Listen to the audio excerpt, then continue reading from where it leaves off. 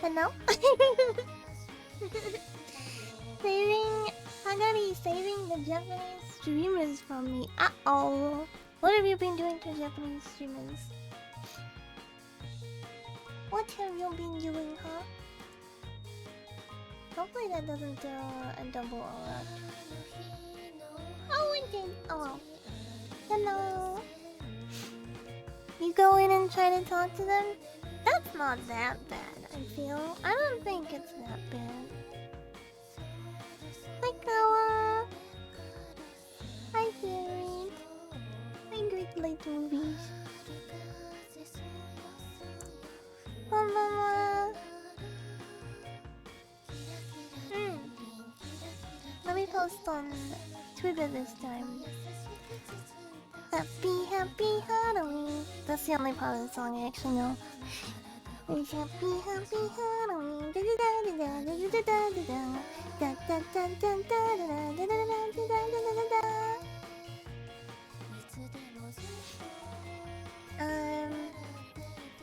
Of course, there's also This is Halloween, pumpkin scream. Wait, pumpkin scream in the dead of night. This is Halloween, everybody make a scream. Where's my thumbnail?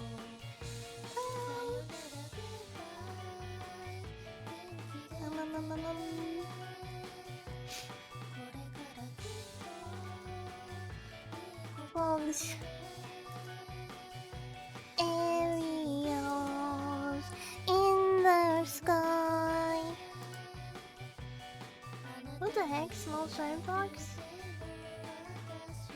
We're not doing repo anymore, Shrine Fox. That's done. We already did that. The rotating Funko Pop version of you is fun. It's not a Funko Pop! What the heck? I'm not a Funko Pop. You take that back.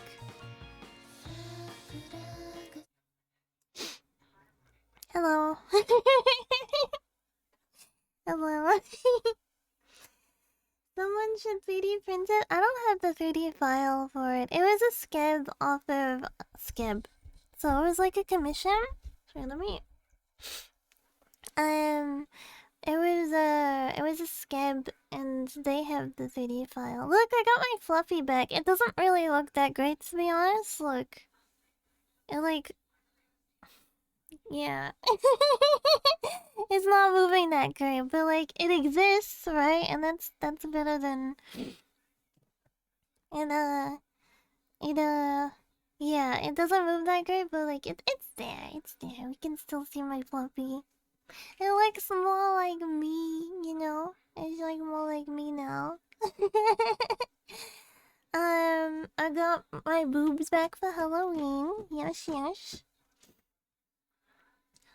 More like a hula hoop. It's like I washed it and I didn't wash it properly, so it's a little stiff now. Are there toggles on this model? There are a lot of toggles on this model.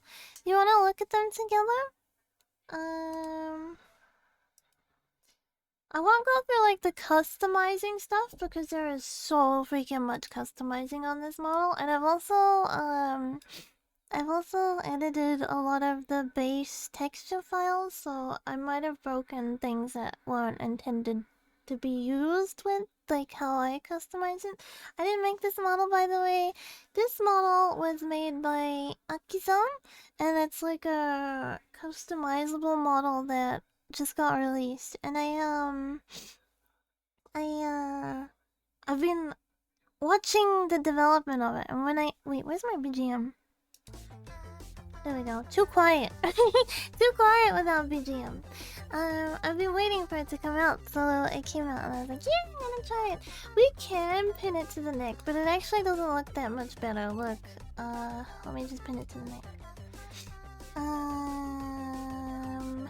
Spin neck. Sorry, that was loud. So this is what it looks like pinned to my neck. It like, woo! I don't know why it does this on the neck, but yeah. It goes funky when it's on my neck. Maybe if I like... Okay, that's better. Wait, look! Wait a minute, look! It's a little bit better. I mean, it still kind of shoots off to the side a little bit, right? But the reason why it's doing that is because this Fluffy is not part of this model. It's just kind of like chucked on top of it. That's why it's like not perfectly syncing up. It's to be expected. And it was just made in like 10 minutes essentially, so it's not perfect. But that's okay. We still get the idea. We still get the idea, right? I also got my fox pupils on, so all is good. We were gonna look at the toggles. Feels like I haven't even played with all the toggles, to be honest. Let me see. Let's do like... What does this one do? Okay, apparently this does nothing.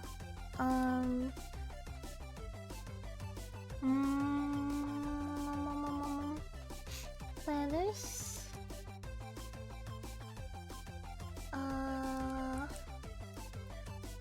Oh, I can wave with one hand. Hi.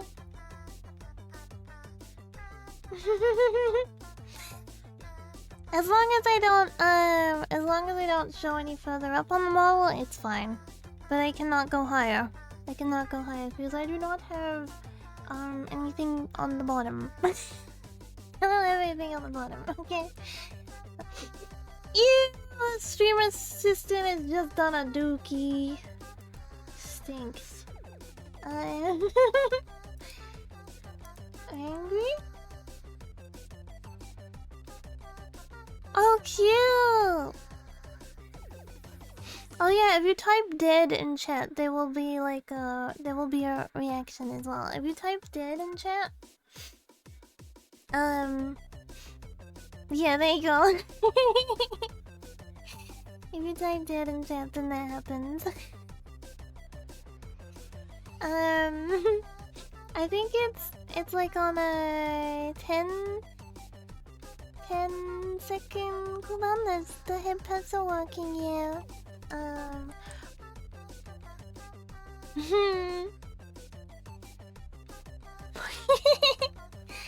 Okay, that's that one. That's Grumpy. Cash? Johnny Cash.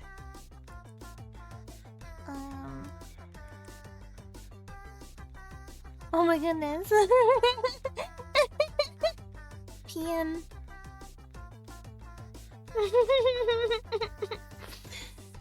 Money one, I guess. Money. There's like a money toggle. Hot. Oh. I did it. This one's actually done really well, I think. It's like this. I don't. The way it's done is really nice because the heart eyes are animated, but then there's little hearts on the outside animating as well.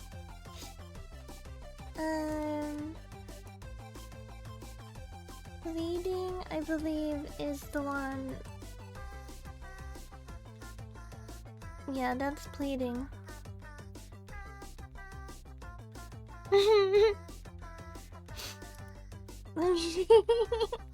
I like that one. That one's cute. Shy?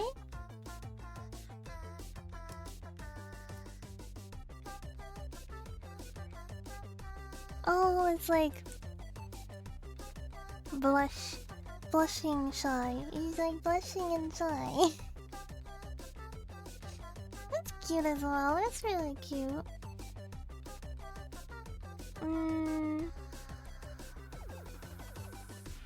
How do we... Okay, we got rid of that one. Shy. This one... Stars? Oops, wrong thing. I believe this is gonna be like a... Oh yeah, there we go. Stars. Stars in my eyes. Too much line. With the blushing on? Yeah, too much... Too much wine. Isn't that crazy how, like, how different models, like, give out different personalities? You know what I mean? Like, how different the vibe is just by, like, different model and stuff. Like, I don't know. It's like, it's very interesting. Cause, like, even me looking at it, I'm like, it's my voice, right? It's like the same voice coming out, but it's such a different vibe.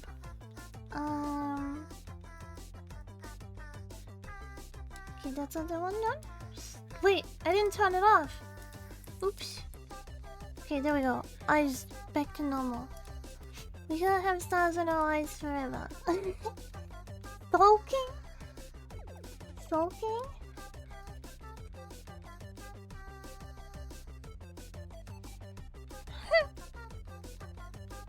To me, this one more looks like disgust than sulking. To me, this is like, ugh. You know, like.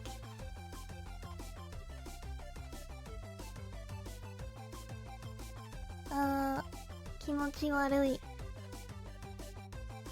There. Yeah, it's all like, ew. Is it the same tail? It's my textures, but it's on a different, like it's a hybrid. It's like my tail that I drew on top of the tail that came with this model. Oopsie, I didn't take it off. Same as the boobs. And the hair, I guess. And the ears. The eyebrows I just colored over. Oh yeah, and I put like my colors over the eyes.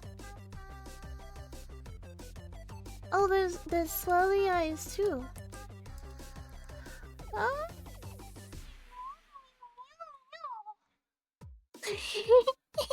I like this one so much. Yeah. Oh yeah.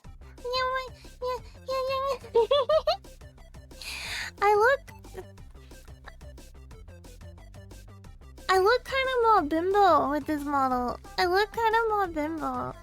Don't you think I look kind of more like a bimbo with this model?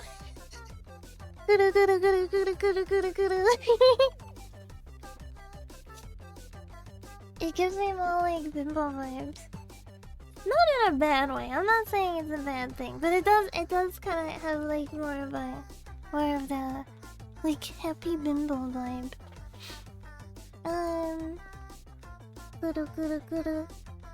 Okay, let me clear this one, and then after that, I can cry. How do I look crying? It's a little hard to see them. What?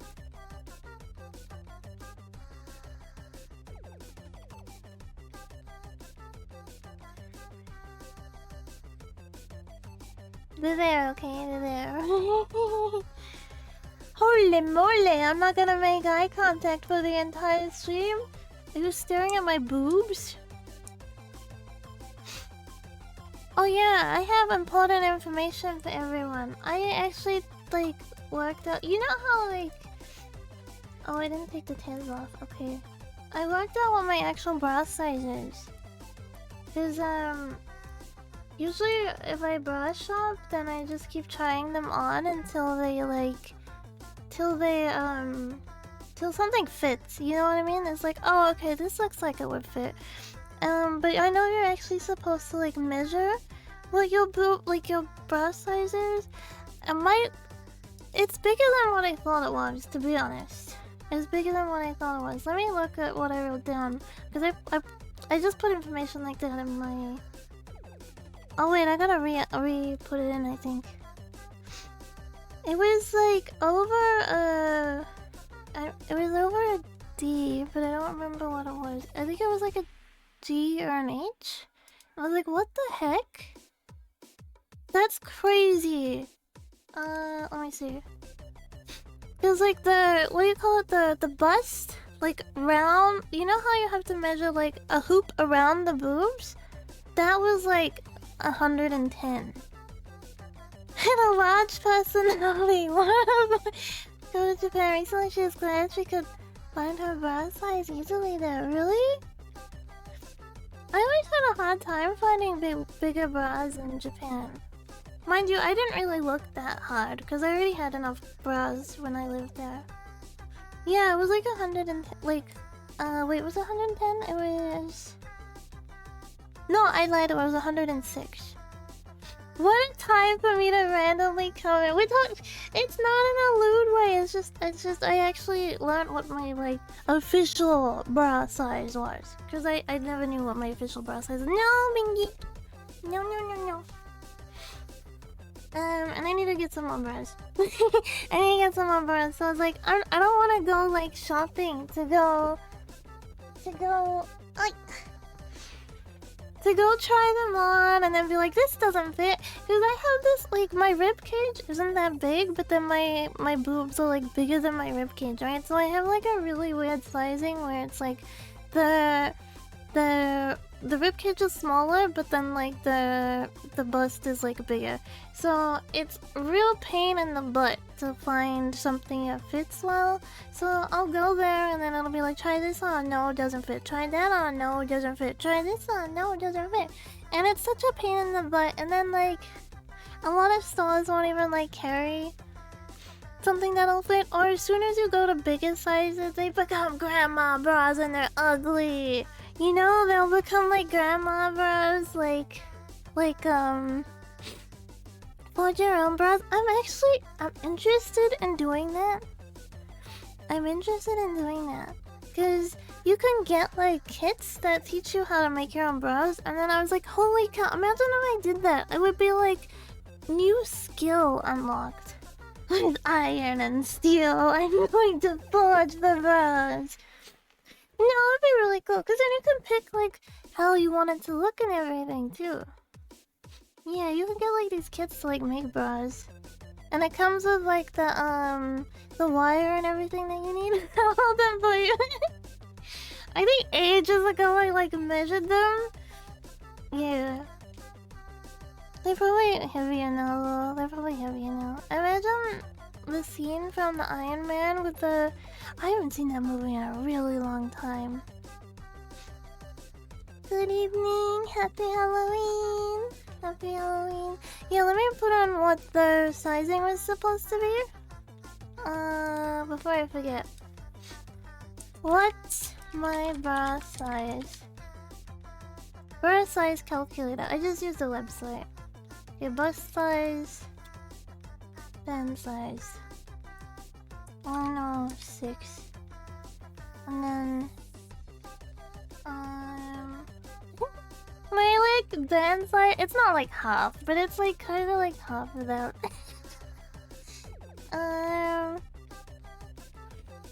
remember when I was a teenager, because I was an early bloomer, I guess you could say. You know when people say lollies can't have boobs? That's a lie. Because if I took photos of myself in that way back then, I would have proof to show that's a lie. Anyway, let's see. In the US, apparently I'm a G comp. In the UK, apparently I'm an F. In Australia and New Zealand, I'm apparently an F. Who would have known? Because all this time, I've been wearing like a double D, and I just was like, oh, okay, I'm a double D. I fit the double D, but I don't like fit it perfectly, but like it fits. So whatever. We learned more about boobs. That means it's a good day, right? That means it's a good day, right? What's the band size? Like my shirt sizing is like a 10? Australia / New Zealand. I don't know what that is in America. Let's see. Australia size to... Wait, you're Australian anyway, it doesn't matter. Woman's 10. Because if I tried to squish into an 8, I don't think it would work. 2 USC.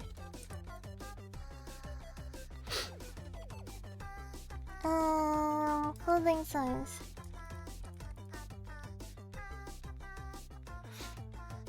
My tail is so fast, yeah! Who am I? I am the Kagi with boobs. Okay. I am... US size 6? Damn, that makes me sound small. That makes me sound like I'm small. US size 6. Cup sizes change pretty dramatically on the band. Yeah, it's like based on the it's like the band measurement and the bust are like combined, and that's like what gives the bar calculator. Yeah. I'm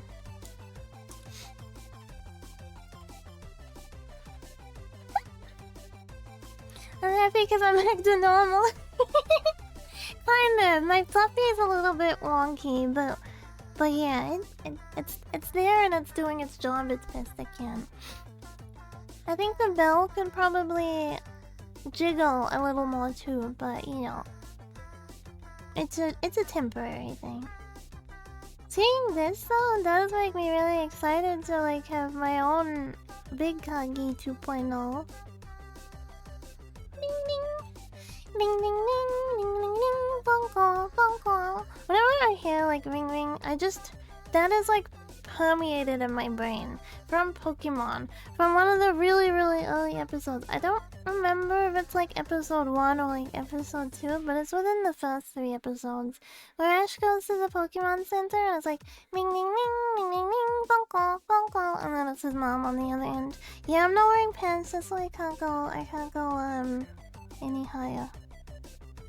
The model, like this model is set up very differently to how my experience with other models are as well. I think it's the second episode, maybe. I need to catch up on episodes of new Pokemon. Pets aren't real, they can't hurt you. Yeah, exactly. Pain isn't real, it can't hurt you.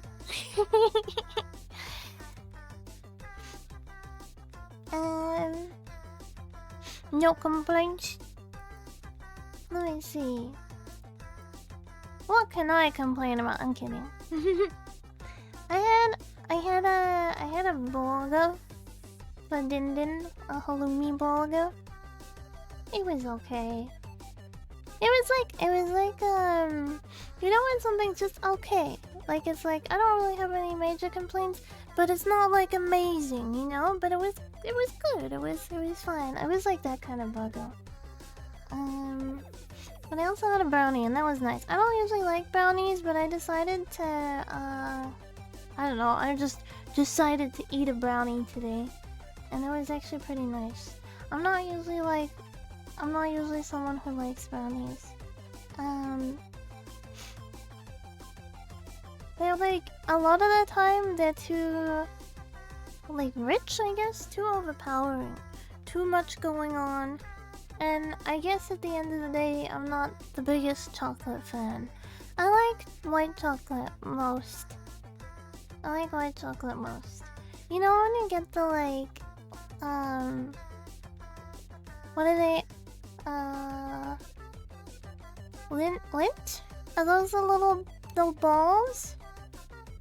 The balls that have like the inside?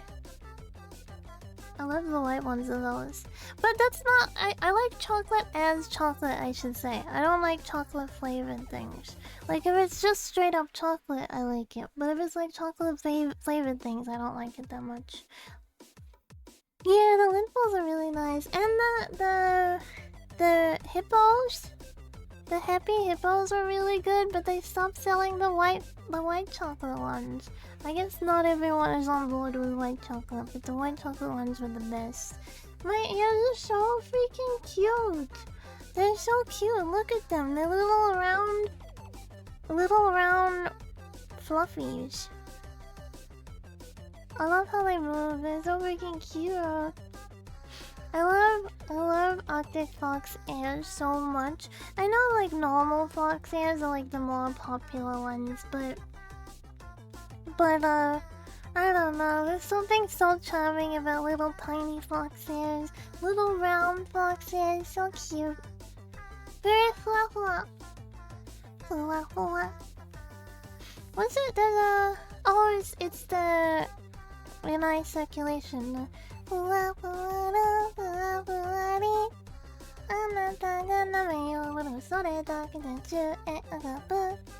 Yeah, that's what I was thinking of.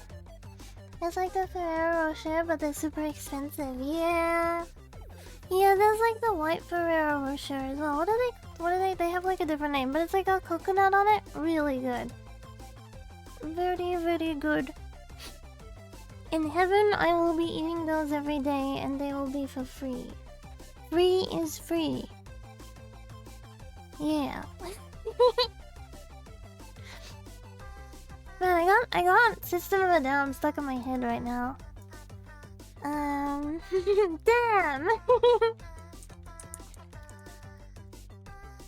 Dun dun dun. Dun dun dun. Dun dun dun dun dun dun dun dun. Yeah. Life is a waterfall. We drink from the river, then we turn around and put up our walls. Bam, bam, bam, bam, bam. It's just like repeating in my head at the moment. Oy. Why is it I don't know, it's stuck in my head. It's stuck in my head. Areas in the sky. When you last one, you free your life. System of a Down's so good. Metal song, a cover is cute. There is a song that I want to do a cover of, but then I'm like, maybe I should do like a metal cover because I like metal. Well, I guess I'm more into like new metal than like modern metal. I like a lot of new metal. I listen to a lot of new metal. Yeah. So I wonder if that would like fit better, but I don't know. I don't know. I should probably like pick though. I should probably just pick a goddamn song. And then start getting it prepped and everything. To be honest, it would be like the best time to record it now too, because I'm home alone. I love freaking Corn, man. I love Corn. I love Corn so much. I love a lot of things about Corn. Yeah. Deftones are really good as well. I do like Deftones. Did you know? I got corn law for you. Every time someone brings up corn, I can just drop the fact. I can be like, I can just be like, did you know that Jonathan Davis was a coroner's assistant before he joined the con? Yeah.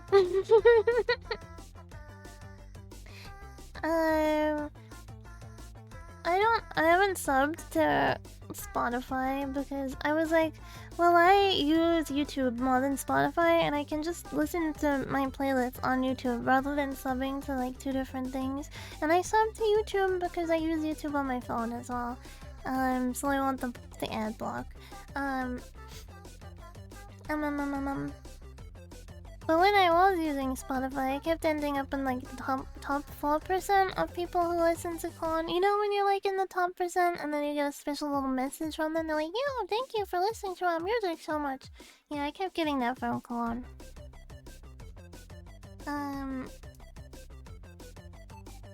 Yeah.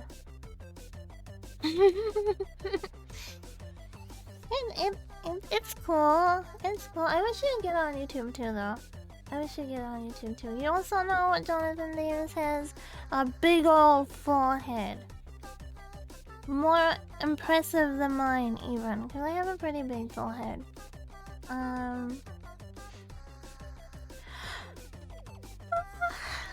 I had a pretty big forehead. I told that story, right, when I got teased online in an MMO for having a big forehead. I was like... I was so like, why is that a thing? Like, even when... I was like 14 and the girl who was teasing me was like 24. I don't think she realized I was 14, but she was teasing me.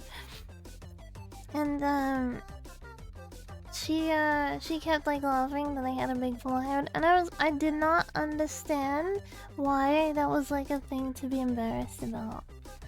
It's not a forehead then, it's a 5-head? Yeah, I guess it was. I guess it was. You know, you showed her your forehead? No, it was like one of those situations, like, you know, when, people used to like post like pictures of themselves to like the guild forum and stuff. Like when people would still make like forums for their guild and all that kind of thing. So I posted a picture of myself on the guild forum, like, this is me and this is my dog. And then of course like those pictures get leaked to like other guilds, and then the other guilds will like pick them apart and be like, haha, look at her, look at how she looks, haha, look at him, look at how he looks, you know, they'll do that. So like, yeah. Yeah, and I'd posted a picture of me with my chihuahua.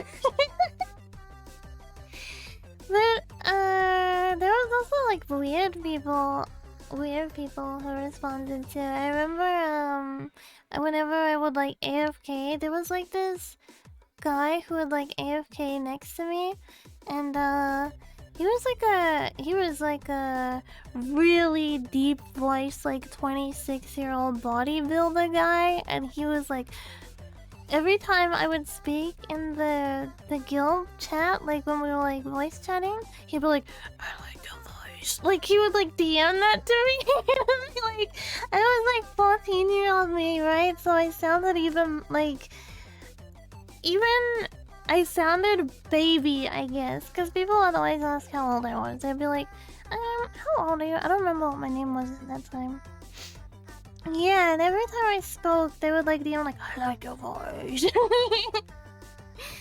Yeah, it was really uncomfortable. And the thing is too, like, I used to play MMOs with my mom, right? So I would tell my mom, and my mom would be like, does he buy things for girls? And I'd be like, oh yeah, he like bought things for his friend. And then she would be like, keep talking to him. Like,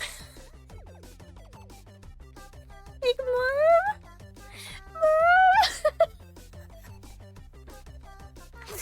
Yeah. Oh my gosh, that actually reminds me. There was one time my mom threw a tantrum at me because, there was one time my mom threw a tantrum at me because we were playing this MMO, right?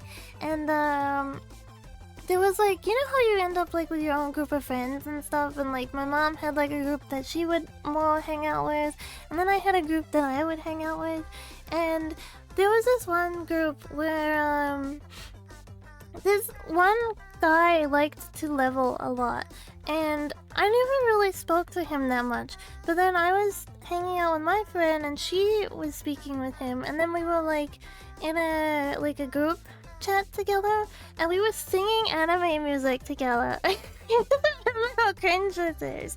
We were like singing anime music together, and then he was like, hey, why don't you come level with us too? Why don't you come level with us too? So I was like, okay, I'll come level with you.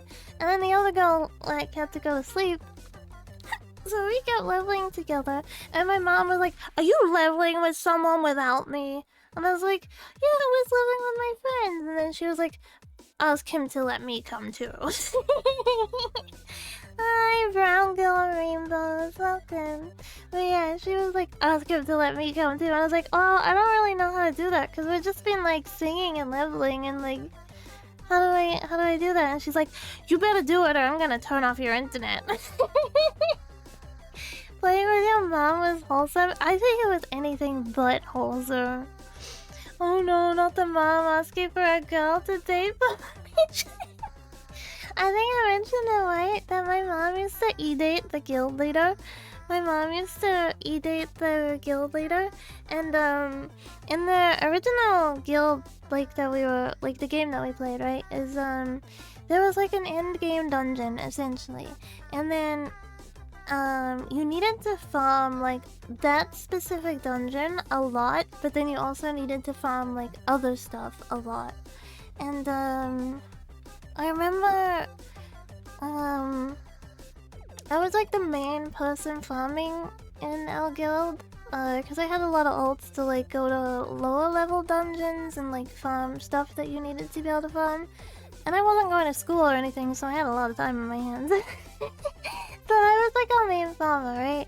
And then the other guild leader gave these like special gear to like this. When I think back on it, it's like it's kind of sad. Like there was this she was dyslexic and she was a mom and she liked to play the game too, and she was like super wholesome and like really nice, and she would only have like certain amount of time to play, right? Because she had a baby, and they gave the special piece of gear to her, and my mom threw a freaking fit and was like, she farmed so much, she pretty much solo farmed this gear, why did she get it? And they took the freaking gear off of this lady and gave it to me. They took the gear off this lady. I didn't say anything, by the way. I didn't say anything. I wasn't involved in it. I wasn't instigating it. I was just like, oh, she got it kind of thing. Maybe I'll get it next time. You know, I was just like there, like, oh, maybe I'll get it next time. And then I was like, oh, I got it now? The guild wasn't using a DK system. The guild, like, you couldn't forge these, like, this gear without a guild, essentially. And they knew who was farming the most because, we were like, you could see who put what into the like guild bank and who took what out and all that kind of thing. And not many people could like withdraw, but a lot of people could deposit. So there was like a history of like me depositing, and then like each week there would be like, this person did this much, this person did this much, you know. And then I was always like the top farmer. It is a different game. It doesn't even exist nowadays. Yeah, it was always a major pain in the guilds I was with. Yeah, so many fights. Yeah. It wasn't well. I never played well. I remember thinking if they release like a male version, if they release a playable version of the fox race, I would give the game a go. And then they released the foxes, and I looked at the game, and I was like, nah. Nah. Because if I ever played WoW, I would play a guy, because the girls in WoW look awful, man. I don't like how the girls in WoW look at all. They're not cute. Like, I will say WoW's environment are really, really pretty. I really do like the world, like, all the world in WoW, like the trees and the grass and the houses and all that look really, like, nice and well done. And then the characters just look like ass. Characters look like ass. If I'm gonna play like an MMO or something, then I want to look cute. I want my character to look cute. Well, characters are weird, yeah. And like, for years, the panda was like the cutesy character, right? And to me, the female panda is just like overweight, middle-aged mothers who have like popped out 5 kids. You know, like that. You know, it's not cute. It's not cutesy. It's like, I don't know. I wanna look like an Ellen, or like, you know, I wanna be like cute. Yeah, Terra was really good until they shuffled teams so many times, and then yeah. You can tell like where teams got shuffled too, because they like after Queen came Wonderhome, right? And Wonder Home brought like a lot of really good and interesting ideas to the game, like 3 different sets of items that you could go for. So if you wanted to be more like crit focused or like attack speed focused, I can't remember all of them, but I remember there were like 3 different options. And then most people ended up settling into like one of 2. But you could tell that there was like a team there that kind of cared to like make the game interesting and bring like a little more interest to it and stuff. And then they got shuffled, and then there was just like content droughts, and the next lot of stuff came in. They were like, okay, more completely new systems, more completely new overhauls and everything. And then what was his name? Elion died in the lore. Yeah, unfortunately I will say that is kind of like Korean MMOs for you though. Korean MMOs are more like, they will shove the game out, expect it to live for a year, and if it makes money beyond that, then cool. But like, it's not really gonna be anything beyond a year, unfortunately. At least there's like more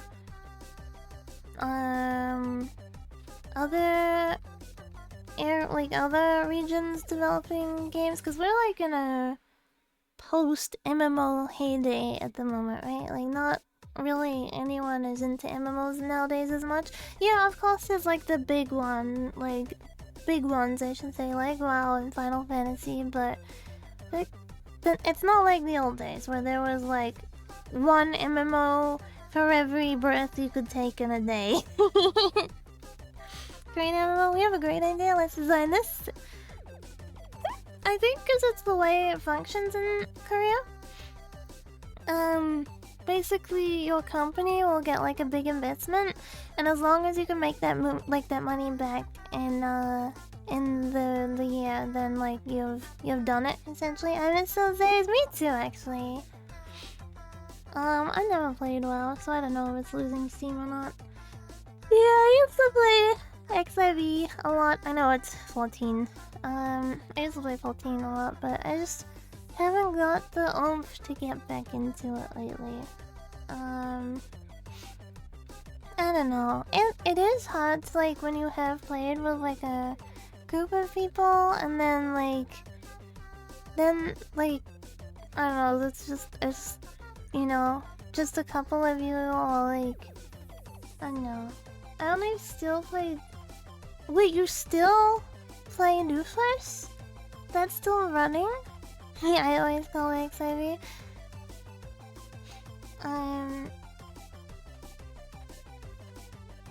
Wow, I didn't know it was still running. I would like to do like a Mabinogi stream one day, because I mean one day isn't like one day soon. Because I've never played Mabinogi, and I always wanted to, I just never got around to it. I don't know a ton about it, but I'd also like to do like a Maple Story stream at some point. Because again, I never really played Maple Story. Last time I tried to play, I had 60% keyboard, and I didn't have arrow keys, so rip. I also didn't have a controller, so also rip. There's a decent amount of Doofus stands. Oh. I played Vectons of Draconia. The name rings a bell. Let me look it up. There's a lot of MMOs that I played like very briefly, and then oh yes, I know this. Yeah, I do know this. I didn't play a lot of it. There was like Dragon's Nest as well. That was a really popular one. I remember there was one called Florencia. I think Florencia is still going. Obviously there was like Ragnarok.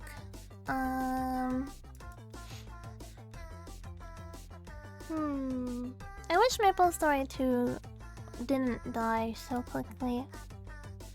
What was the problem with it? They just didn't have content?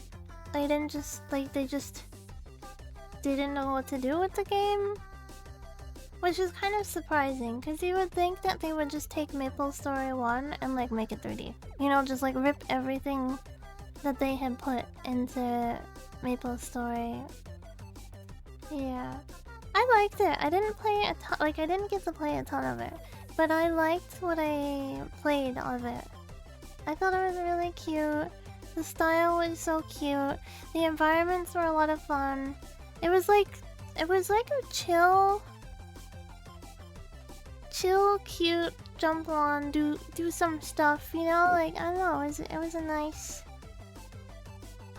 experience when I played of it.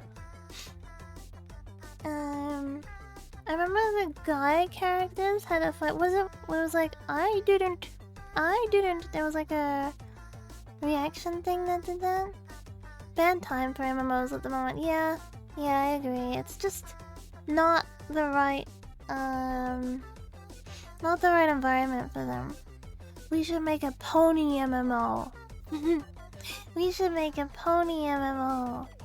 What would I look like as a pony? I would be like a white pony with red tipped ears, white mane. I guess it would just be like a red tipped tail. Yeah. Hijiko on MMO. That would be so freaking hard. I don't know anything about programming. What do you call it? You know, well, I don't know anything about programming to begin with, but then having to program like multiplayer, oof. Please no, not a My Little Pony MMO. I'm sure something like that does exist, right? There must be My Little Pony MMO. There is a pony MMO. What? Legends of a... there's a pony MMO! It doesn't look amazing, but, it exists. It looks kind of like a VR chat world, to be honest. Is it alive? That's another question. It's a 2017 fan-made free-to-play. It's gonna be hard-pressed to find other players on it, I think. Yeah, that's it. Y'all need to try this My Little Pony MMO. There's a Reddit post saying that. So I discovered this game a few days ago, and this triggered my nostalgia. Oh my god! Creating your pony, interacting with the other players, and going on quests is something I always wanted in My Little Pony. This game is Legends of its... It's a fan-made passion project started in 2012. Wow, okay. With volunteer devs, and it's still being updated in 2025. The game is available on PC, Android, and iOS. Don't expect much from the game since none of them are getting paid, and they do updates whenever they have free time available. Damn, they're like hardcore then. If they're like still updating it, this is more than a passion project. I feel like they deserve to get like... maybe like have a sub button or something. That's kinda yikes. Really? I think it's cool if people oh, the service closed in 2024? But wait, this post was made 1 month ago. I think it's kind of admirable if you set out to make a game and then you're stuck with it that long and you're not even being paid for it. And I don't mean Yandere Dev. Well, I guess he got paid, right? He was getting paid. He just wasn't doing nothing. The American server is still going. Oh, okay. RIP Eurobronies.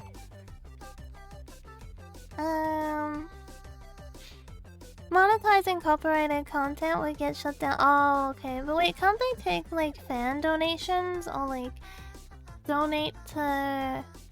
Isn't there, like, ways around it where you can make it work, kind of? You know? Or is that just a wishful thinking? Cause I don't know how these things work. Yeah, I'm not sure either. I wonder if it's like nothing.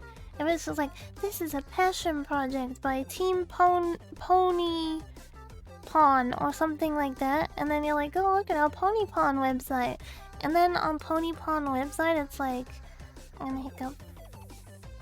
Hi, we're Team Pony Pawn, and if we like making games. If you want to support us, then here's a link. You know, I guess it would be okay if you did something like that, because you're technically not monetizing the game. So the cost would be something. I guess there are people with jobs and they like support the server through their jobs. Oh yeah, they could ask for like support to keep the server going, and then they have a Tumblr. As soon as I hear that, it's like isn't Tumblr doing like a slight revival nowadays though? Isn't it like still like alive? Because I've seen more people posting their art to Tumblr nowadays. Or it's like becoming a thing again. Where they're like, yeah, I post my art here too. I guess Tumblr is like a better layout for looking at an art gallery than Twitter. Aerials in the sky.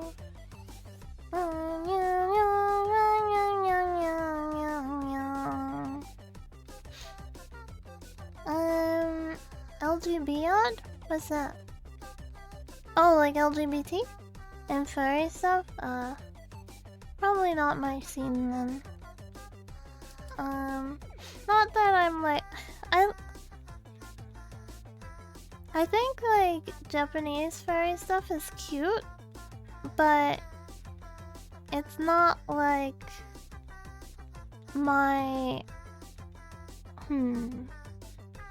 If I was gonna go on Tumblr and there was gonna be furry art, then it would most likely be Western furry art, and I'm not too interested in seeing that. Or like, you know, like the cartoony furry stuff, it's just not really up my alley. But I do think like a lot of Japanese furry stuff is pretty cute. It doesn't look like you still stuck a Disney dog head on a, I don't know, anthropomorphic human. Might have just been what was being recommended to me though. I used it a bit when I was 12. Oh my god, I remember being on, like, I was in the first wave of people who used Tumblr, like, way back when it opened. And it was so different. It was like a really, like, ganky website where people just uploaded their art and was like, look at my art, look at my art. And then there were the girls that would, like, post, like, a picture of a sunset with, like, a motivational quote plastered on top of it. There was a lot of that, right? And then I it derailed into something else.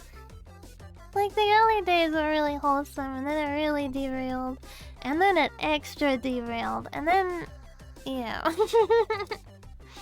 And then the exodus happened, and everyone moved to Twitter. Twitter was a nicer place before that happened too, actually. Twitter was a nicer place before like the ex-Tumblr people migrated.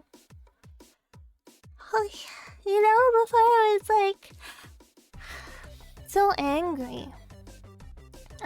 Before there was a lot of at each other. Need to do a deep dive on the history and downfall of Tumblr. I would say, to be honest, I think the downfall was them. The team that took over Tumblr and banned porn on the website. I think that was like the downfall, like the initial downfall of Tumblr. Hello, welcome back, Matv. Yeah, but I think that was like its initial cull. Yeah.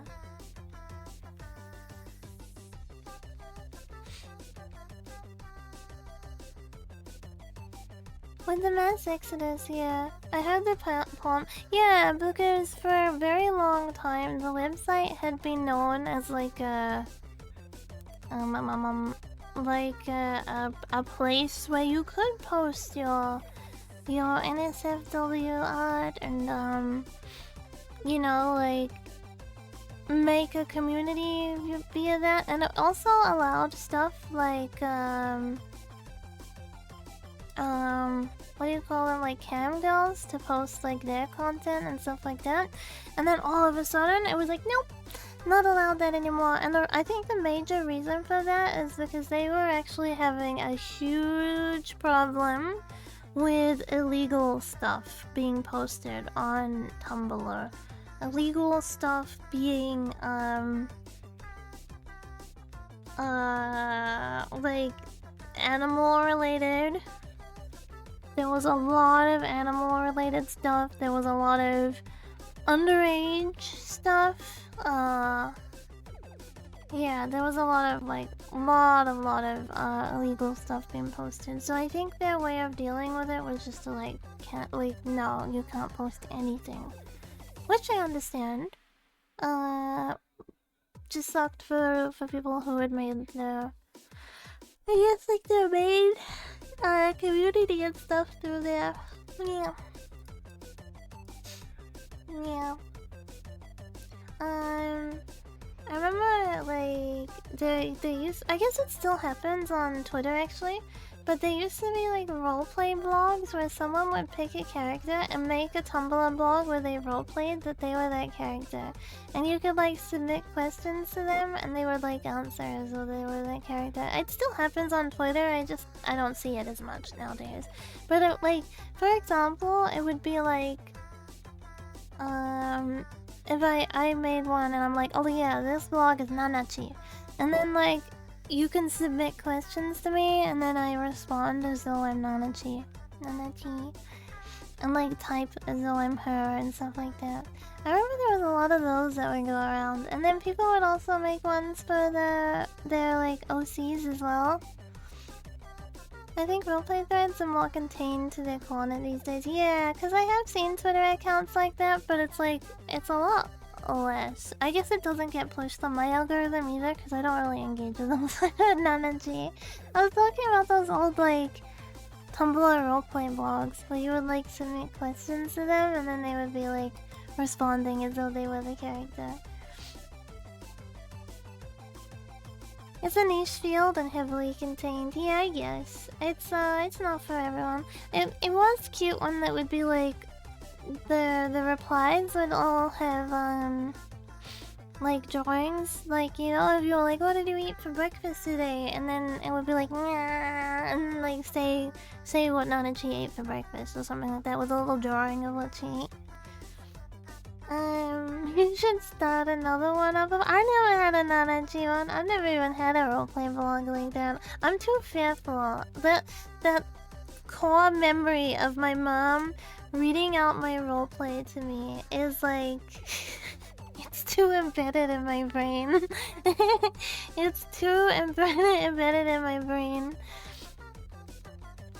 Algorithms kind of doom certain things to the void sometimes. Yeah, it sucks when like if you're like trying to get traction on an account or something, but like you are like already in the void. At least there are certain things. Say if you're like an artist, there's certain things that will gain traction, like there's certain things that will guarantee you to get out of the void, right? But it does suck if you're like, say, another kind of account, like a VTuber, let's say, and you are like banished to the void, and then it's like, how the heck do I get out of this void? Tags and stuff. Twitter is really finicky with tags at the moment. It does not like tags, and that's it too, like the algorithm always changes, right? So you gotta know what the algorithm is doing before you gotta know the game before you can play the game. There's a lot of stuff that goes into algorithm. Also, I can't use VBridger.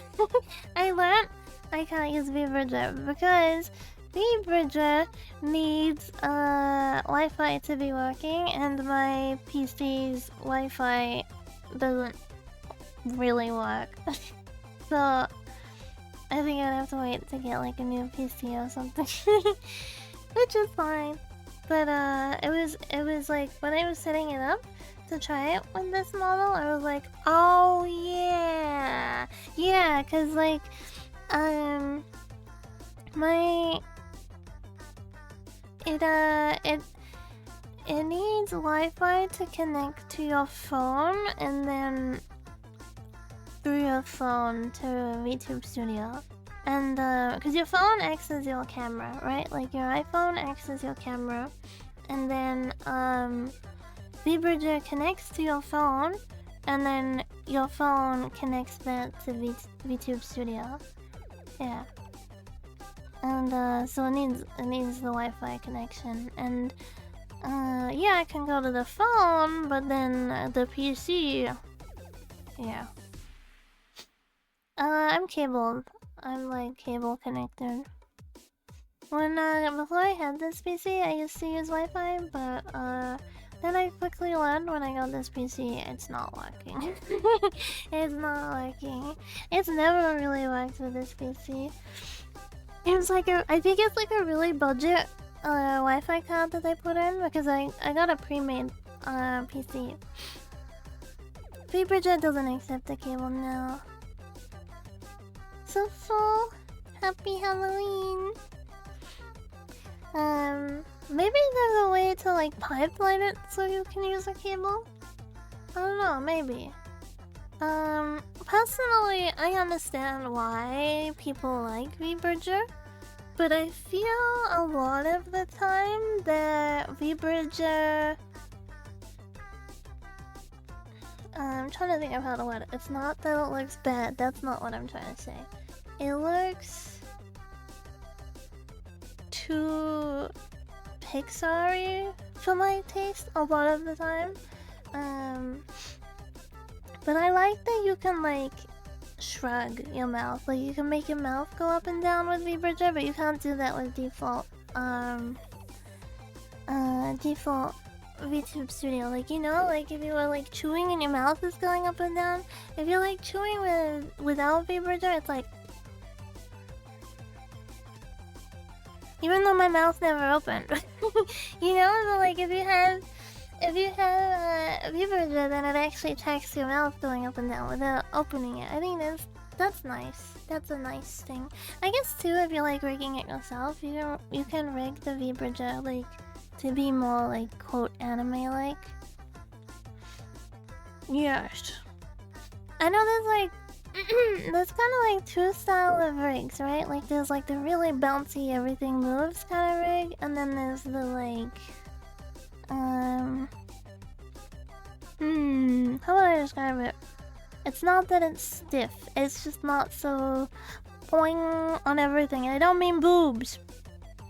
I don't just mean boobs. I just mean like the hair and the face, and you know. I remember a lot of people were complaining about I've seen a lot of people say that it's like a Twitch VTuber thing versus like a YouTube VTuber thing, and a lot of people were complaining about Saba looking very very Twitch-like. And I get what they're saying. I do get what they're saying. But I kind of like the bounciness. I kind of like the bounciness. I like when there's like physics on the face and stuff. Is there physics? I think there's physics on the face. Let me look.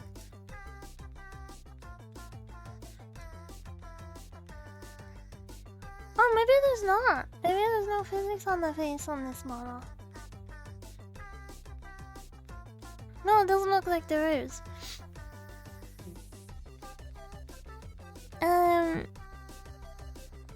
Yeah, it doesn't look like there is. You can see it on Small Kagari, like when you go like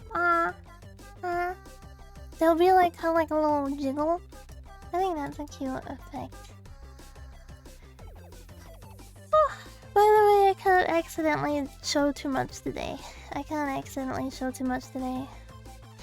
I'm not a big fan of when they lean back and stuff. Oh yeah, like the lean forward into the camera and like lean back. Yeah, I'm not a big fan of that either. I remember for a while the meta was to have like, I remember steppies was a big one. I never really liked steppies. I don't really like when the foot weirdly shoots out to the side. And then another one for a while was like making the model walk. I never really thought it looked that good. I don't know why I'm looking like this way when you are all over here, but whatever.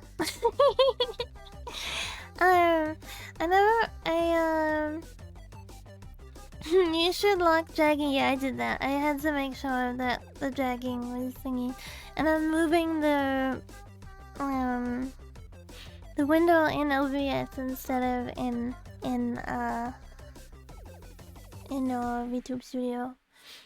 Yeah, I never liked the step, and I like the walking animation too. Never really looked good to me. It never looked good to me. And I don't know. I think the leaning, unless you like specifically have a use for it, it's not worth it. Because you'd pay extra for it, right? It was like one of those flavor of the month things, I guess. There's a lot of those that float around in VTuber models where it's like everyone wants this special thing, everyone wants that special thing.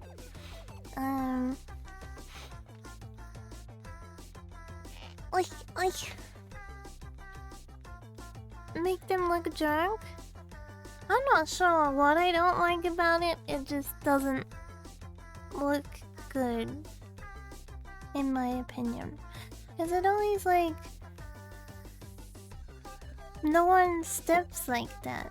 Like in real life, if you were adjusting your posture to move your foot to the side, you wouldn't just pew, shoot out a foot like a horse kicking. You know what I mean? Like, your whole body would shift to like support the weight. I think that's it. It's like it's anatomically incorrect, and it looks that way too. I don't know. Also, you like never see the feet, so what's the point? You like never see the feet of a model. Unless someone like permanently streams with their entire model on the screen, which I've not seen. Most people have like this or like closer, right? Like this. Some people are like this. You know?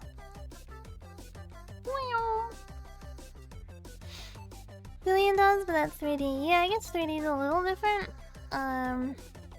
Cause it's like where you like move around. A lot of times she's like moving and stuff.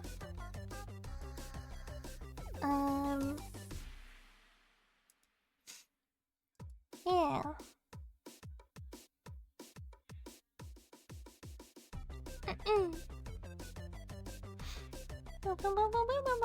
I need a drink. I still haven't opened my new Nacho figure because I don't know where to put her. I gotta clean my room. And I gotta do housework. Oh yeah, I've seen like stepping on chat, but you can do that without you can do that without the silly little horse kick. Let me drink.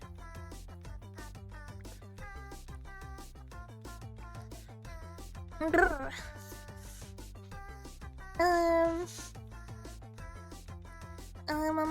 was I gonna say? I remember a long time ago being in a VTuber debut and her feet didn't move and she still stood there like, I'm stepping on chat. Yeah.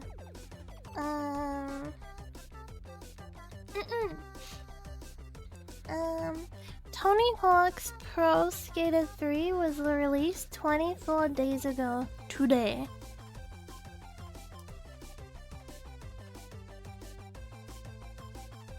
Damn! Did you know there was actually like an Australian guy who did like a lot of the stuff Tony Hawk's did before Tony Hawk's did it? And they just like paid him out to not speak about it. There's like a documentary about it and stuff.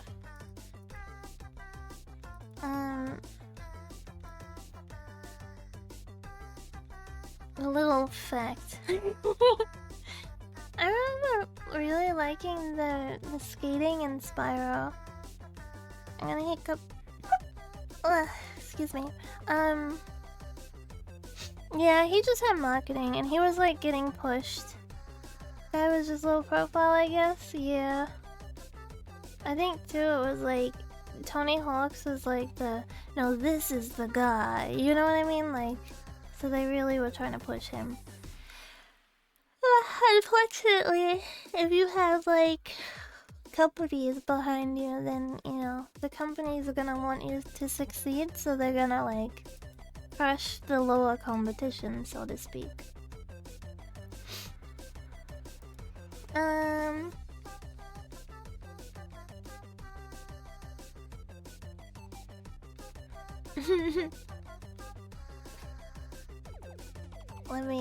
Let me post this picture. Hip with the kids. Getting jiggy with it. Why is the Subway sandwich my last image I posted on Ocean? Okay.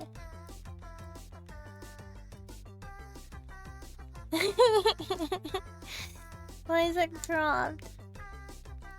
Look at its stupid face. Look at its stupid face.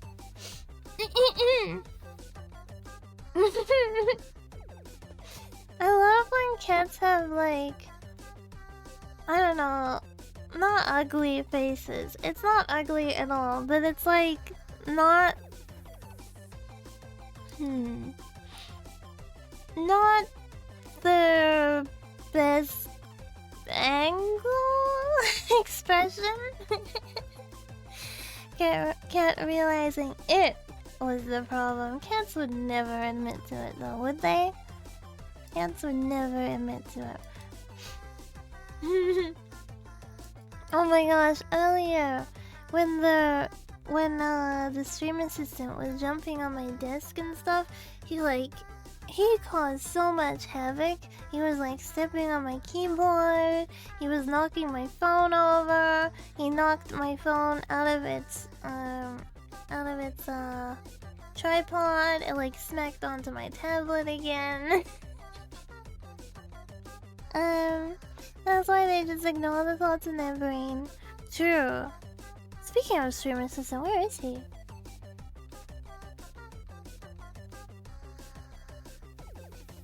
If it's quiet, I'm always like, where is he? What is he up to? Maybe he's gone to sleep. Maybe he went and put himself to bed. It is late after all. It is late here right now. I gotta remember after stream that I want to clean the hallway. And I want to put the dishwasher on. And maybe I should clean the bathroom. Oh yeah, I want to order...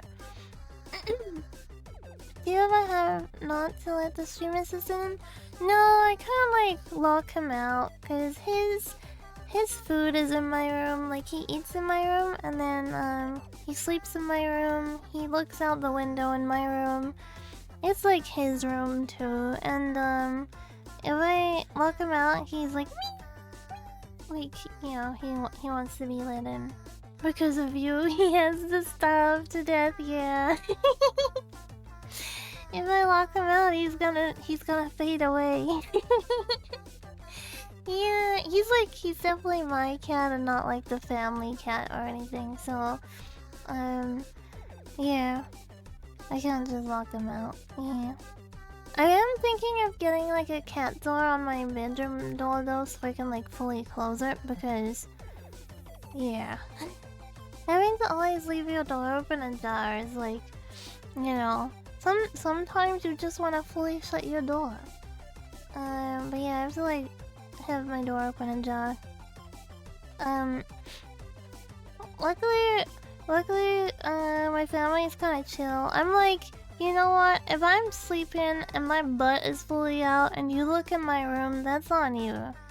And like my family kind of like that too. Like if I look in your room and your butt's fully out, then that's on me.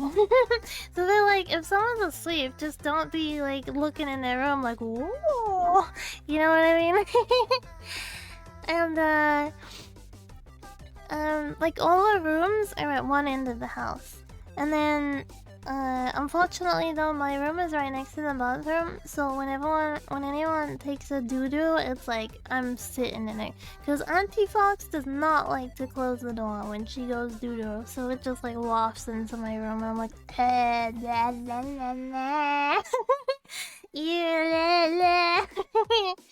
shut the goddamn door.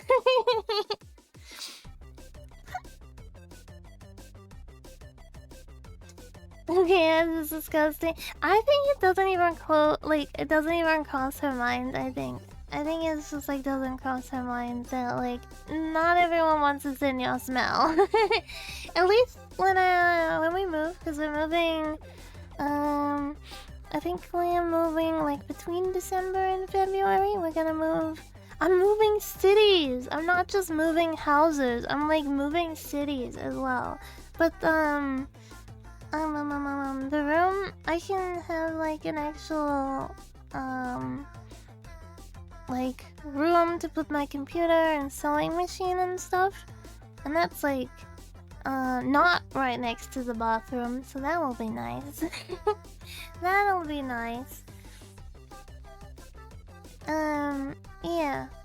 It's gonna be really weird though, because I'm going from like the biggest city in the country to like butt frick middle of nowhere. Like I don't even know what the population is. Let me see.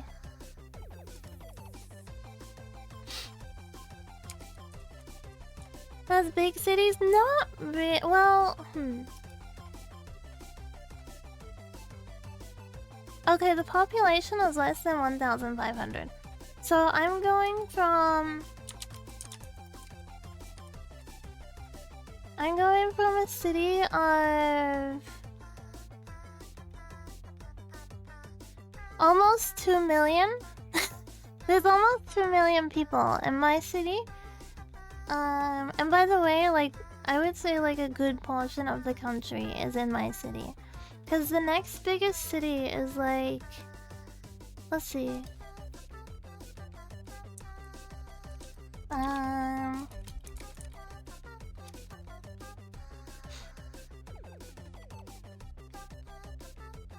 Okay, the biggest city is nearly 2 million, and then the next biggest is not even 500,000. And then after that is like 200,000, 200,000, not even 200,000. Like it drops off really quickly. Yeah. So I'm going from like 2 million essentially to under 1,500. It's like such a big difference.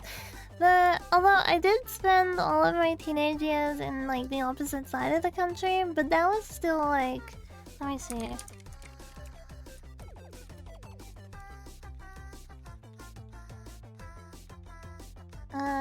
Okay, the other city that I spent a lot of years in is like 130,000.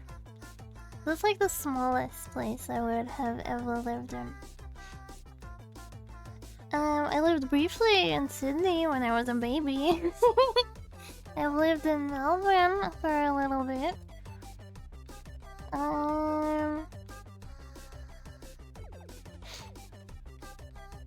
If you have autism like me, you will find enjoyment looking at population. I think it depends on what your autism guns in on, right? You don't really get to pick what your autism wants to like hone in on. It just decides for you, and then it's like, yo, this is so interesting. I went from 8,000 to 5.5 million. Damn, that would have been a real shock. I think it's probably better to go from like small town to big, because then it's like, whoa, I get all this new stuff to do. But when you go in the reverse, it's like, wow, I've got less to do. Not that I leave my house, actually. I think the main thing that I'm like, damn it, is I won't be able to get so much food. Like, wait, not all at once. I mean, like, there won't be so much variety of food. My town is 57k, and it's the largest town I've ever lived in. Whoa! I lived in Tokyo, so I guess that would be the largest city that I've ever lived in. What's the population of Tokyo right now? 37 million. 37 million. Yeah. I used to live in tiny ass towns. Yeah, I never really lived in like tiny towns. Actually, I lie. When I was like a toddler, I lived in like a small town for a little bit, but it was like really brief. But yeah. Other than that, I've mostly lived in big cities. But yeah, I hope I can still get nice sushi and stuff from the neighboring towns. I mean, obviously I don't think they even have a sushi place like where I'm moving. I know they have a bakery. I know they don't have like a full supermarket. What's it like when it's not a supermarket yet? It's like a... There's a name for it. It functions as a like mini supermarket, mini mart, something like that, grocery store. But isn't that just a supermarket too?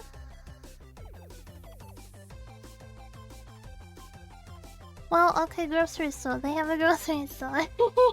They have a grocery store. When I was a kid, when I was a small kid, I lived in a town of 543 people. That's so small. That's so small. I don't know how I would feel about that.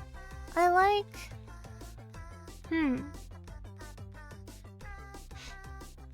It had one primary school that had mixed grades. That's kind of cool, actually. That's like Higurashi, without the dying. Or maybe someone died, I don't know. But like, you know, not in a horrific way like Higurashi. My primary school did mixed years, but it would be like, year 1 was all just year 1. Well, there were like special classes that were only year 1. And then there would be classes that were like year 1 and year 2. And then there were classes that were year 3 and year 4, 5 and 6. And so you would have 1 year being like the big kid, 1 year being the little kid, 1 year being the big kid. Yeah. That's what my primary school was like. So my first year, I was in one of the special like only year 1s. But then for my year 2, I was the big kid. And then for year 3, I was the little kid. Yeah. It was cool when visiting friends in the village when the pop was the only 100... Wait, what? Oh, when the population was only around 100 people? There were satellite villages to my hometown. What do you mean? Satellite village? Oh, say... Well, there! I'm confused. I'm confused by all this small village talk. I'm a big city fox. That's like good and bad things about big and small cities. Like, the city that I'm visiting, like, I have been there, and people are very friendly and humble in small cities, and they want to get to know you and stuff a lot more, right? So I've been in, like, a city, I'm gonna hiccup. I've been in a city that was, like, not huge. So people would say like good morning to you as you walked past them and stuff like that, or like good evening, you know, like pleasantries. I like that, but when it goes beyond that, I don't like that. I don't like when people try to, like, actually get to know you. Because then I'm like, you don't want to know me. You're like even when I visited there, it's like people are like really eager to like get beyond the small talk, and it's like, you don't want to know me. I'm like some freak who sits inside all day and looks at anime titties. Like you're like a middle-aged mother who likes horses and I don't know, going on camping. Well, I like camping, but like I don't know how to describe, you know, like country girl thing. You're like that. And then it's like, what do I say? What do I say to you? I don't know. I like basic pleasantries when people are still polite to you, but I don't like when they try to get to know you beyond that. I did really like in Tokyo that people just left me alone. I liked that I could go places and people didn't care to talk to me. I did like that. Or if people were gonna talk to me, it was like so basic that it was like, you know, not going beyond like the real basics. The first time I ever saw a bullseye was in Tokyo. I was like going to the laundry.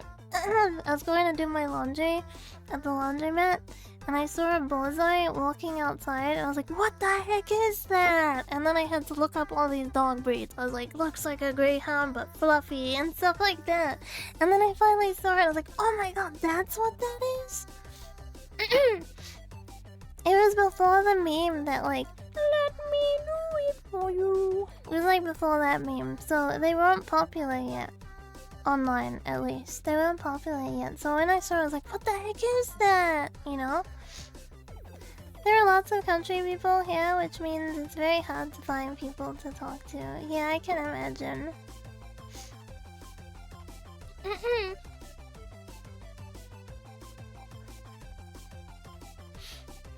It was some weird dog-shaped creature. Yeah, cause all the like greyhound like breeds are they're kind of creepy, like when they move and stuff, right? They have like such a distinct body shape and everything. I mean, I really like them, but they have a very odd demeanor. Have you seen a maned fox? I think it's not a true fox though. It's like a, isn't it like a type of different type of canine? Maned fox. Oh, sorry, maned wolf. It's neither fox nor wolf. Oh, it's got its own genus. I think this is the one you're talking about though, right? The maned wolf? It looks like a fox on long legs, essentially. It's got a very, very foxy face.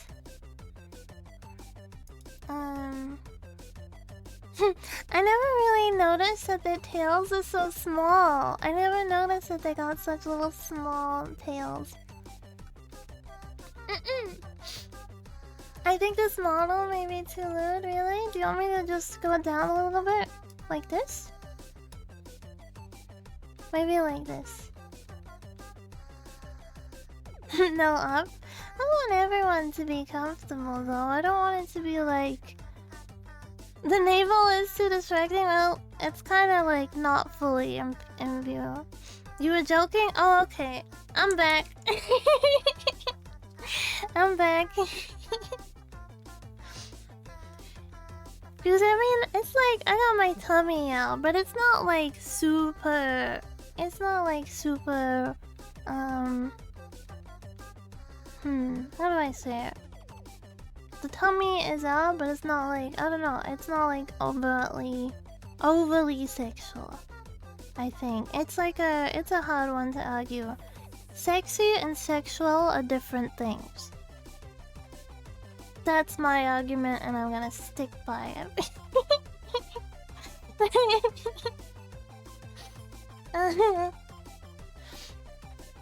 The knowledge that you don't have pants on, well, like,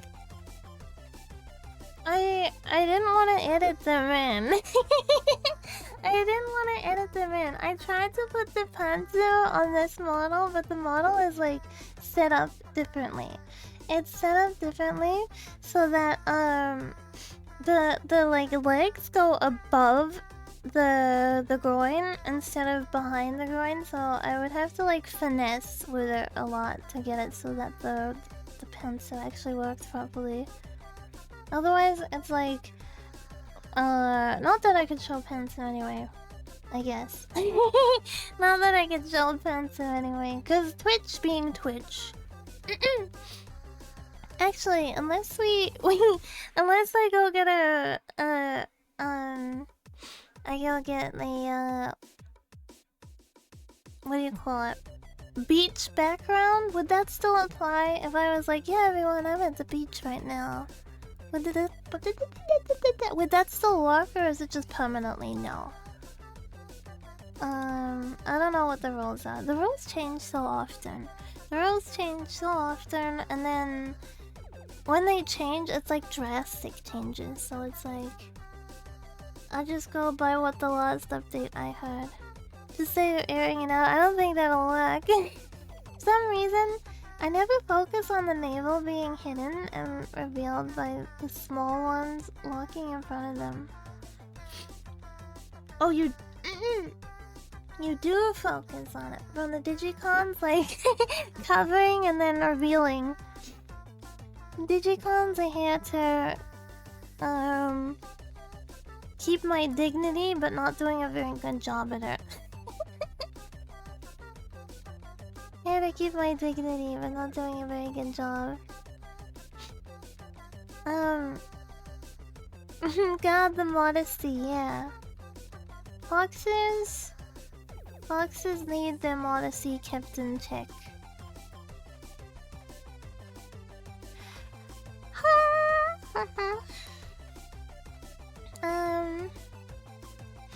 I haven't posted the picture yet of the stream assistant. Oops. I'll have to go wake him up and be like, hey, you gotta get your Halloween picture. You gotta get your Halloween picture. Pin us to your navel. But then there would be like a belly button piercing. I don't like belly piercings. I really don't like belly piercings. Oh, I remember hearing this story from this girl once. You know how there's like different kinds of tummies, right? Like some people... Yeah, this armpit needs custom armpits. Anyway, sorry, that was like a side thought. You know how some people have like tummies that have like a roll line when you sit down, and then some like push out. And mostly guys like push out, right? And then it's like more common for girls to get the roll. So I knew this girl that had the roll kind of tummy, and she wasn't chubby or even, she wasn't even chubby, she was quite slim, but she had a belly piercing, and because she had the roll, when she sat down, her skin pushed the piercing inside inside of her body, and she had to go get it like surgically removed. And after hearing that, I was like,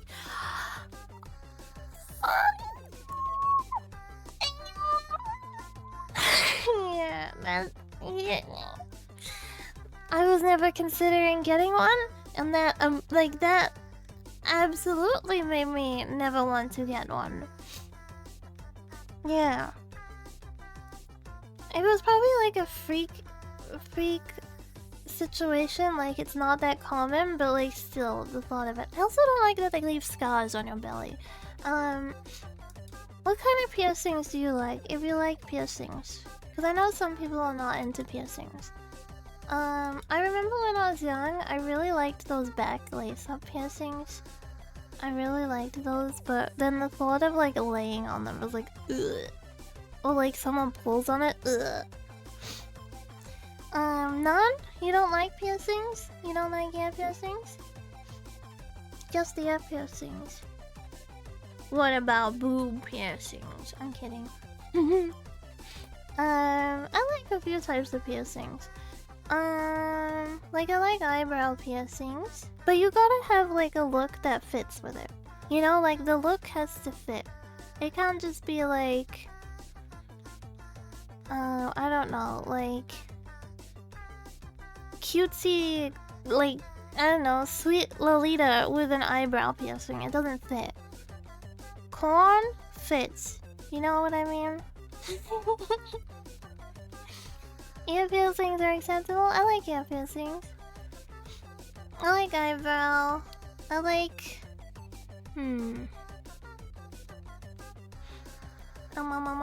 Eyebrow piercings are very goth. Yeah, I guess so. Goth grunge metal, yeah. I agree. I guess I like snake bite piercings, but I wouldn't necessarily have them myself. I hate nose piercings. I do not like nose piercings. I think boob piercings look nice, but they're not nice to maintain. I look like I don't have a nose. Right? It looks like I don't have a nose right now. You have to really focus to see that I have a nose. It's there, I promise. I do have one, it's so bright in here. It's there, it's so bright. I've got the light on above me and everything. It's, you know how it goes. You know how it goes when you're in a CRT. I'm in a CRT. Making me look like I lost my nose. I'm a Michael Jackson fox. Like your nose. Or your nose. Anyway. Yeah, and boob piercings don't ever like fully heal. So they're not like... They're like, okay, you can look at it, but you can't really do a lot with it. Whereas like ear piercings, they heal. Eyebrow piercings, your body actually pushes them out. So if you have an eyebrow piercing, you can have it for a little bit, and then you gotta take it out, let it heal, and get it redone. Otherwise it'll like slowly travel. So like if you got it like in one spot, it'll like slowly be pushed outwards. What else? I guess there's like dermal piercings, is that what they're called? Where they're like implanted into your skin? Those to me are wild. Like imagine if it gets knocked or something. You know, like how some people get like an implanted piercing? Yeah. Body is... I mean, it's interesting. It's interesting, but it doesn't mean interesting in the like, I'm interested in getting it. You know what I mean? Like it's interesting, but not in the I'm gonna get that kind of. Oh yeah, like the people who get horns or like whiskers and stuff, where they get like implanted whiskers. Or you can like dye your what is the eye white called? Sclera? You can like dye your scleras. There's a crazy amount of stuff you can do to your body. No thanks. I know there's like surgeries you can get to like change your eye color, but you're not actually changing your eye color. Like you're basically just putting a contact lens in under the top layer of your eyeball. Heard some people add coral under the skin. Oh, because it's like a natural substance? Does the human body just grow around it instead of like rejecting it? That's crazy. That's really crazy. It's just like like imagine if you had like a fake horn implanted under your skin and then you accidentally donk it like in the shower or something. Or whatever like crumbles under your skin. I don't know. I guess that's their problem, not ours.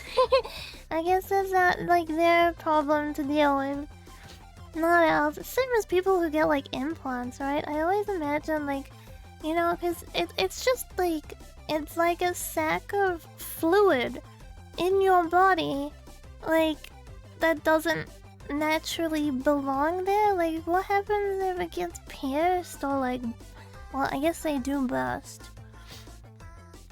I don't know. Yucky thoughts. Yucky thoughts. I've been yapping for like almost 2 hours. We should play the game. We should play this freaking game. Ohayo. Welcome. Last thing with implants is calcium builds around them and they get crusty. Is it calcium builds around the breast implant? I mean, I'm never gonna have that problem, so calcium can build around the breast implant as a normal response to a foreign object appearing as harmless, non-cancerous calcification. Actually, I remember reading this case about a like elderly woman. She broke her hip when she was like 90 or something, so she had to get a scan, and then they discovered that she had miscarried, like way back, like obviously when she was like in her 20s, she had miscarried, but her body hadn't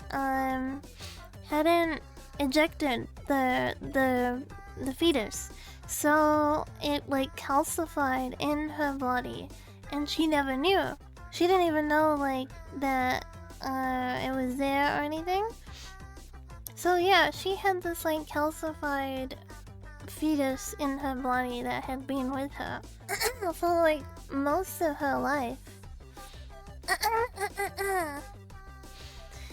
PD, thank you, welcome back. Also Yandere, welcome back. Let me just cancel my food order. I'm sorry. It's really gross, but at the same time it's like wild that like she didn't get poisoned by it or anything.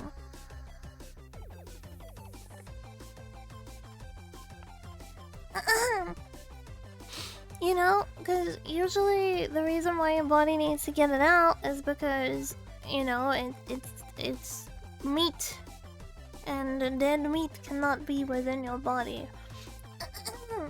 However, calcification can also be a sign of a thickened capsule caused by an inflammatory stimulus, such as bacteria or leachable chemicals from the implant. These calcifications are often asymptomatic and are typically found during a routine screening.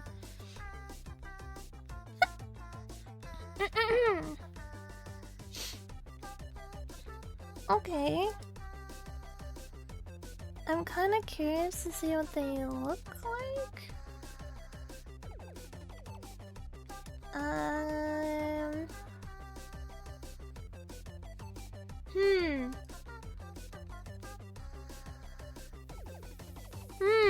Very interesting. Very... Huh.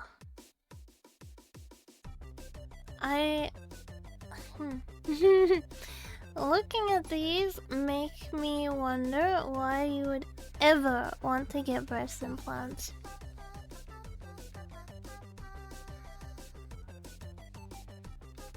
Okay, there are a couple of reasons where I can see why you would want to get breast implants. If you had uneven breasts and you want to even them out, I can see that. I can see, you know how some ladies have like very clearly different sizes. I can see that being a genuine reason as why you would want to get a breast implant, to like even them out. If you were completely flat and you felt very self-conscious about it and you just wanted a little something there, you know, just a little something. And if that like made you feel better about yourself, I can see the logic. It doesn't necessarily mean that I would do that. I see why someone would do it, right? But if you already got like, if you already have like some boob, even if that's small, it's like, don't do that to yourself. I mean, even if you're flat, it's like, don't do that to yourself. I just see the logic behind it. But if you got like little boobs even, it's like, there's no... It's just... It's so... It's like you're butchering yourself. You could get a breast reduction. I think it depends because... okay, say for my size of boobs, if I was like, I want to be flat because I love flat boobs, right? I'm like, I want to be flat because I want to have flat boobs. I actually couldn't do that without losing my nipples. Like, there's a very high chance that I would not be able to keep my nipples if I did that. So if you had uneven sized boobs, and one of them were like too large a size, you would probably end up not being able to keep one, and it's because of the way they reduce them or something. It's like they have to cut like the nipple out and then they reattach it, but it can only be detached for a certain amount of time before the tissue starts to die, right? They can't reattach like dead tissue. And then the bigger the breast, like obviously the more complicated the removal is. And then your body sometimes goes into like a response state so that even if you get rid of all of the tissue, it comes back. I didn't know that either. I didn't know that even if you get a breast reduction, it's very likely to grow back. I was like, what the heck? Boobs and boobs, all are good. Yeah, I just think,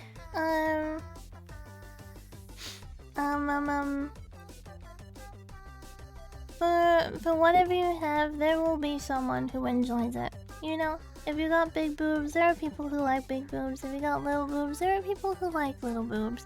And if someone is so hung up on the thing that you don't have, then they weren't the person for you, and that's okay. You know? Plenty of fishes in the sea. Does that mean in the future we can trick the body into making them bigger?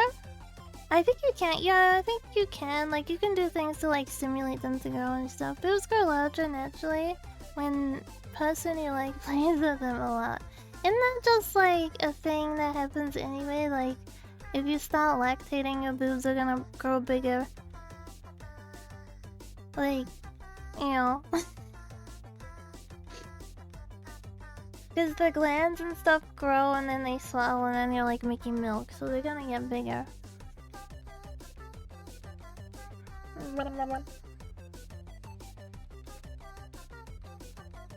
Lactation only happens in childbirth. You can force lactation without childbirth. You can like artificially, no, I guess you can forcefully bring on lactation. It's just that prior to childbirth, you say you already had a child, then you'll be able to start lactating a lot easier than if you haven't had a child. Like say you had a baby and now the baby is like 10, but you for some reason want to start lactating, your body will be able to start lactating easier than someone who's never had a child. Because prior to childbirth, your mammary glands are like underdeveloped, and then through pregnancy they like... I don't know why I know all this stuff. I just know a lot of random stuff that has like no relevance to me. Because like obviously I'm not pregnant, right? Obviously I'm not pregnant and I'm not going through childbirth. I haven't had a child. It's just like, if something's interesting, I like to research it. So I end up with a bunch of random information. I end up with like a bunch of random information on like things I may have had like some interest in at some point. Because it'll be like, I remember wondering like how men are able to lactate and then going down a rabbit hole about it. You can see men waltzing with bigger boobs than girls, so biology checks out. Yeah, I guess.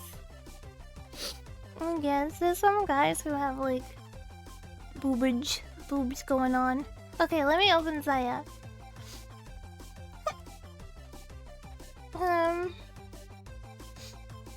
Did you research to what happens? Not directly, but I do know that your organs get like pushed out of place during pregnancy, because they like essentially get reorganized so there's room for the baby. Pregnancy in itself is like one of the most craziest things. It's like we weren't really designed to get pregnant. You know what I mean? Like, your brain shrinks, you run out of lung space, your spine is put out of whack, there's like pressure on your bladder, your organs are organized. Yeah.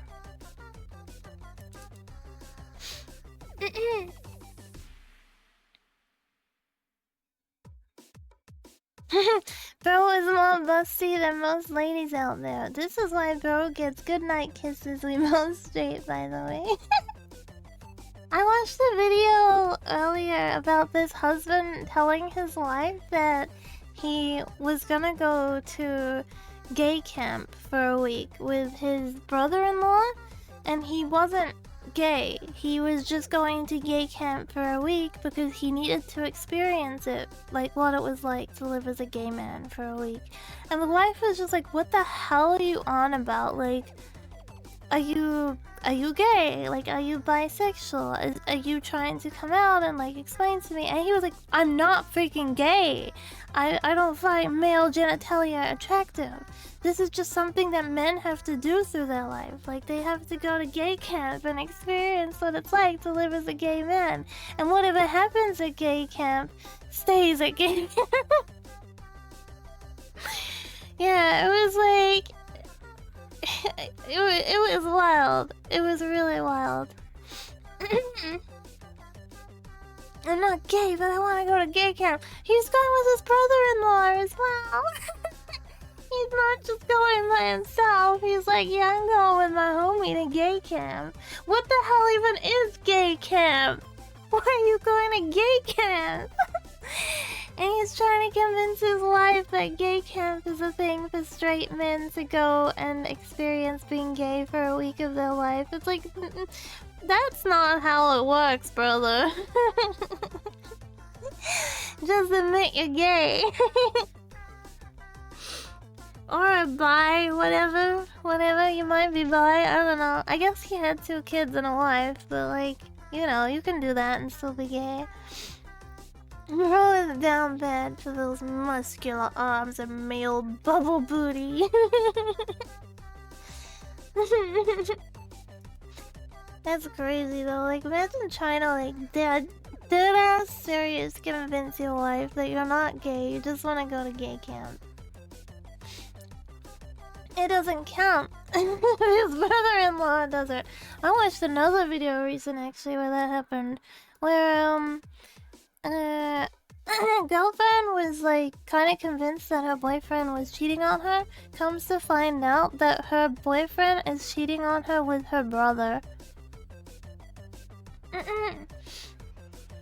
Yeah, she like found them naked in the back of her car. And then the brother's girlfriend also knew that it was happening and sometimes would like join in on it. It was just a whole wild story. I was like, what the hell? What are some people like? What is wrong with some people? Everyone needs Jesus. We need a little more Jesus in the world. Okay, so yeah. There she is.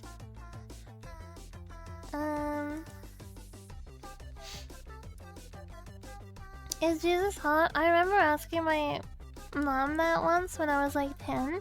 I was like, oh, would Jesus be hot? And then she was like, yeah, he would be a very attractive man. I was like, oh. And then she's like, no, you can't do that. I was like, do what? Do what? I was just asking, but I don't know, would he be? I mean, like, he's probably very average looking. He's probably quite short too, like he's probably only like 5'6", because he existed in a time where on average males weren't as tall, you know, and he would have been like very I guess like Arabic looking, right? Like he would have looked like a typical like Arabic looking guy. He would be a little guy. He's still taller than me. I mean, if he's 5'6", he's still taller than me, so it's fine. I can follow a short king. I guess it would be kind of hard to be shorter than me as a girl. Actually, I do have a friend who is shorter than me. I do have a friend that's shorter than me. They are 5'1", and they're a guy. Procreation without intercourse is highly efficient. Yeah, really. Yeah, I remember. They're also British. I remember, like, I met them through DeviantArt a really long time ago, cause they like to draw. So they draw. I don't think they post their stuff anywhere. Nowadays, but I met them through DeviantArt. I kinda wish I was shorter. How tall are you, Kawa? I liked being short as a kid. I think... I guess I'm fine with my height. I'm just like... I'm not too tall where I feel like I'm a tall woman. But I'm not too short where things are inconvenient. I mean, there's already some inconvenience. There's a lot of clothes, like, if you go to, like, public... if you go to, like, fast fashion stores, a lot of clothes are, like, for 5'6", 5'7" girls, and that's kind of annoying. You always gotta take up, like, you always gotta take the legs up and stuff.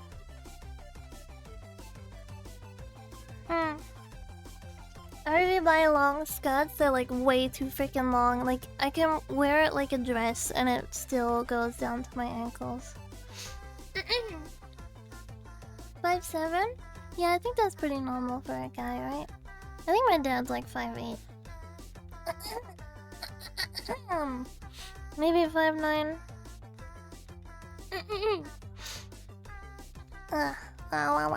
Around there anyway. He's not like tall. Hello! Thank you for following. Okay, let's swap over from the BGM. Saya.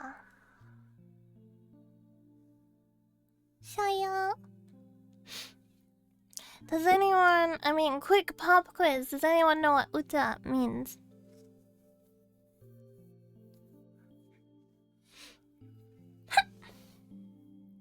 I'm really skinny, so I have to find, like, size 30 jeans. But they don't always fit. Oh, yeah. Some people... Yeah. Song. Yeah. Yeah. You know, before I changed this account to Kagari Kitsune, it was Okami no Uta. Yeah. When I used to use WoW, it was Okami no Uta. But then I was like, but I miss being Fox, and I love Fox so much. And then I was like, no, I be Kitsune. Yeah. End of story. We gotta load.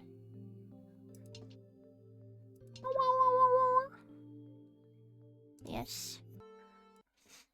Okay. Oh yeah, we just left the Kevin. Sorry, my tail's gonna be like flicking in the way through this because apparently I can't turn my tail down. There was like an option to when I loaded it only as a live 2D model, but when I loaded it in like this, the option disappeared, so... We're getting like fluffed.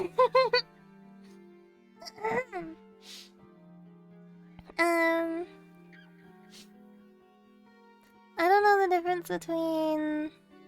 I don't know those kanji, sorry. I don't know kanji, like... I know very, very few kanji.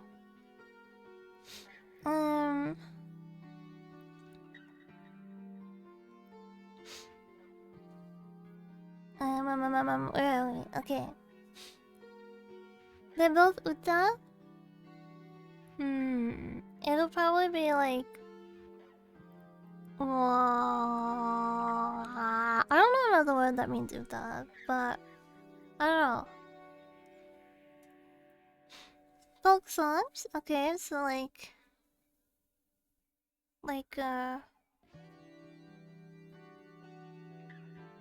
What's the other one? Maybe Google will help us. Google Sensei! No, I'm curious too. Oh, okay, you don't really see it very much. They both mean song. Then what's the difference? I'm so curious now. I gotta know. I gotta get to the bottom of this. How will I ever survive? How many tabs do I have open?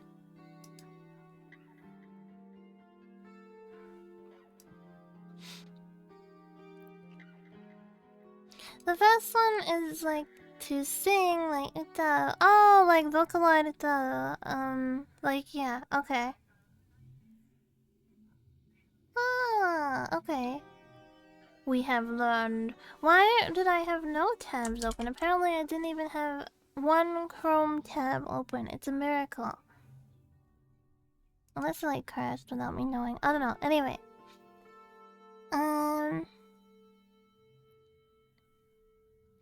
When he steps out of the cabin's front doors, Koji shivers as the wind tears into his skin. To his surprise, the outdoor air is even colder than the mud at the bottom of the well. Perhaps the cramped space mitigated the cold somewhat. If he had been exposed to this chill all night long, he would have surely frozen to death. Koji finds two cars parked in the yard. The smaller car next to his must be Ryoko's. When he sits behind the wheel of his car, he gets some relief from the feeling that he has taken his first step, however small, back to his world. He sips the sports drink, wetting his parched throat, then washes down his jelly. His stomach rebels at the sudden influx of food after 36 hours on empty, but he manages to force down the urge to vomit. Koji needs the energy. No matter how hard it is, he must regain enough stamina to overcome the challenges ahead. After forcing down as much food as he can, Koji leans back in his seat and takes a short break. When he begins to feel like himself again, he reaches into the backseat and pulls his spare cell phone out of his bag. He never expected that carrying two phones would be such a stroke of luck. As he calls up Fuminori's number and prepares to hit send, Koji is overcome by a flood of emotion. Rage, despair, sorrow, pity. He is unable to decide what to feel towards his friend. However, there is no time to dwell on the past. Every second lost diminishes the chance of saving Omi and Yo. Oh, Koji. Koji refuses to consider that it may already be too late. He steels himself and presses the button, then holds the phone to his ear as it rings. The shrill sound seems to go on for longer than it ever has in his life.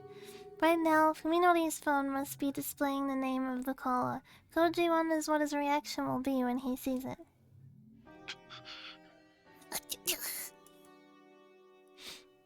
The call goes through.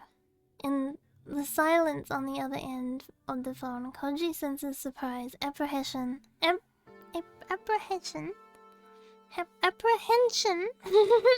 and dark fury. Feeling slightly gratified, Koji delivers the first jab.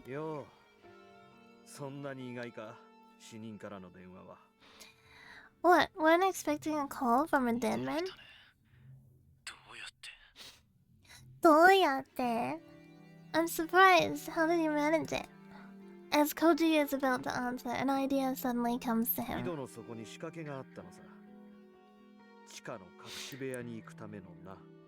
There was a secret passage in the well, Koji says, a plan forming rapidly in his mind. It led to a hidden ground underground lab. He pauses to let that sink in. Then with satisfaction filling his voice, he says, I met Ogai Masahiko. Fuminori's gasp tells Koji that the advantage is his. Keeping his voice bold, he decides to further exaggerate the truth.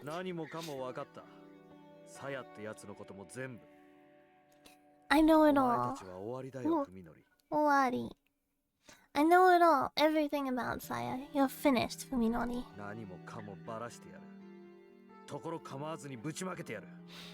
Got all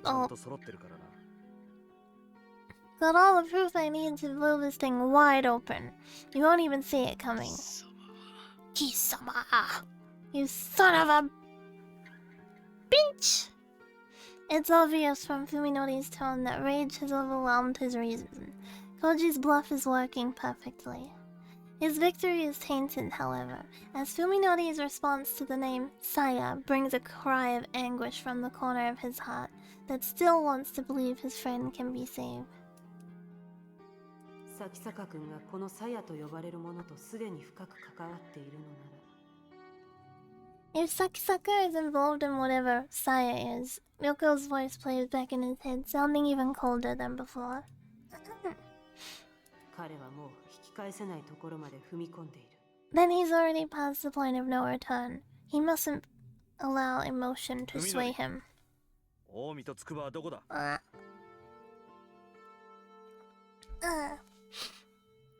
Where are Omi and Yo? Koji suddenly switches topics, trying to keep Fuminori off balance. It all comes down to this. 俺にだって情けはある。お前の出方次第では考えんでもない。 Depending on your answer, I might be willing to cut you a deal. お前がこれ以上誰も傷つけないというのなら、俺にしたことは忘れてやる。この別荘で見つけたことも。Yo is fine. Omi's fine. If you swear not to cause any more harm, I'll forget about what you did to me, and I'll forget about what I found at the cabin. 俺だってこれ以上。 I don't want anything more to do with you and Saya anyway.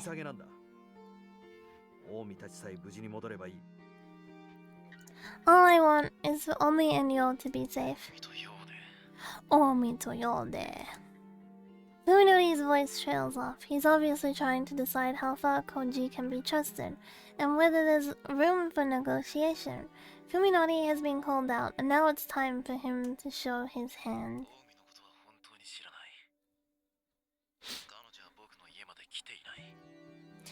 I honestly don't know anything about Omi. She never came by my house. Yo, on the other hand. Fuminori pauses, then gives a knowing chuckle that sends a chill up Koji's spine. Well, I wonder if she'll really want to leave. She's with you, isn't she? Koji is relieved to learn Yo's location and that she is at least still alive. At the same time, however, he remembers that horrifying phone call. It is clear now that Fuminori played some part in Yo's suffering. I think he actually doesn't know. I think he might actually not know. I don't know. I can't tell if he's just lying because it aligns with this story, and there's like, no, maybe... No, because before it really did indicate that he knew.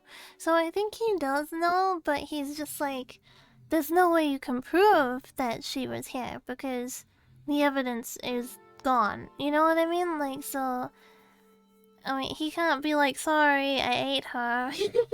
You know? I think he doesn't know. He's just like... What else can he say, kind of thing.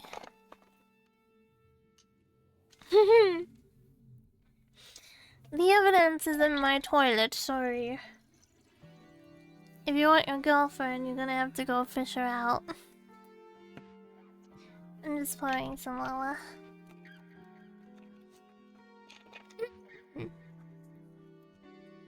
It is clear now that Fuminori played some part in Yo's suffering. Had she already fallen into his trap back then? What happened to her? How was she being treated?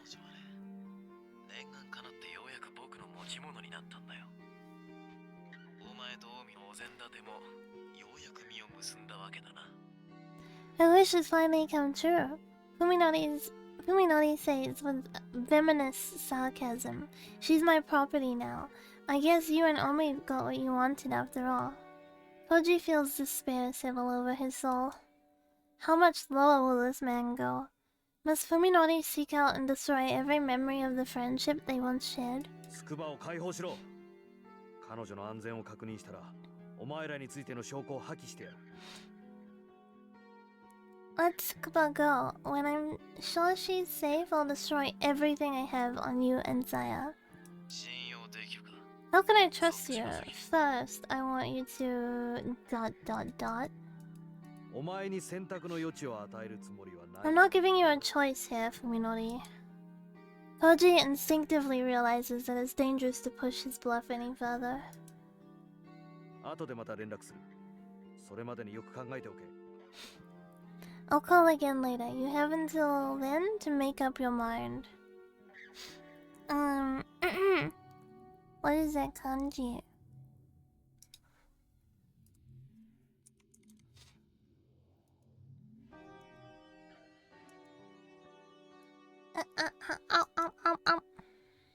What's the first kanji?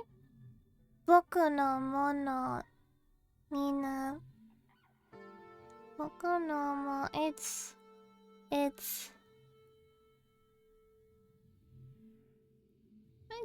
became mine? It became mine?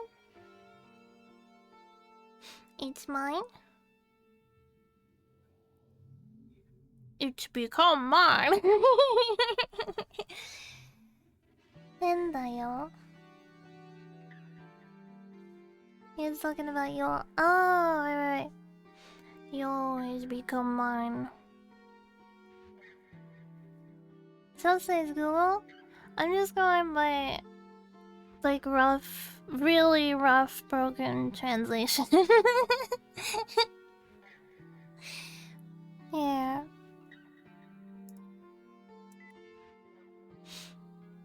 He hangs up without waiting for a response. Fuminori doesn't know that Koji is still at the cabin in Tochigi. Right now, he's probably worrying about whether Koji will show up in 1 hour or 1 minute. Sorry, no, that's okay. I'm really bad with kanji, so I could read the rest, but I'm like... what? Who's it? Actually, I got stuck on the boku, and then I didn't read past no mono. And then I was like, wait, what's the kanji? And then after the kanji, I read the rest. My Japanese isn't very good. I can, like, read katakana, hiragana, but, like, kanji is, like... I know the most random ones and then, like, simple ones. Actually, I know watashi, but I'm not used to boku. Even though I feel like it's kind of cute, uncle would say boku.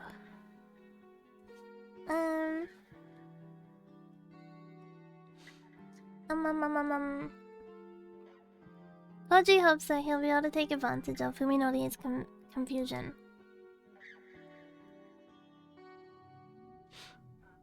日本語上手です。ありがとう。私 is just hiragana though. 3 hours. That's how long it'll take to race all the way back to Tokyo. Koji is afraid that his body won't carry him through such a long drive. His mind is clear, but his limbs still feel half asleep, like they're weighted down with lead. Although he knows that he has to stay resolute, Koji still longs for the peace he had just a few days ago, when life or death struggles with the furthest thing from his mind. Yeah, it's just like a feminine cutesy. Is it still popular nowadays? I don't know if it's like an outdated thing or if it's still like commonly used. Yaranaika.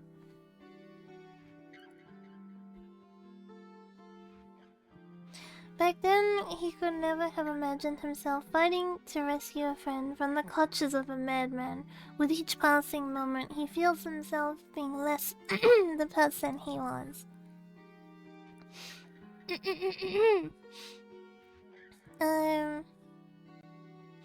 When all of this is over, will he be able to return to his old life? Or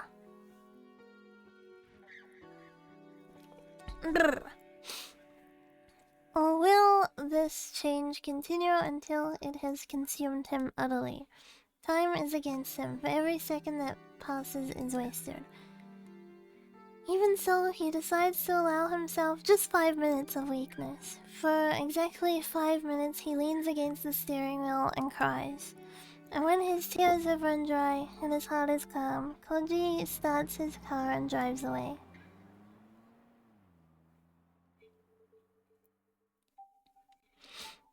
I stare at the silent phone in my hand. There is anger, of course, but something cold and heavy holds my emotions in check. The sense of danger. To be honest, I'm surprised at how calm I am. Oh, Chujin-sama? Yo looks up at me apprehensively, her head between my thighs. She was attending to me through the call. The remaining fragments of her memory seem to have joined together, as she has regained some degree of speech. Upon realizing this last night, Saya began to teach her language once more. I assume she finds our pets' efforts amusing.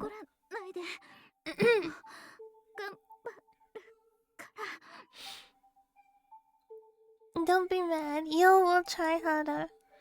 The pleasure from her ministrations threatens to impede my thoughts, and besides, my arousal has already vanished.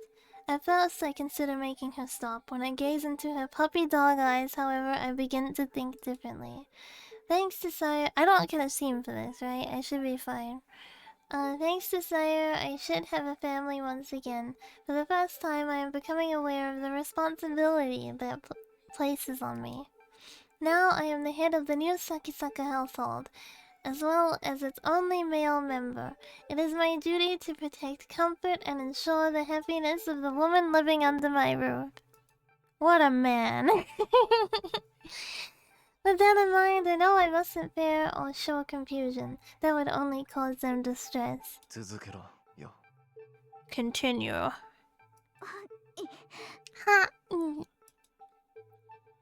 I entrust myself to Yo's eager touch, basking in the pleasure with one part of my mind while contemplating our current predicament with the other. It's clear that I made a grave error when I failed to finish Koji off 2 days ago. Right now I need to set my frustrations and anger aside and deal with this problem logically. It's time to leave. I have no way of knowing when Koji escaped the well, or how much he has learned, or how many people he has come in contact with since then. Now that it is impossible to know how far the problem has spread, merely disposing of Koji won't guarantee our safety. When the enemy has poisoned your water supply, you can't take the risk that even one drop might remain. Your only choice is to stop drinking the water. Fuminori, who are you talking to? Saya returns from the kitchen where she's gone in search of a midnight snack. She's munching on her favorite, spare ribs. Purging myself on unease and patience, I respond with a casual ちょっと shrug. 厄介なことになりそうだ。工事のやつが生きててさ。 It looks like we have a little problem. That bastard Koji is still alive. Oh dear. By breaking the news suddenly and without any trace of anxiety, I'm able to avoid frightening Saya. Instead, she is merely surprised. I knew that remaining calm would work. Moreover, I'm currently being plotted by Yo. It would be hard for anyone to get too serious under these circumstances. 僕たち、この家を引き払った方がいいかもな。 Sire, it might be best if we leave this house. Sokka. Sire lowers her eyes and strokes her chin thoughtfully. どっちみち鈴見さんの一家が消えたのがバレれば、この近辺も騒がしくなってただろうし。 This is bound to happen sooner or こ later. ういう日は来てたと思うよ。 Even without Koji, it's only a matter of time before someone reports the Suzumi family missing. Yeah, Saya nods. I can tell that she's reluctant to leave, but at least there's no sadness in her expression. Everything will be fine. I will protect my life with Saya, just as I have up until now. I have that power. Knowing that we've overcome one problem fills me with new 大丈 confidence. 夫。安心していいよ。さあ、じゃあ急いで支度しよう。 Now then, we'd better get ready. We can travel light and take the Suzumi family car. I'd better withdraw everything that's left in my bank account and carry it as cash. I'll also need a weapon, something more reliable than a butcher's knife. Koji will most likely follow me. He thinks that Io can still be saved. However, I'm not abandoning this house just to run away.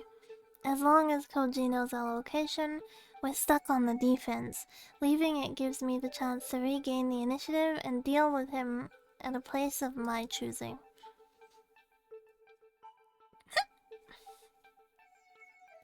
Next time we meet, I'll kill him with my own 2 hands. I'll make sure to wring every last drop of life out of his body. Yeah, he just finished painting the walls. I anticipate the battle ahead and my bloodlust... Wait, a shiver runs through me as I Sorry. As I anticipate the battle ahead and my bloodlust burns like orgasmic fire.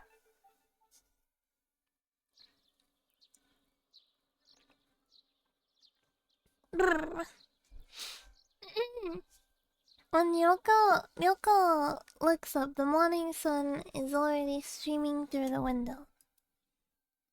Tired from hours of poring over files, she removes her glasses and massages her aching eyes.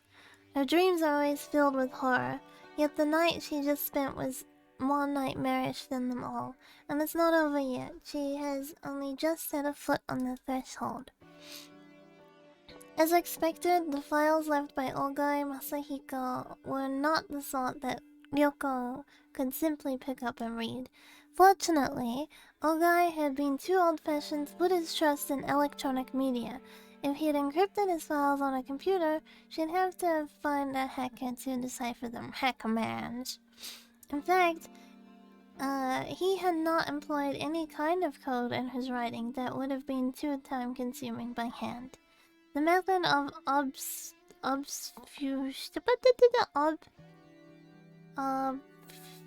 obfuscation he did use was quite simple.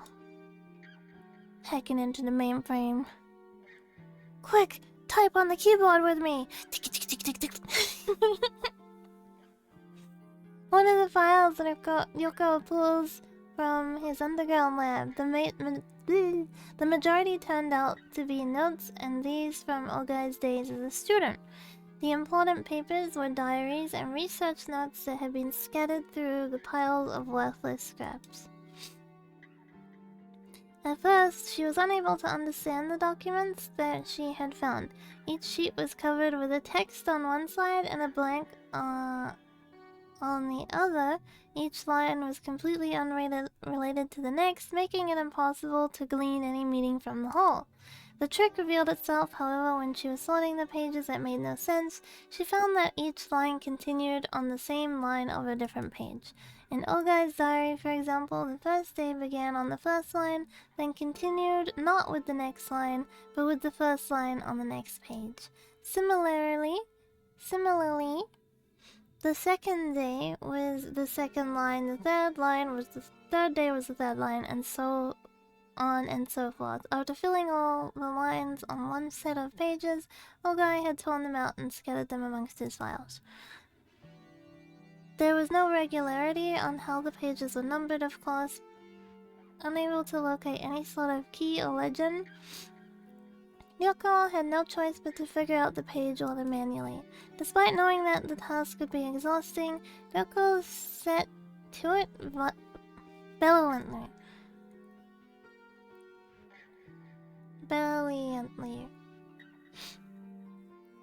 After separating all of the loose leaf sheets from the jumbled files, she began the painstaking process of linking pages together according to the contents of their first line.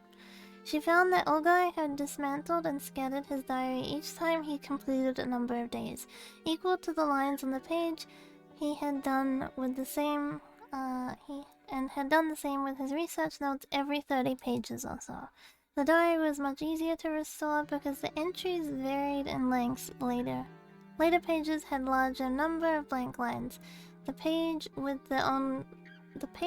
only one line, therefore, was the last page of the diary, and those with the most blank spaces could be considered closer to the end. Ryoko's perseverance had paid off, for she has already succeeded in restoring several volumes of Ogai's diary. As she reads them, she feels despair draining her spirit, as it has so many times before. This cursed feeling of powerlessness that comes with knowing hidden truths. Those who have tasted it once shall be beaten down by it again and again until the day they die. All secrets are connected after all. Once you have glimpsed even the tiniest fraction of the world's true face, you have no choice but to watch in horror as the veil rolls itself back inch by inch. All that remains is to wait for the day when insanity will crush your reason under its ever-mounting weight.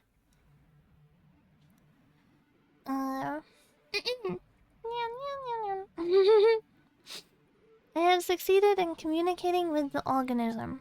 It shows enormous curiosity, and its intelligence is beyond doubt. See research notes for confirmed vocal patterns and body language. Its appetite for knowledge is insatiable, and its learning speech is off the charts. However, it exhibits absolutely no desire to be recognized as an individual. Its ego appears to be quite weak, suggesting a psyche wholly unlike that of a human. The speed of the organism's linguistic development is astounding. When I laughed at its mispronunciations, it immediately picked up the concept of puns.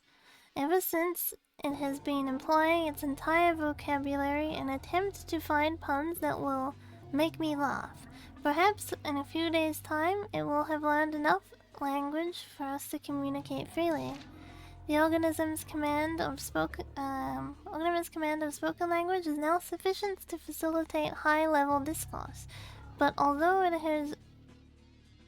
has wrangled me with questions all day, it remains unable to answer any of mine.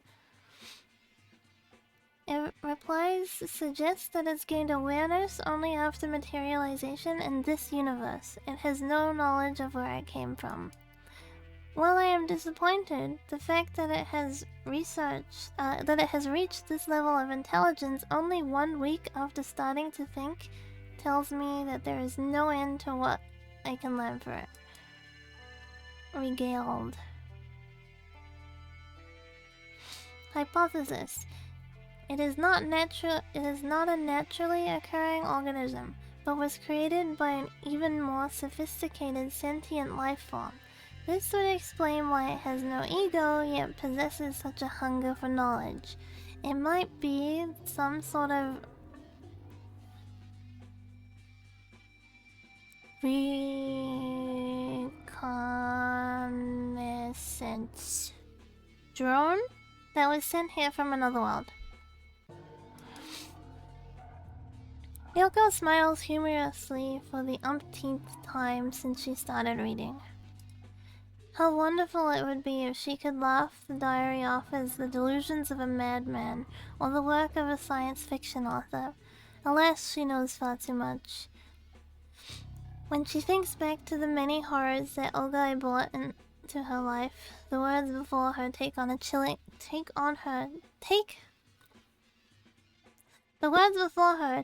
chilling credibility. I have confirmed that the organism's brain power far surpasses any human's.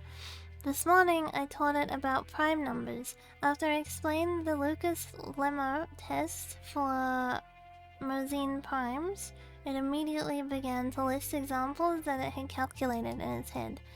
I was only able to confirm by memory up to number 10M89, but it continued to list further examples without any troubles.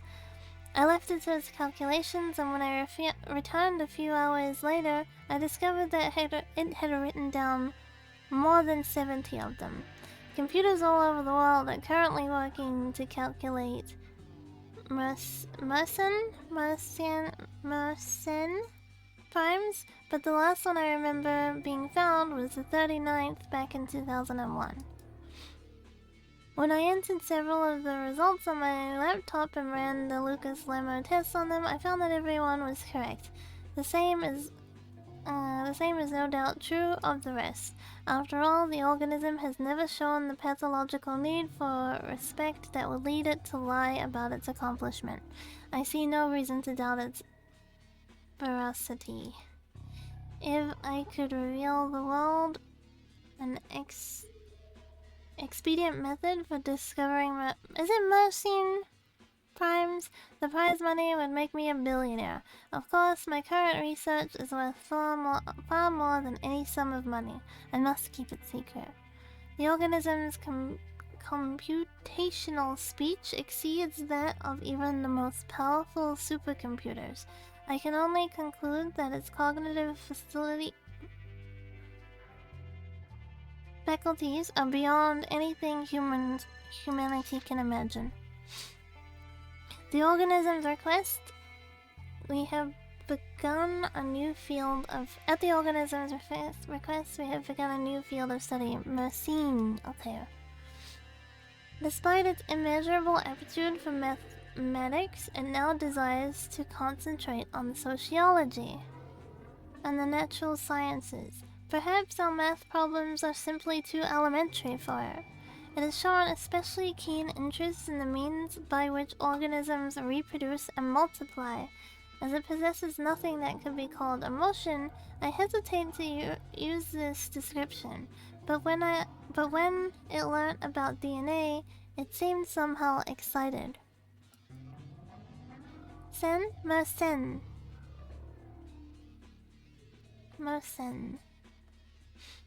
In fact, the organism itself seemed surprised by its reaction. When asked about the nature of the impulse, the organism decided to label it instinct. But this description is indeed accurate. Then this is an extremely significant development. It would mean that there is a deeper level to its psyche than just the knowledge it has acquired since coming to this world. If I can use this discovery to trace its roots, I might be able to learn what it truly is.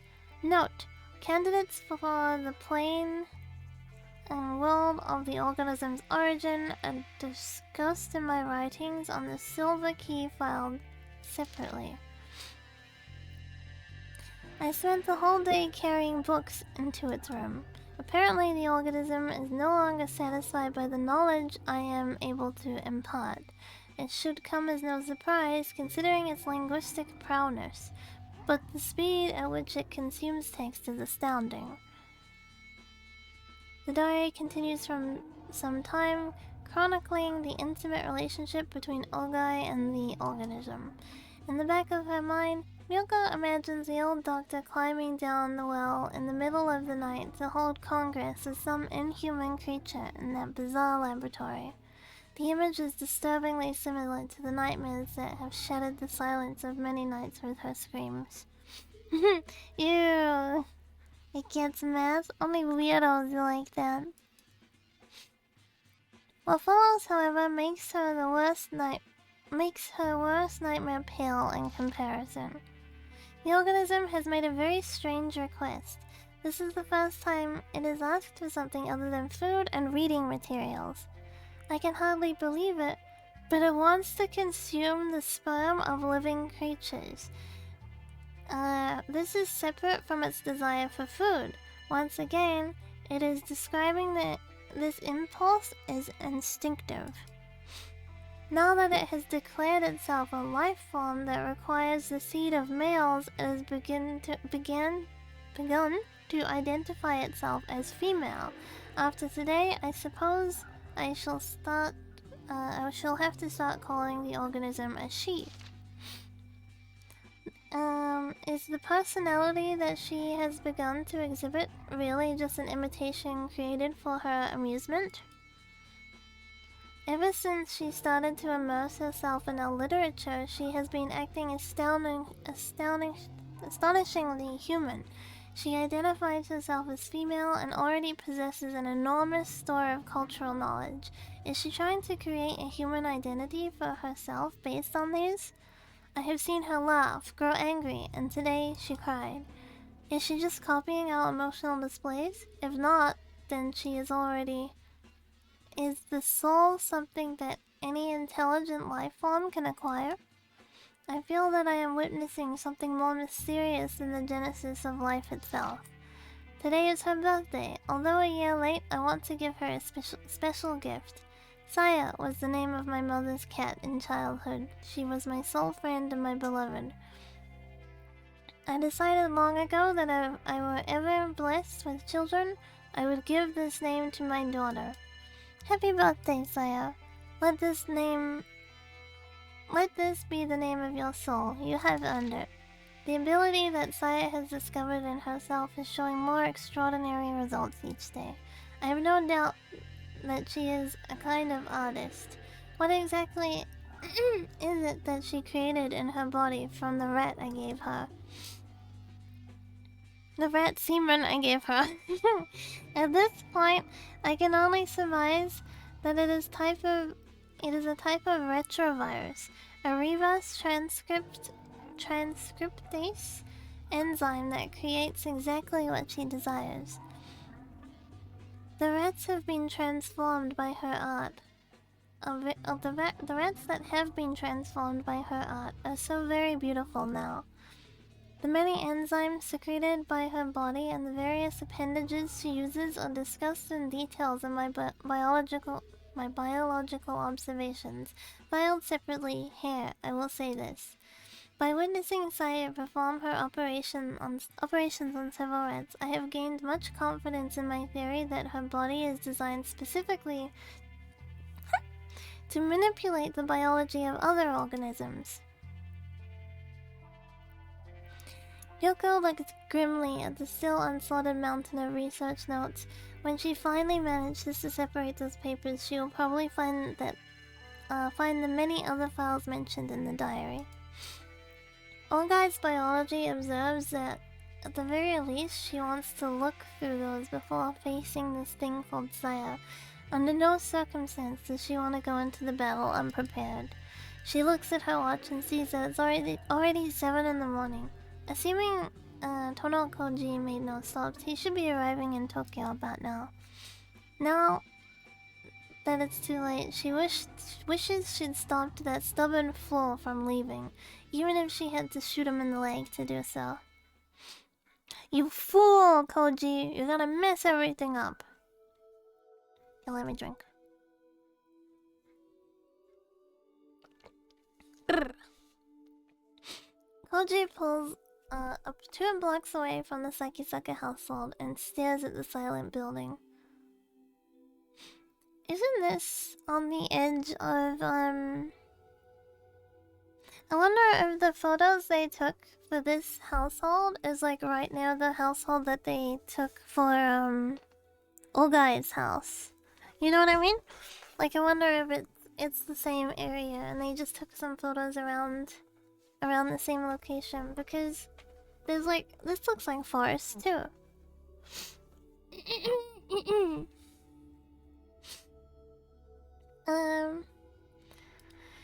In the bright light of the morning, the house seems shrouded in a dark miasma, like a black hole torn out of the landscape. Is it just a figment of Koji's imagination? I think so, Koji. Every window is closed, offering no glimpse of the inside. Koji has no way of knowing whether Fuminori is home. He's got like so much context of this house and like the hellscape it is on the inside. Seems a bit too much nature for I would imagine Fuminori's places. Yeah, I think Fuminori is supposed to be like more in the city. It's probably an image you can find online. They got the station image from the webpage I found. Did they really? I thought they would have just gone. I thought like Higurashi, they would have just gone around and like taken some pictures and then be like, yep, this is for my visual novel now.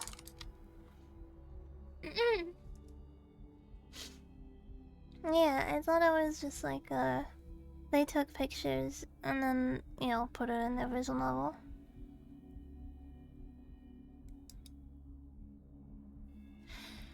Ay ay ay. A pedestrian walks his dog down the street, glancing back at Koji through the windshield after he passes by. Koji isn't surprised by the attention. He hasn't bathed or changed his clothes since spending the night buried in mud, so he must look like a vagrant even inside his car. When he looks into the rear view mirror, he sees the haggard visage of a man with one foot in the grave staring back at him. It's hard to believe that the tired, unshaven face is really his. If you say, see, this house looks like it would be in the middle of Tokyo. It's like very modern looking. If he stays here for too long, someone might report him to the police. He'd better pull himself together and get moving. He drives slowly up to the front of Fuminori's house, quickly checks to make sure no one is around, and gets out of the car. Anyone who might be in the house probably heard the sound of the engine, but there's no point worrying about that now. Koji walks swiftly through the gate and yard to the front door. He puts his hand on the doorknob, foregoing the bell. The time for such pleasantries has passed. Can post it in this Discord? Yeah, you should. Then we can have a look at the station picture together. The door is unlocked and the knob turns easily in his hand. He puts his ear to the door and listens for any signs of life. He's acting like a thief. He realizes with some shame, but that is the least of his worries now. No sound from within. After checking the street again to make sure no one is looking, he quickly opens the door and disappears inside.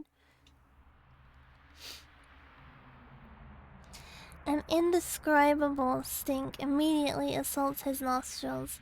He is already prepared for anything, however, so rather than discourage him, the stench only sharpens his caution to a razor's edge.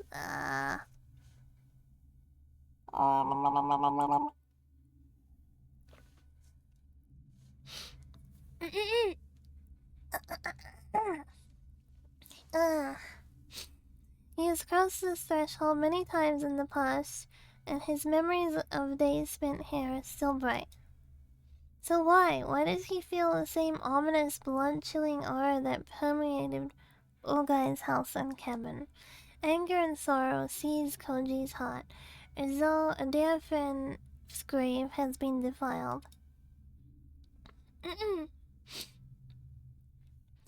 Koji doesn't remove his shoes before entering. I just heard a possum land on the roof.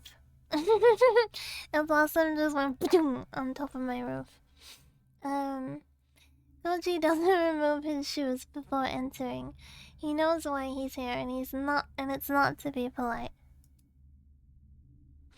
Every storm shutter is closed, filling the house with gloom, and he can see nothing but pitch-black darkness through the open door in the hallway. He should have brought his flashlight from the car, he thinks ruefully. Then he remembers that he dropped the light when Fuminori attacked him. It's still lying in the backyard of the cabin in Tochigi. You get brush-tailed possums? Yeah, but they're non-native. They're Australian possum. That's what just landed on my roof. They're also legal to kill here. Like, you can legally kill them. 'Cause they're invasive.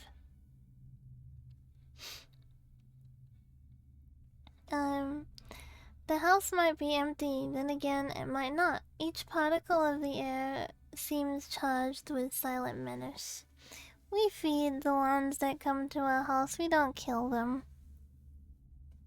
'Cause they're so cute.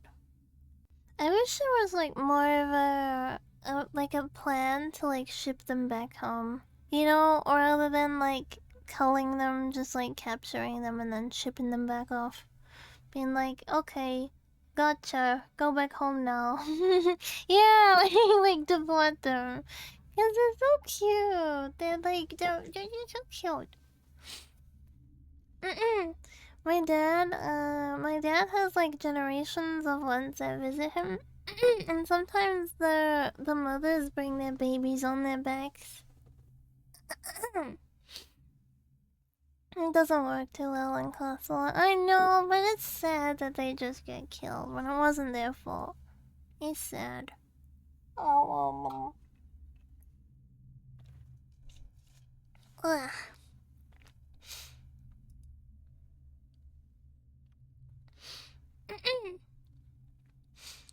Is his enemy lurking somewhere in the darkness? It's not hard to imagine Fuminori waiting for a chance to take him by surprise and finish what what the well failed to. Koji walks down the first hallway, then climbs the stairs and checks the second floor. He moves slowly and carefully, keeping his senses sharp, but feels nothing watching him from the shadows. After completing his rounds, he...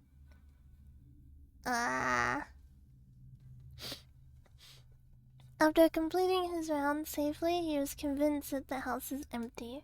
He suddenly realizes that his right hand is touching the cold steel of a gun in his pocket. Did he intend to draw the weapon? Upon encountering Fuminori, now that Koji thinks about it, his own actions seem mysterious to him. What is he planning to do when he meets Fuminori? Will he lay into him with curses and... What's this? What's this? Epithets? Epithets? The heck is epithets? Cursing him with Ra? The curse of Ra is upon you, Fuminori. Let me look it up. What is the meaning? Abuse? Epithets. An adjective or phrase experiencing a quality or attribute regarding as characteristic of the person or thing mentioned. The monarch is often known by the epithet the Great. Huh? A word used as a term of abuse. People jeered and hurled racial epithets. So it's kind of like the word is kind of like a description of which someone is, but like just like condensed into that one word. Negative or like a title they go by. So it's like it's basically like this is what they are, but you could use it in a negative or a positive way. Interesting. What a useful word that never gets used. It's like it's a useful word, but like I never hear it get used. You know, sometimes there is like, yeah, he's basically saying he'll curse him out on, like, he'll call him all kinds of names and stuff, but, you know, an epithet is a description of someone like a title, but if you use negatively, it can mean, yeah. That's what I was meaning. It's like, you are this, but it could be positive or negative. Which is cool. It's a shame this word doesn't get used more often. There are some people who like to expand their vocabulary, just like, but they don't... How do I word this? There's some people who like to, like, try to look smart by using complicated vocabulary, but then they don't even know how to use the word properly. Have you ever come across people like that? Where they're like, they try to seem like they're smarter by using like a unusual vocab word, and then you'll be curious about the word, so you go look it up and you're like, wait a minute, you're not even using it in the correct way. And then you'll call them out on it and they'll be like, oh yeah, I just didn't think anyone would notice. It's like, so the whole point was just to look smart. The whole point was to just look smart, but not actually be smart. Me smart, you dumb. Ha ha. I don't like people like that. I don't like people that get all high horsey on knowledge. I like sharing knowledge, but I feel like when you... And I don't mind when someone's like, well, actually, to be honest, I don't mind that. But I think when it's like... how do I say it? There's a difference between, well, actually, it's like this, and, you're stupid that you don't know. Because to me, I'm always like, if I got something wrong, I'd rather be corrected, and I'd rather know how it actually is, so I don't go around saying the wrong thing. Like, imagine if I was like... Sphinx cats are hypoallergenic, and then I'm going around saying that to everyone. I would rather that someone's like, oh, actually, they're not hypoallergenic. Sometimes they can be worse than, normal cats. Like, if you have allergies, they're really bad for allergies. I would rather someone correct me, because I don't want to be saying the wrong information. But if someone was like, are you stupid? You know what I mean? Are you stupid? They're not hypoallergenic at all. Yeah. Same with vocab. I feel like having a large I like having a large vocabulary, but sometimes I feel like it comes off bad even though I'm using it correctly. I think having a large vocabulary is usually an indication that you read a lot. It's usually like a good indicator that someone reads a lot when they have a good vocabulary. I do not have a very high vocabulary. I used to read a lot when I was younger. I don't really read a lot nowadays. And if I am reading a lot, it's like visual novels, so it's not... Usually they aren't throwing uncommon vocabulary words.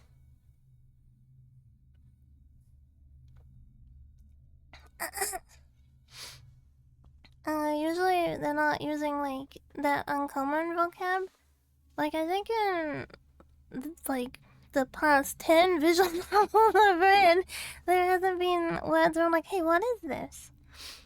Nothing wrong with using uncommon language. I agree. I think there's a difference between using vocabulary because it's an interest of yours and using vocabulary to intentionally look smarter. And Kawa, you don't strike me as someone who would do that. You don't come off as someone like that.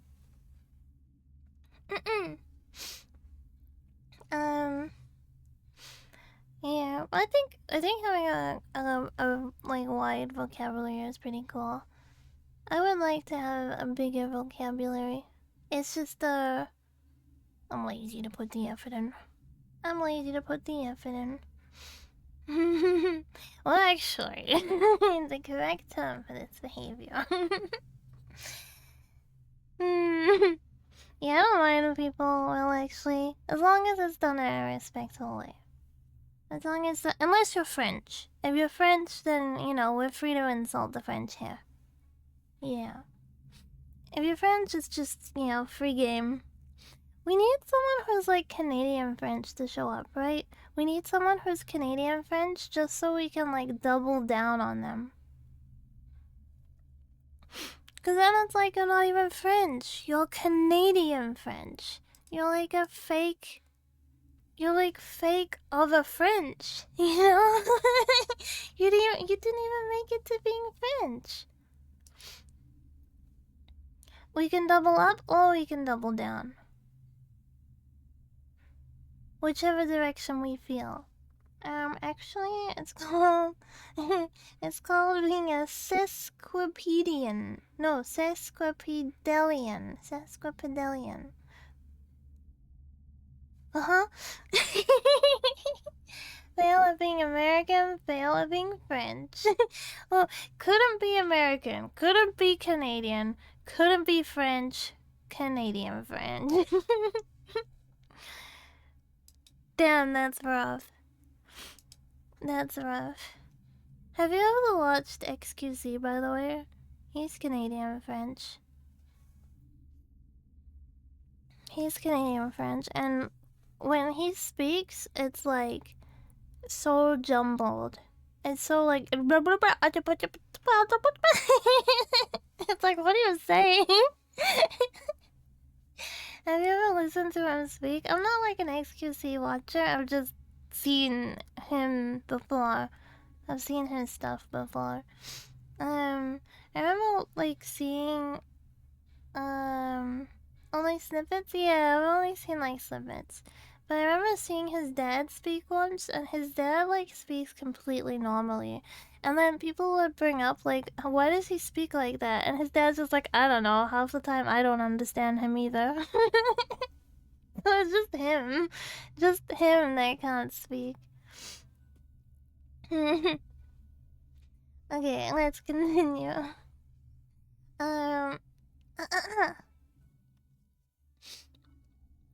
Now that Koji,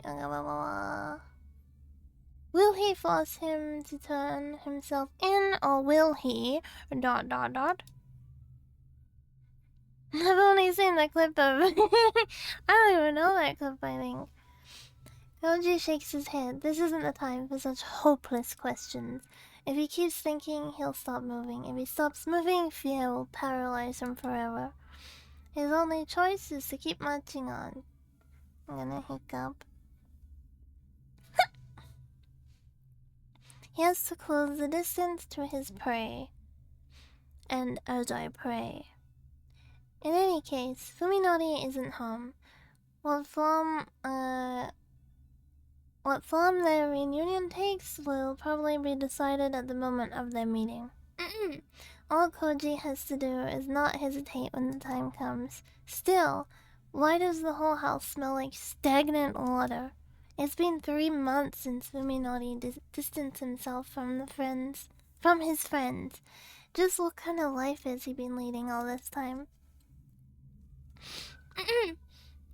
Koji enters the living room and feels along the wall for the light switch. The moment he flips it on, the answer to his questions is revealed. I mean, that would kind of be my reaction too if I saw this. I would be like, what the hecky? What? How far is Fuminori gone? Koji realizes that this is the first time he has encountered Fuminori's insanity in visible form. From the dust piled in the corners of the room, it is clear that the paint was not applied recently. How many nights has Fuminori spent surrounded in this maddening array of colors? Why, if such obvious signs were available, why didn't Koji realize that something was wrong before it got this bad? Was he deaf to the dying screams of Fuminori's sanity? Was their friendship really so worthless? Let me drink.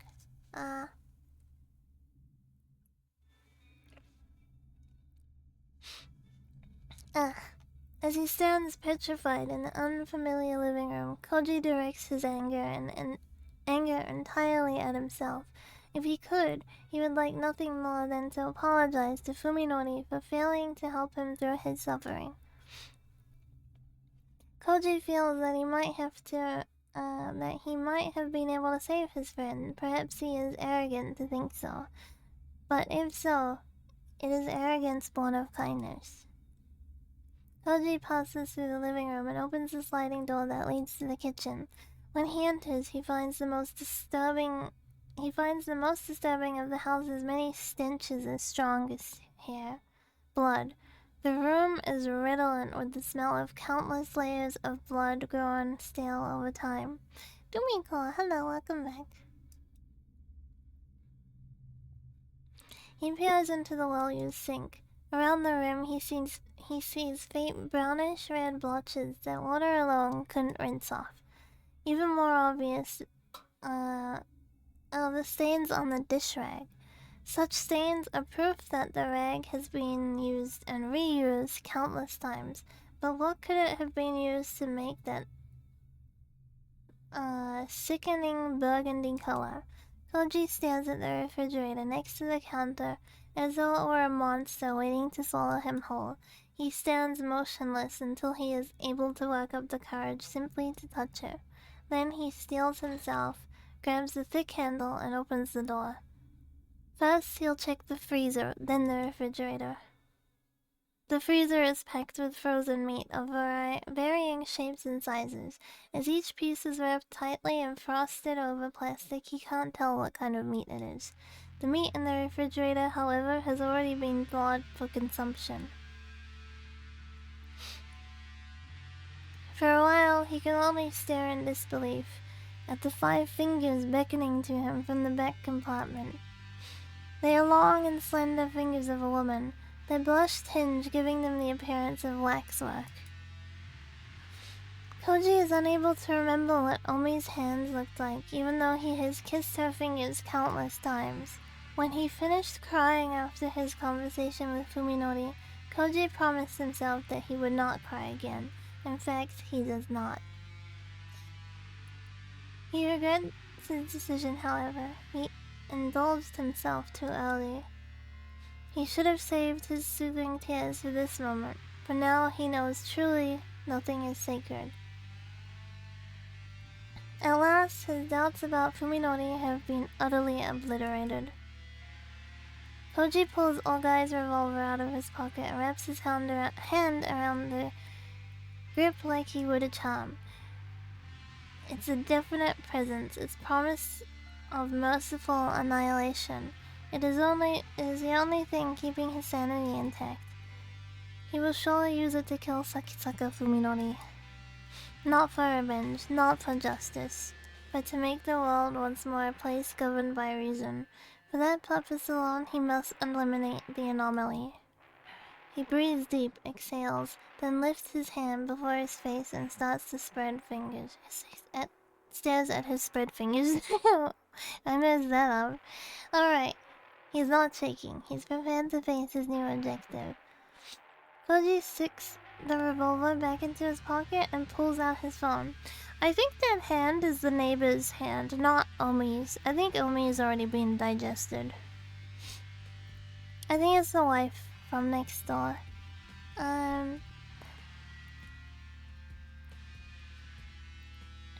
Koji sticks the revolver back into his pocket and pulls out his phone. I think this is where we pick good ending or bad ending. I mean, if you know what good ending is, you know what good ending. True ending is Fuminori, right? I think true ending is we call Fuminori. I think. Because if we call Ryoko, then she's gonna be there. And we don't want her to be there, right? We don't want her to be there. We want, unfortunately for Koji. Yeah, we're gonna call Fuminori.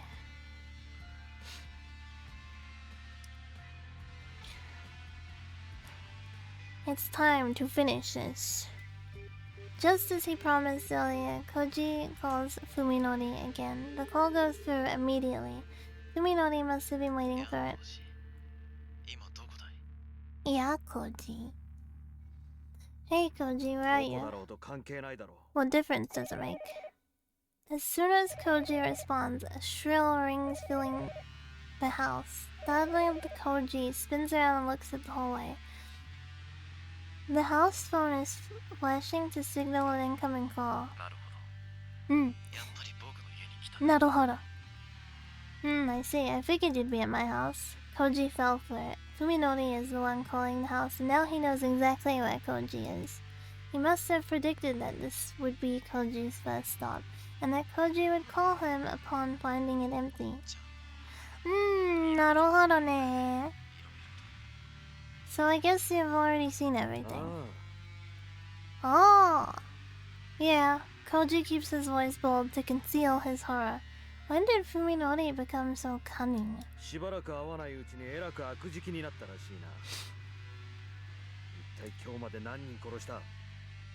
It looks like you've become quite the meat eater since we last met. Just how many people have you killed? Yeah. Actually, I've only killed one so far. Fuminori replies unapologetically, his tone upbeat. I've taken Part 304 though. I'm getting pretty good at removing the tendons and draining the blood and such.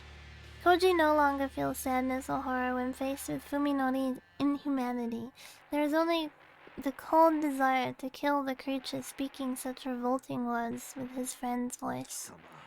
Kisama! オウミを殺したな。知らないっていうのは嘘だな。Oh, here we're gonna get an answer. You killed Omi, didn't you? You bastard. You were lying when you said you hadn't seen her. どうなんだろう? I wonder. Fuminori mutters, seeming somehow embarrassed. Can you imagine that? You killed my girlfriend, didn't you? I don't know. I don't know. Oh my god. I might have. I might have. Damn. Yeah, I think he like guessed that he did, but he's, you know, he kind of knows, but he doesn't have like full confidence. But it's also like, well, where else did she go? You know what I mean? So I think he's kind of put two and two together. Yeah, there we go. Okay, we finally got the idea. I guess the first one I ate might have been Omi. It was the same day she disappeared, come to think of it. The body wasn't in any shape that I could identify.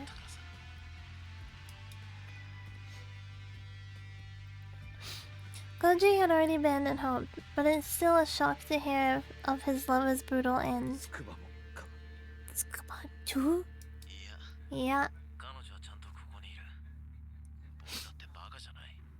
No, Fuminori says with an exasperated chuckle. She's here like I promised. I'm no fool. I need her to trade with you, right? I won't waste her. Let me hear her voice. I don't think that's possible. She's in no shape to talk. Fuminori's dismissive words further sharpen Koji's bloodlust. You forgot what I said? If you don't let her go unharmed. Come on, be happy she's still alive. Would you rather have Yo as a corpse?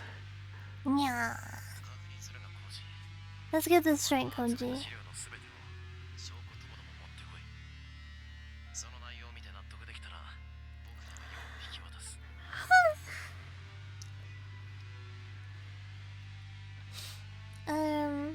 Let's get this straight, Koji.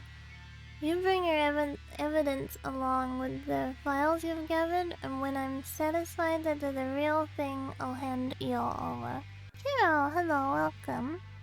いいだろう. Fine, it's obvious that this deal is a sham. In all likelihood, Fuminori is planning to kill him and bury his secrets forever. Moreover, Koji doubts that Yo is even alive. Her meat could very well be somewhere in the refrigerator right in front of him. However, Koji isn't particularly interested in Fuminori's true intentions. After all, he has no intention of making a trade either. His only goal is to get close enough to destroy Fuminori and whatever is pulling his strings. Where?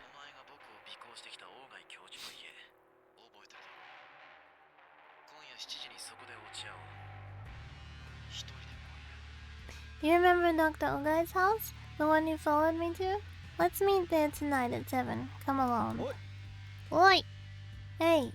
Fuminori hangs up without waiting for Koji's response. Perhaps Fuminori too has sensed his opponent's intent. If so, then he has realized that Koji is not just the hunted, but the hunter as well.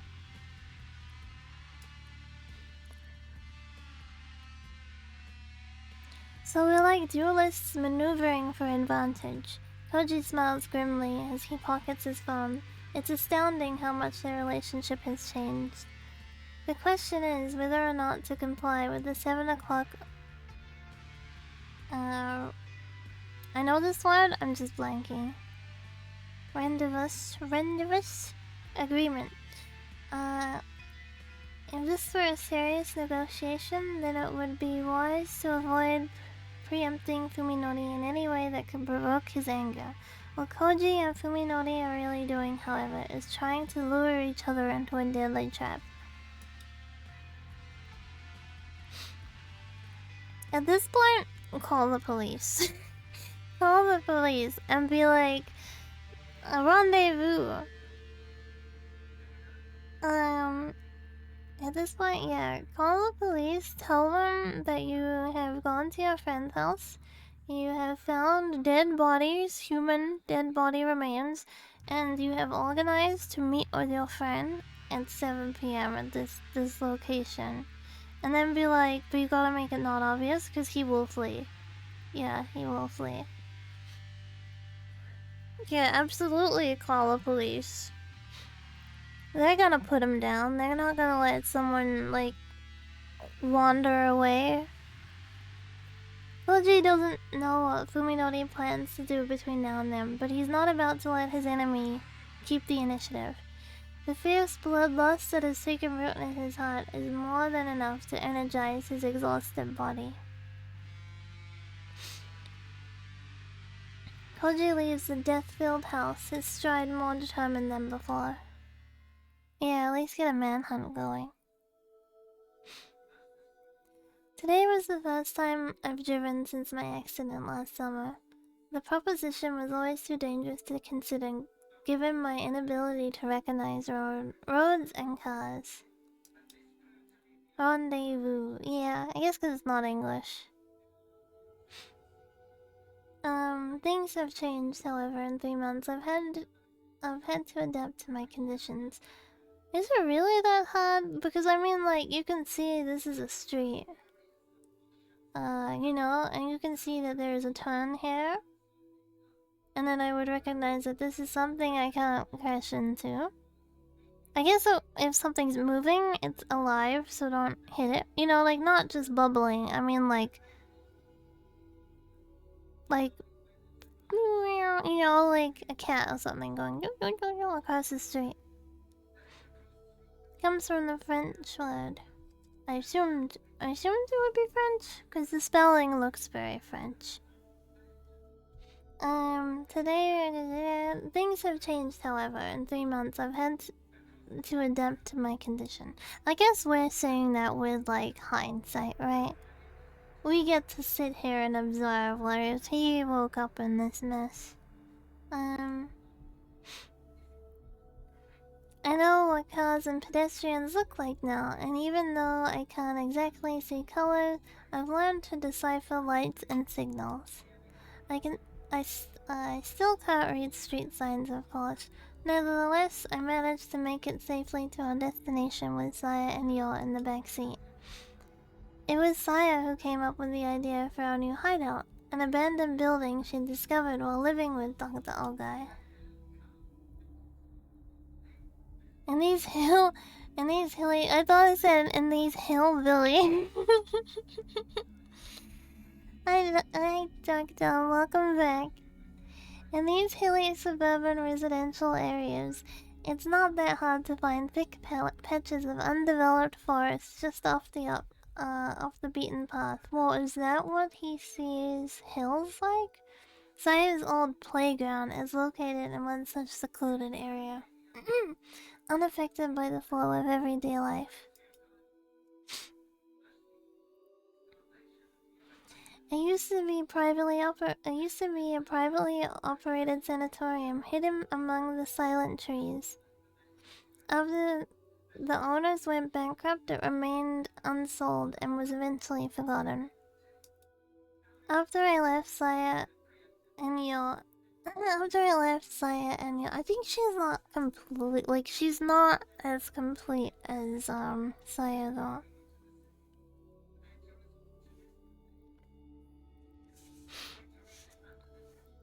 Oh no, she's complete. She just mentally didn't survive. And Saya was like, oh yeah, I might have messed up on that a little bit, but she is complete because her like ears fell off and stuff. So yeah, she does look like Saya now. After I left Saya and Yale at the hideout, I returned to town to make some preparations. Now I'm finally back to our new refuge. I liked this ruin from the moment I saw it.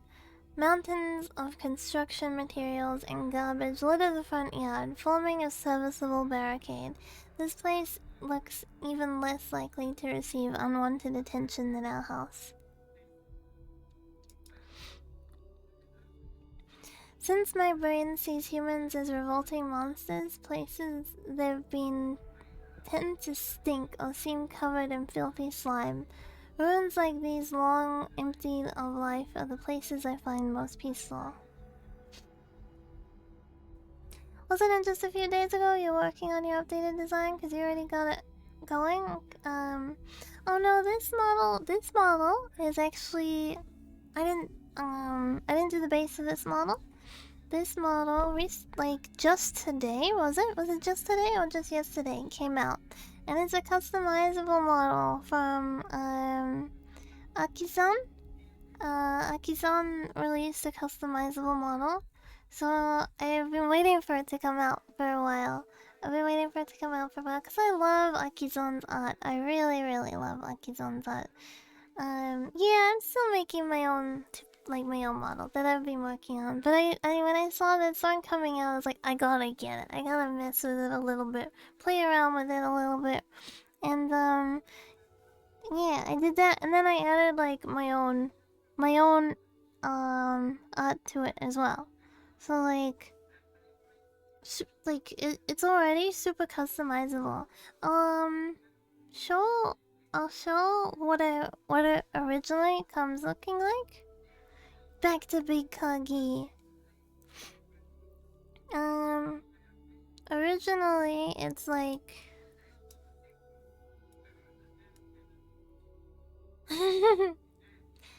Aki. Is it just Aki? On Twitter it's let me bring up their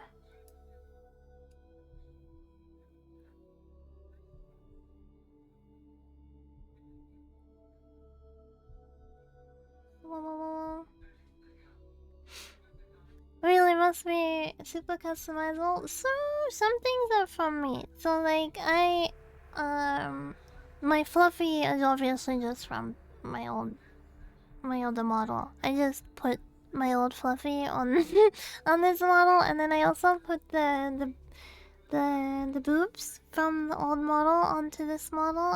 It's my art, and then I added my ribbons from my old model. I added my tail coloring from my old model, and then I changed the eye from my old model too. I'm gonna link the model in chat. This is the artist, Akizan. Wait, it's not pasting.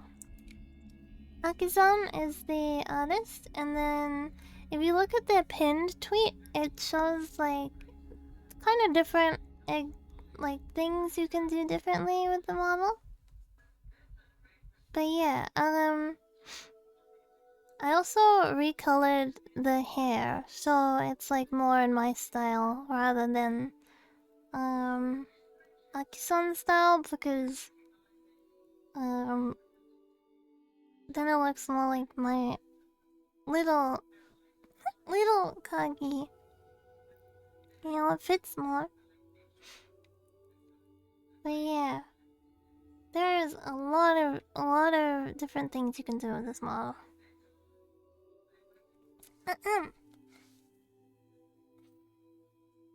And obviously, a lot of work went into it. They did such a good job, though. It can use V-Bridger as well. It can use V-Bridger. Hi, Deku. Welcome. Small Kagi and Big Kagi. Kogi! Yeah, it's crazy, right? Like, the amount you can get out of it is, like, insane. The amount you can get out of it is really insane. Even just like scrolling their their Twitter page, you can see like what different people are like doing with it. You look so cute. Thank you. This model is like it's like a hybrid, I guess. It's like a hybrid between like my art and the art that came with the model. Yeah, there's so many options. There is so many options. And then yeah, I went and changed some stuff myself. So it was like my art and it fits. You know, there are limitations, right? There are some limitations. Like, obviously the hair isn't like exactly like old Kagi model. But it's close enough, I think. It's close enough. It looks Kagi to me. And then the S shape isn't exactly the same, but it's still really cute. It's still really cute. I actually really like how like the S shape looks. Cause usually when I draw Arctic Fox ears, I kind of draw them like differently to this, but I really like how they look like this. Hmm. I'm still gonna I'm still making big 2.0 though. I am still making 2.0. Yeah, it has Kagi. It's definitely Kagi. Do you plan to use it a lot? I also wanted to buy it to like a not like a study file as well. I also wanted to see like how they went about certain things, how they handled so many different options, like how they handled different customizations and stuff like that. So it wasn't just for like personal use. It was also to like see how different things were set up and stuff. I was super curious about that. And then also how they laid out their texture files, just like a bunch of different like technical stuff to do with Live today. I was really interested in how that was all done. And also it was nice to like buy something from Akizone, because I've followed Akizone for a very long time. Kamen Rider, hello, welcome. Sorry, Kamen Rider Kuga, hello. Welcome. But yeah, it's really cool. It is really cool. And I was really surprised at how like easy some things were. Like I was able to just like yoink from my other model and blip into this model. Like the tail, I could just like put the texture on top. It was really easy. The top, like the rib top, I was able to just whip, bring it over. I did have to do like a little bit of correcting so that it would fit. So this top is actually smaller than like how do I just where it goes skinny. I like cropped the original art so that it would fit how I wanted to this model. So like with Live 2D stuff, you can like go under what's already there, like you can cut away from what's already there, but you can't add to it. If you're working with a model that already exists, you can't add to it unless you have the original file, which obviously people don't give out the original files. It's like there's a lot of technicality to Live 2D. It's hard to explain, but if you like you don't have the file like the where it was constructed, then you can only take away from the original mesh. You can't add to it. So I did chunk out some of the original mesh on parts that I wanted to change. It's a lot of fun though. I really like Live 2D. I really like Live 2.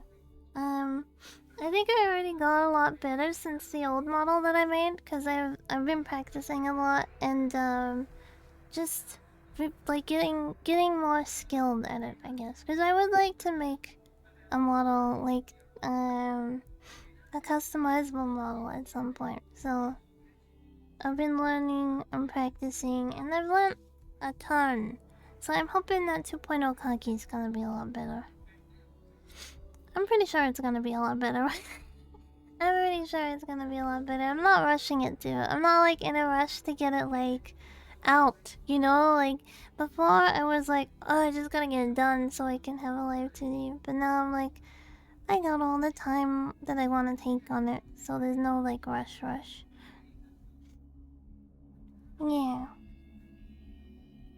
I like how expressive it is. So Live 2D is really cool. I really like Live 2D. Live 2D is a lot of fun.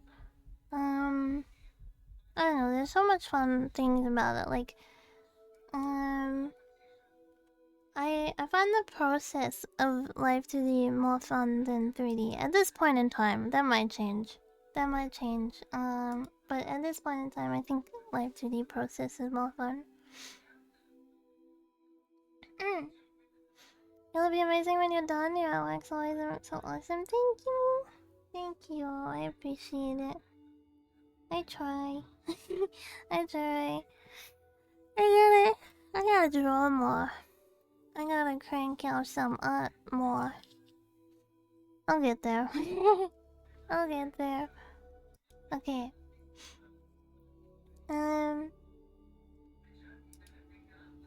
Tadaima. Tadaima. I'm back. I call out to let them know I'm not a stranger. Then I go down to the basement where they're hiding. Welcome back. Were you okay with the も car? う全然問題ない。一方通行の標識もどういうのか分かったし、スピードさえ出さなければどこを走っても大丈夫だよ。で、そっちは It was no problem. I figured out how to tell which roads are one way. As long as I keep my speed down, there's nothing to worry about. So how are things here? 一通り調べたけど、やっぱりあれからずっと人が来た様子はないみたい。ここは安全だよ。I took a look around. As I thought, there's no sign that anyone's been here since I found this place. It's safe. そっか。いいんだけど。I see. Let's hope it stays that way. I'm a little worried that this abandoned place could become a hangout for biker gangs or homeless people. 多分表に積み上げてあるゴミのせい。あれ、普通の人間にはちょっと耐えられないんじゃないかな。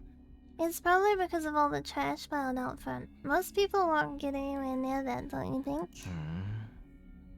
I guess. It doesn't bother me at all. I rather like it, in fact. But of course, normal people would feel differently. で、なりの買い物は？いいの見つかった？ So, how was your shopping? Did you find something good? もちろん。もちろん. I did. Damn, the axe looks so cool like that. Look at it. It's got like eyeballs on the side of it. Man, that looks sick. I like this. I know it's just like how he's seeing it, but like, that's so cool. Okay. I proudly unwrapped the weapon I just bought from a camping goods store. It's a 1 meter long wood axe, the biggest and sturdiest I could find. 刃渡り15センチ以上のナイフは銃刀法違反だなって張り紙してあるのに、その隣でこんなの売ってるんだよ。 Demon axe like in Purgatory? Yeah. だよね。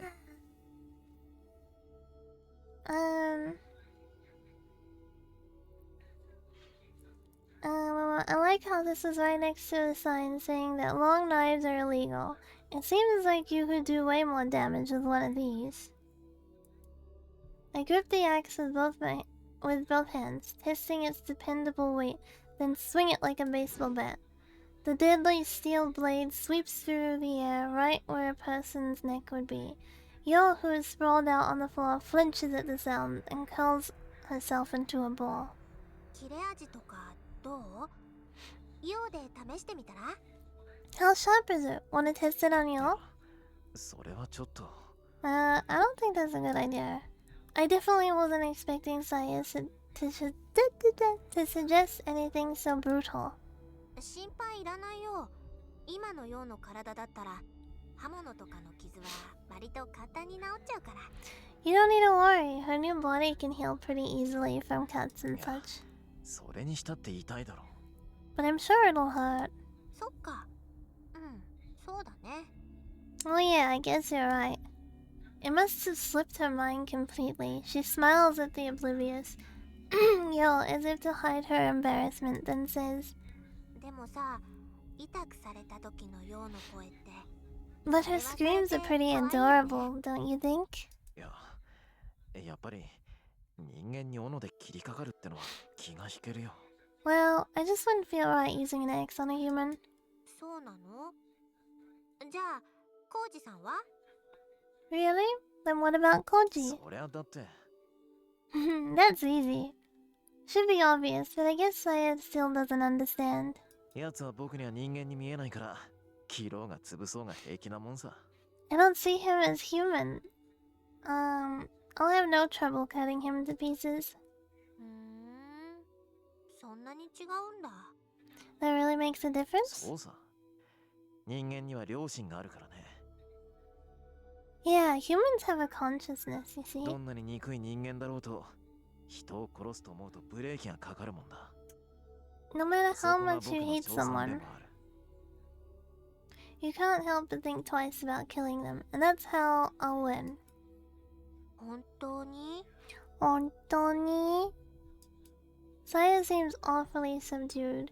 I guess she's concerned about what will happen if I have it out with 体格じゃ Koji. あいつが上だし、普通に喧嘩したんじゃ勝ち目は薄いかもしれないけどね。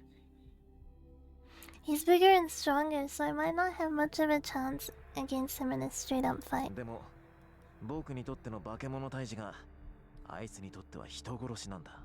But what's just slaying a monster to me is murder to him.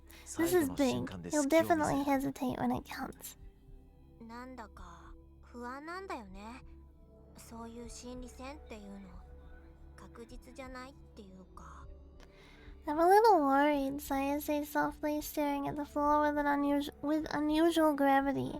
You can never be sure how someone will react. It's dangerous to rely on that. She raises her head and looks straight at me. Thank you for following. ねえ、やっぱり私が買った方が良くない？ Don't you think it would be better if I hunt him? Hello, welcome. I appreciate Zaya's consideration. Even though it could be interpreted as a lack of faith in me, she's still putting my safety above hers. Nevertheless, I can't accept her heartful suggestion. I would be like, yeah, sick him. Go, Saya, go get サヤ him. の腕力だとさ、ヨウみたいな女の子なら楽にねじ伏せられるだろうけど、男を相手には厳しいと思うんだ。With your strength, you might be able to overpower a girl like Yo, but I think it'd be hard for you to take down a guy. The bitter memory of Saya's rape is still fresh in my mind. Saya falls silent for a moment, seeming to understand what I'm thinking, but then comes right back to stubbornly press her case. でもね、あのおじさんも最初の不意打ちはうまくいったの。 Yeah, but 大抵の人間はね、作用を見たら力が抜けて動けなくなっちゃうんだよ。 he didn't see Saya as like her true form, so I think that also played into it. My first attack went fine though. Most humans go limp as soon as they 病 see 院 me. だってそうだった。平気で話しかけてきたのって文則だけだよ。 It was the same in the hospital. You were the only one who could talk to me. まあ、それも一理あるかもな。I guess you have a point. I can't imagine it personally, but I suppose it's possible that Saya's appearance is shocking enough to make someone lose their nerve. Suzume was able to gain the advantage because he had the same condition as me, which led him to see Saya as a cute girl. Fear doesn't necessarily make people weaker, however, depending on the situation, it can even send someone into a berserk rage and make him harder to put down. In other words, such a tactic would be the same sort of gamble that Saya's worried about. じゃあさ、サヤ、こういうのはどうだろうか。 Ja, Saya. Alright, Saya, how about this? When I tell Saya the new plan that just popped into my head, her gloomy frown turns into a bright そ smile. れめや。文則って頭いい。 That's perfect. You're so smart, Fuminori. 何もそこまで。 Oh, stop. It's not exactly a great plan, but I guess the fact that it lessens the risk to me is enough to excite her. She's so easy to please, but that's part of what makes her so cute. で、いつ頃来るのコウジさん。 So when's Koji 今 coming? 朝あれから電話があってさ、 I got a call と from り him あえ this ず関係 morning. ない場所に誘い出してある。少しじらしてやろうと思ってね。 For now, I've sent him on a wild goose chase. I'm thinking I should shake him up a little. やっぱり暗くなってからがいいよね。 It'd be best to take care of him after dark, don't you Ah. think? 頃合いを見計らってここに誘い出して仕留めよう。ここなら誰にも気づかれないからね。 Yeah, when the time is right, I'll lure him here and finish him. We won't have to worry about witnesses here. せっかく人間一人分の肉が仕入れられるのに、ここだと腐らせちゃうね。 We're finally gonna get a lot more human meat. Too bad it's just going to rot without a 他 refrigerator. の動物を誘う餌にできないか。野良猫とかカラスをおびき寄せてさ。 Nickel. Why don't we use it to trap other animals? It could be bait for stray cats or crow. それ危ないよ。危ないよ。万が一取り残した時、よそに持っていかれて他人に見つかったら大騒ぎになるよ。 That's too dangerous. If an animal gets away with the meat, someone might find it and wonder where it came from. Soka. それもそうだ。 Good point. Humans are extremely dangerous, and their filthy, stinking bodies make me sick just by being nearby. Ironically, however, nothing tastes better than their meat. I truly regret having to abandon our well-stocked fridge. まあ、この辺だと森にもいろいろと住んでるから、そんなに食事には困らないんじゃないかな。 The forest around here is full of animals. I don't think we'll have trouble finding food. Yeah, you can eat the tanuki. 3人分だよ。大丈夫かい？ We have 3 mouths to feed, are you sure? 任せて。それでもさや、狩りは得意なんだから。頑張っていっぱい捕まえてくるよ。 Leave it to me. I may not look it, but I'm a pretty good hunter. I'll be sure to keep us well fed. じゃあ、今日からはサヤが一家の大黒柱だな。 Okay, looks like you're gonna be the winner of this family. へへ。 Hehe. Saya giggles happily at my praise. I find these childish qualities of her to be adorable. 今度はどのぐらいのんびりできるかな。 I wonder how long we'll be able to relax this time. Because of the casual way she says it, I almost miss the emptiness to which her question leads. どのぐらいかな。 Yeah. Nah. Saya is right. This won't last forever. No matter how safe this hideout may seem, we will have to abandon it eventually. The slightest mistake could put our life together in jeopardy. It's just like when I failed to silence Koji. Some dumb kids might decide that this old ruin is a good place to test their courage, or this land might be targeted for new development. In order to be together with Sire, I have to choose to live apart from society. We will never find lasting peace in this world teeming with humans, not unless we can somehow escape from 長 it. い旅だと思えばいいさ。 Think of it like going on a journey, just the two of us. There'll be no tochu.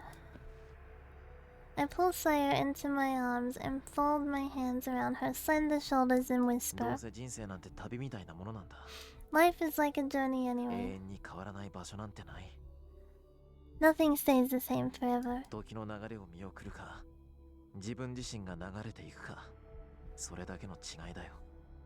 The only difference is whether time passes you by or sweeps you up in its flow. そうだよね。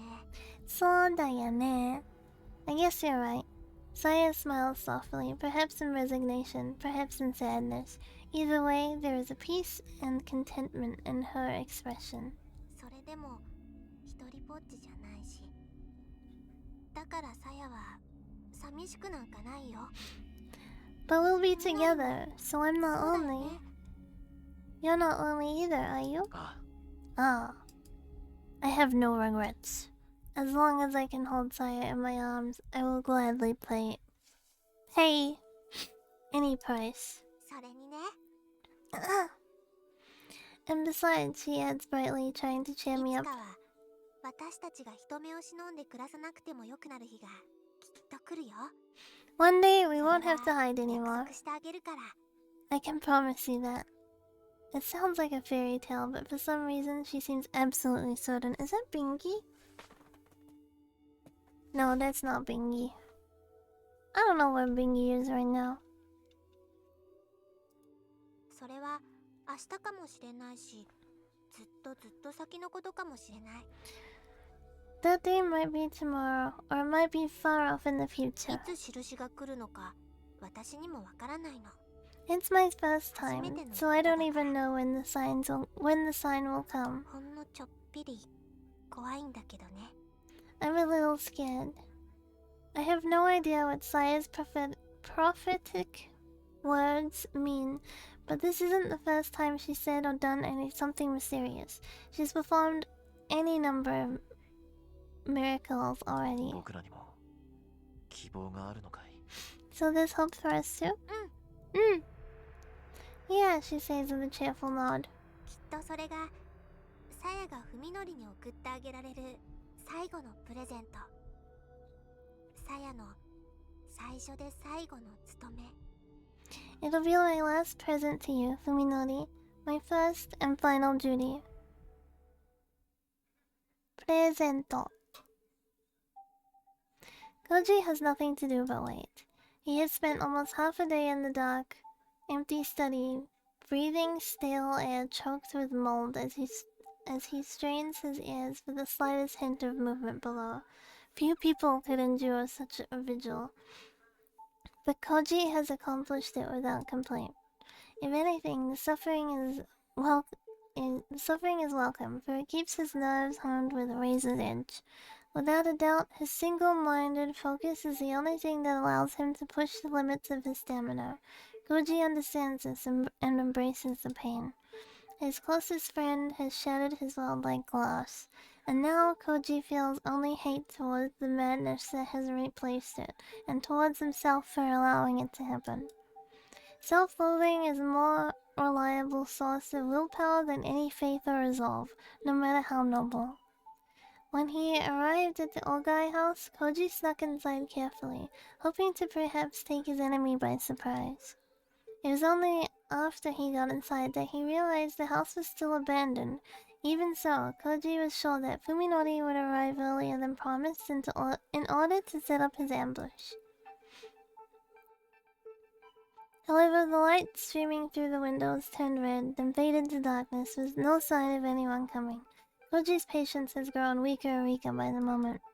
And now, the appointed time has arrived. Just as Koji's frustration is about to peak, his phone begins to vibrate and flash. It's from Fuminori. He's calling rather than showing up himself. Rage threatens to overwhelm him for an instant, but for an instant, Koji manages to keep his voice calm as he どう answers. いうつもりだ、文則。 What's going on here, Fuminori? まさか待ち伏せなんていう無駄なことをして神経すり減らしてないか？お前のことが心配になってさ。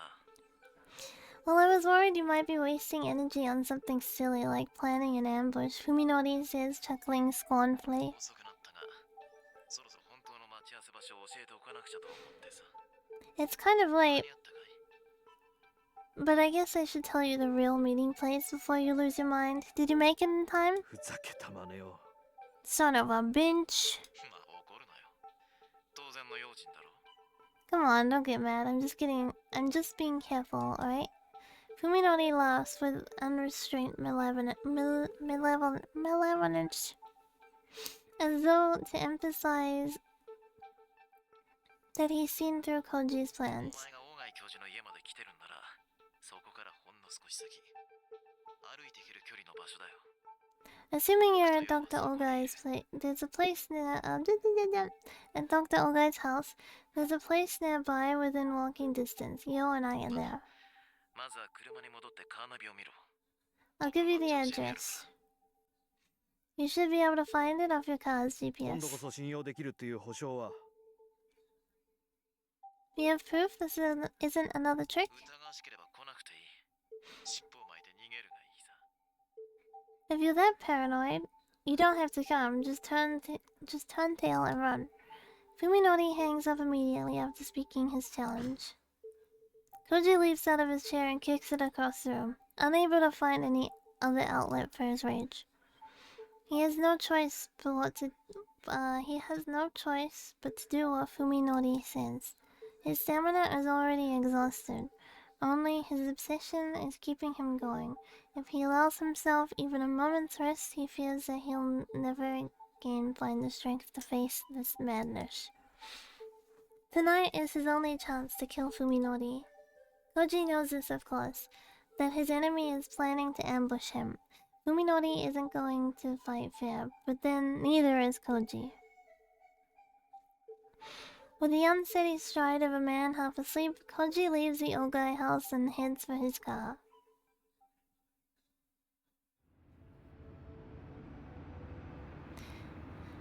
Only the base of these foothills have been developed for housing. The address Fuminori gave Koji is outside of that area in the thick forest that still covers the mountain's face. His car's GPS shows a road that leads nowhere, but according to Fuminori, there should be an old abandoned sanatorium there. It's definitely a place that no one could find, not even by accident. Maybe this next stop will really be the last. Koji drives up the steep incline, soon leaving the residential neighborhood behind. Even though the hands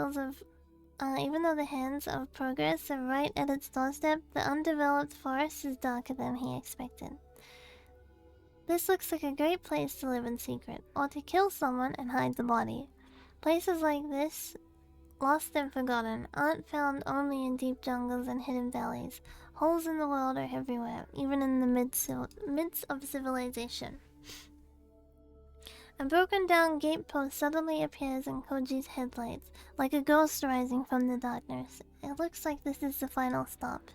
He rolls up the gate and turns off the engine, giving himself to the silence of the forest. His phone starts ringing almost immediately. He doesn't need to check from who it's from. 着いたぞ。 I'm here. 聞こえてた。ようこそ我が新居。 Yokoso. Yeah, I heard you. Welcome to my new home. Fuminori is nearby, close enough to hear the sound of the engine. A shiver of excitement shoots up Koji's spine. 中に入ってこいよ。ようも待ってる。 Come inside. Yo's waiting. Fuminori hangs up without another word. After grabbing his new flashlight from the glove compartment and checking that the revolver is still in his pocket, Koji opens the door and gets out of the car. Mountains of trash litter the front yard, forming a serviceable barricade. Koji sees everything from a small refrigerator and mopeds to huge chunks of concrete and plaster that must have been abandoned by construction workers. The fact that they could get away with leaving all this stuff behind shows how remote this place is.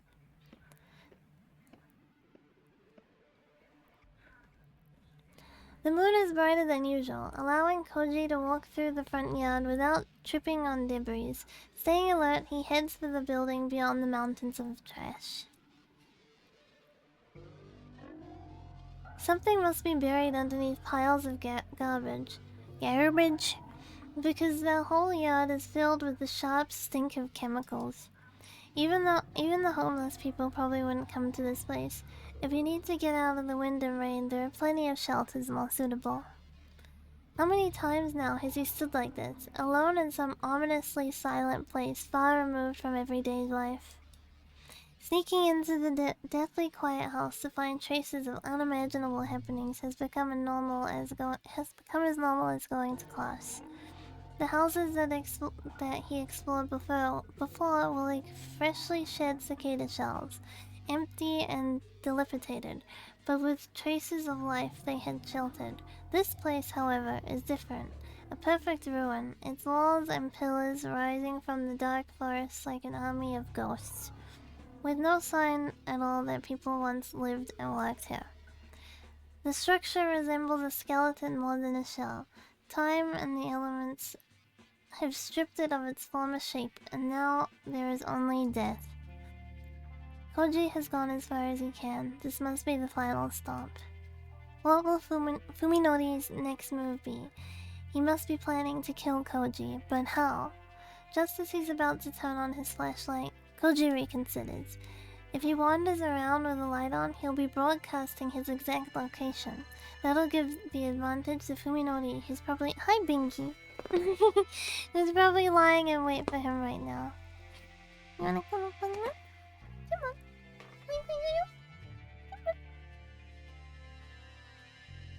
Why are you snoozing? You haven't been nappies. Oh, okay. He jumped up right as I put my hand down and like smacked his head into my hand. Yeah, the streamer assistant has arrived, hasn't he? Oh, you're such a cute man. Let me put the blankie over you. You're warm? Where were you sleeping? Where were you sleeping? You were warm. Would you want a snack? Oh, let me get my feet. Get my wire from under you. There we go. He probably thinks it's breakfast time. I don't know, maybe he's being wholesome and just coming over for cuddles. He's purring a lot. Okay, he holds the light before him in his left hand with his finger poised on the switch, and in his right hand he raises the revolver, keeping it pointed in the same direction. Now ready to fire, when he turns on the light, Koji steps quietly into the dark ruin.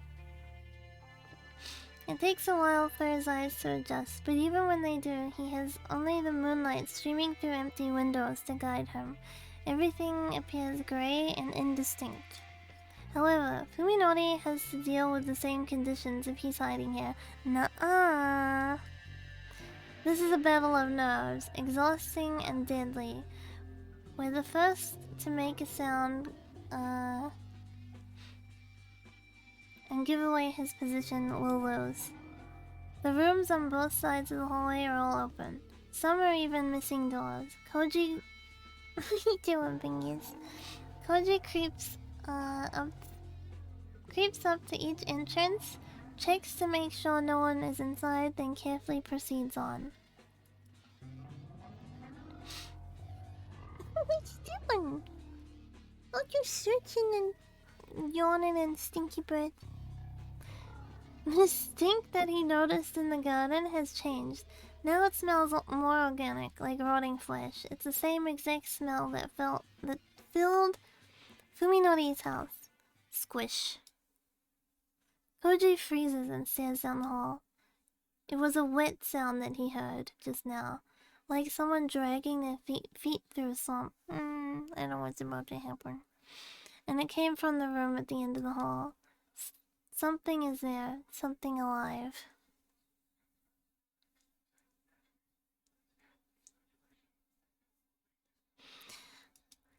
Koji creeps towards the sound. Yeah, it's sad.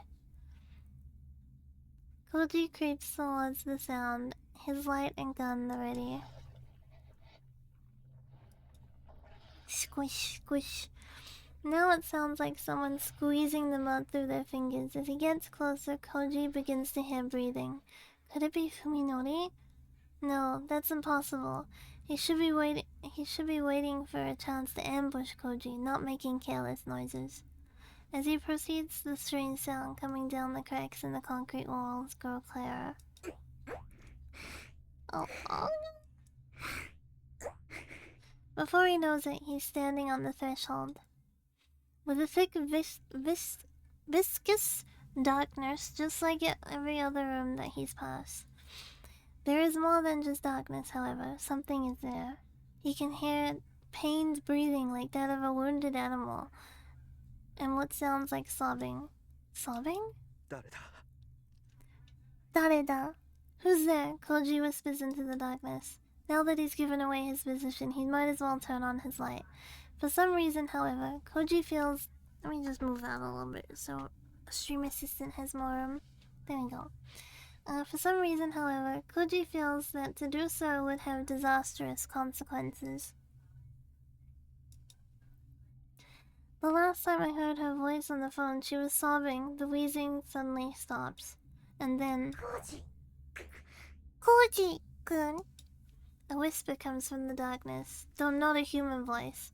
Not by any measure. It speaks some blasphemous semblance of human words.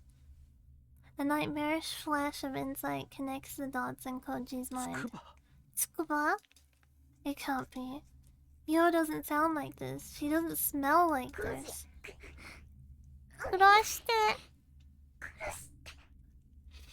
Please, Koji, kill me. But if it's not Yo, then how does it know his name? Why is it begging him for help? No, it can't be Yo. She's human, not some creature that slithered and hides in the shadow.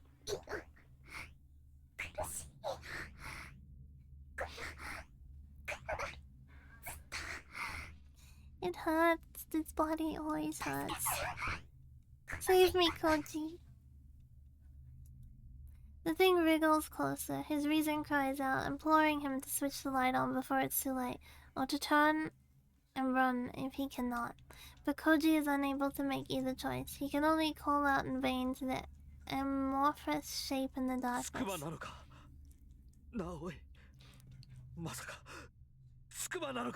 Is it you, Tsukuba? Is it really you?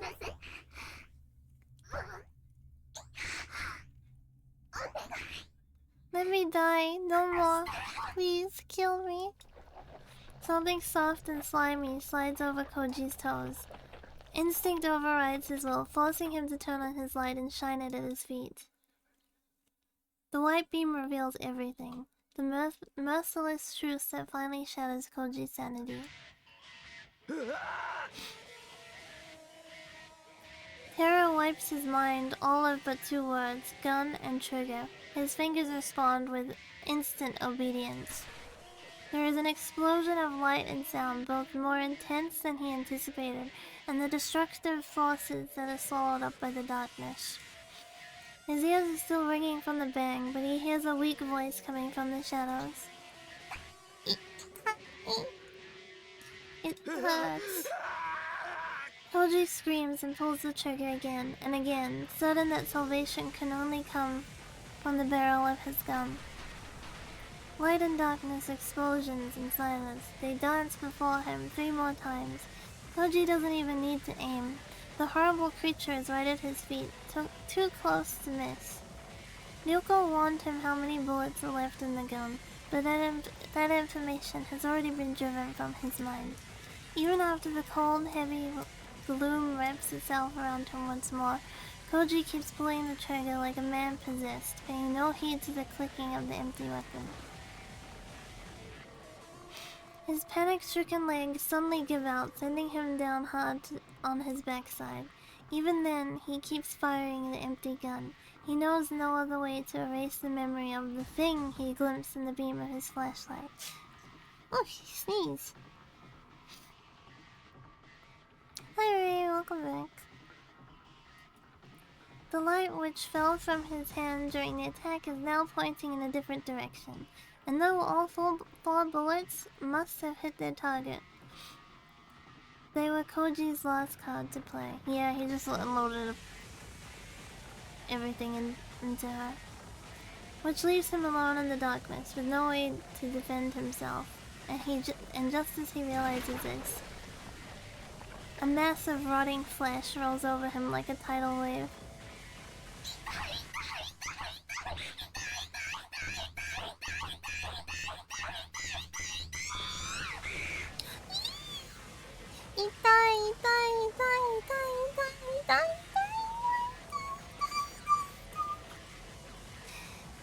He can no longer even scream as the thing pushes him onto his back.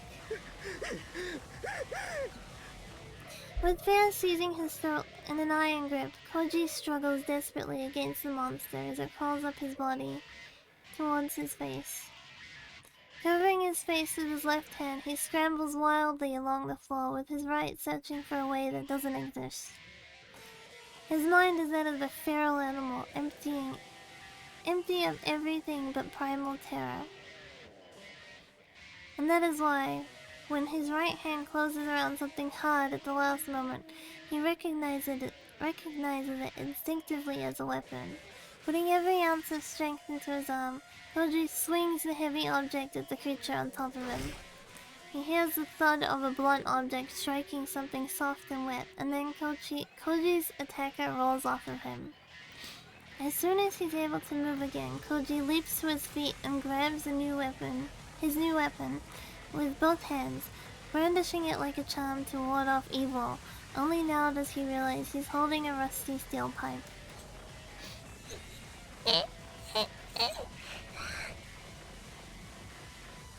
The monster is still sobbing.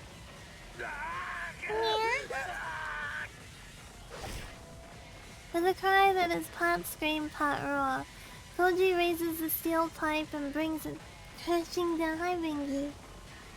Brings it crashing down on the cowering creature.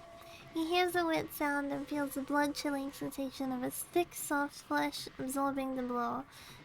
These combine to evoke an instinct loathing that wipes his mind of all but the urge to destroy. Die, die! Consumed by the same desperation with which he kept firing the empty gun, Koji rains blow after blow down on his enemy. After the 10th blow, it stops sobbing. After the 12th blow, it stops moving. And after the 13th blow, it begins to feel more and sound more and more like he's beating a puddle of viscous liquid. Koji doesn't stop thrashing the creature until he recovers enough of his senses to realize that whatever he might have been before, it is now nothing but a corpse. The pipe in his hand, covered with the unidentifiable fluids and filth, suddenly feel unbearably heavy. 20 years of memories in the light of the sun. If they were indeed precious to him, then he should never have come to this place. The black flames of despair rise within him, consuming fear and revulsion and pity. Only rage and hate remain. Okay, hold on. Stream assistant is on the move. Here you go.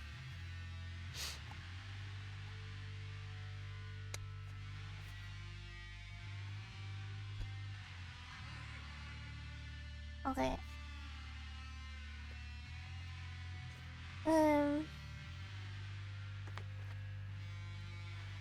Every cell in his body cries out for vengeance, for the blood of the man who poisoned him with truth. Oi! For the blood of the man who poisoned him with truth and tore him from the womb of innocence. And then Koji, slave to hate, hears the sound of someone sneaking up behind him. Koji whirls, swinging his pipe with all the force he can muster. His enemy hastily leaps back to avoid the strike. Surprised by his failure to catch Koji off guard, twisted shadows dance in the beam of light on the floor. Readying his pipe for the next blow, Koji faces off against his second attacker. Thank you for following. Sakisaka. Fuminori. Fuminori. Before this moment, Koji could never have imagined that he would ever speak his friend's name with such hatred.おいおい。 Oi, oi. 今の一振り、まるっきり手加減抜きかよ。 Hey, that was a pretty heavy swing just now. You trying to kill me or something? Even now, Fuminori is smiling, as though the huge axe in his hand is just a sick joke. 参ったな。正直なところ、 Hi. お前はもう少し迷うんだと思ってたんだけど。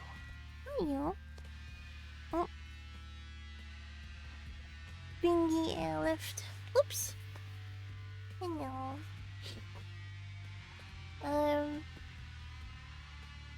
Damn, Koji, I thought you would hesitate. You can hear brushing noises. I got the bingy. 迷うだと俺 You が thought I'd hesitate against you? Koji sneers too, unable to contain his contempt for the notion. 貴様近江をどうした筑波に一体何をしたそれを考えてもまだ俺が貴様を殺すのに迷うだと How did you kill Omi, you piece of shit? What did you do to Tsukuba? And after all this, you expect me to think twice about killing him? そいつは言いがかりのつけ方が逆だろ、コウジ。 That's my line, Koji. Fuminori growls, looking sadly at the pile of dead flesh at Koji's feet. 工事の分際で僕の世をひどい目に遭わせやがって。世の10倍は痛めつけてから殺してやる。 How could you do such a horrible thing to you? I'll make sure you suffer before I kill you. Oops. The blade of Fuminori's axe carves a murderous arc through the darkness, glittering menacingly in the faint light coming through the door. Koji raises his pipe to block the ferocious swing. The heavy impact numbs his arm, but the large frame takes a blow without giving any ground. Whoops, let me just adjust. Okay. Ay. Bingy attention.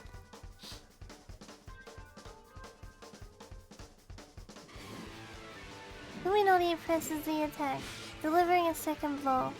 A third. What are you doing, Bingy? Listen to this. You hear him? He's like purring really loudly. Okay.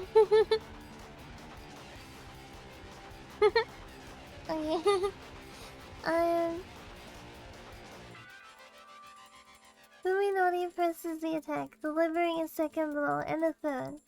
His axe, designed for chopping down trees, is deadlier and more durable than a piece of pipe Koji found discarded on the floor. Each strike Koji blocks sends chunks of rust flying into a makeshift weapon. Oh, you can't hear it? Let me see if I... Oh. I went forward and he decided to stop. Okay. No purpose. No Mr. Purpose right now. He can't win as long as he's on the defensive. He needs to create an opportunity to attack. Come on! Busted! Koji blocks a crushing downward swing, then pushes his back hard before Fuminori can pull away, throwing him off balance. Fuminori stumbles backwards and plants his feet to steady himself. Taking advantage of his opponent's temporary immobility, Koji delivers a punishing low kick to Fuminori's outer thigh. Ugh. Fuminori grunts and retreats, swinging his axe wildly. Fuminori grunt. Oh, okay, you're on the go again. Fuminori grunts and retreats, swinging his axe wildly to prevent Koji from following up with another attack.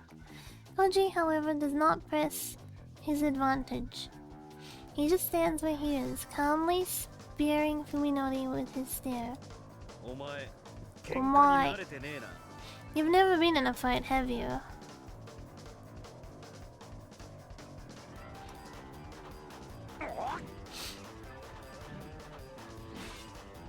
Fuminori roars and comes in for another attack, but the damage to his right leg seems to be slowing his swing. Easily blocking the axe with his pipe, Koji waits for Fuminori to exhaust himself. Die! Die! Fuminori delivers blow after heavy blow, howling savagely all the while. What he does not realize, however, is that the situation now favors composure, not brute force. Omae wa mou shinderu. Omae wa mou. Bingy, you can eat soon, okay? Yeah. Eat soon. He has begun. Yeah, we go eat soon. Yeah.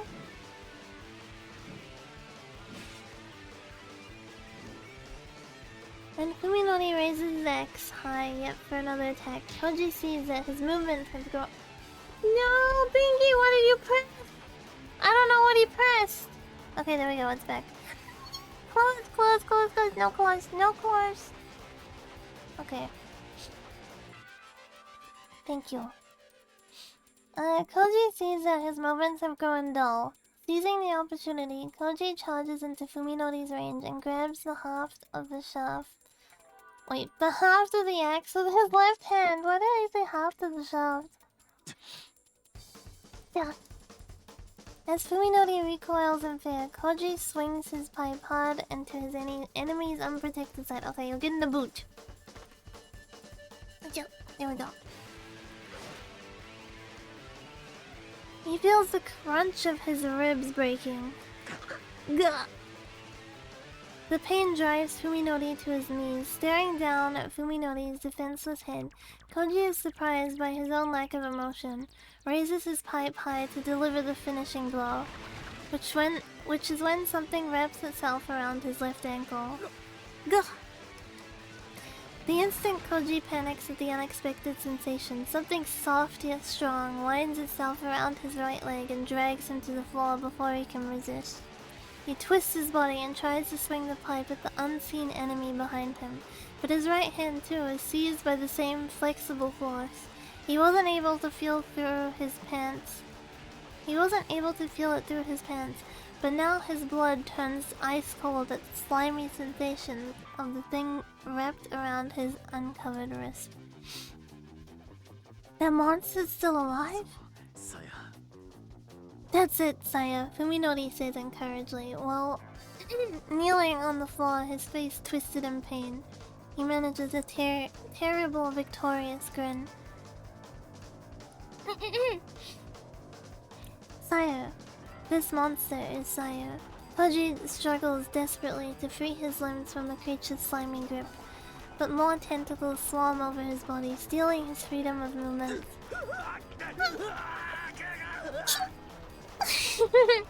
The horror has already driven Koji half mad. Just imagining the creature's appearance is enough to send him into a mindless panic. His scream is suddenly cut off as the slimy appendage seizes his throat. This most deadly tentacle isn't just cutting off his windpipe, it's trying to snap his neck, and it's getting tighter.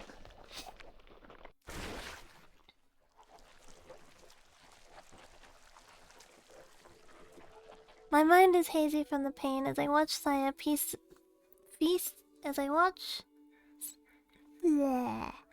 My mind is hazy from the pain. I watch as Saya feasts upon her slain prey. We've won. It was hard, and I wasn't able to do it alone, but together we have defeated our enemy. The price is steep. What are you doing? Why are you pulling blankie off me? At least 2 of my ribs were broken, sending a sharp pain shooting through my chest every time I breathe. And then there's y'all. I didn't expect her to fall to Koji so easily. I suppose that unlike Saya, she might have been unfamiliar with how to use her new body in combat. My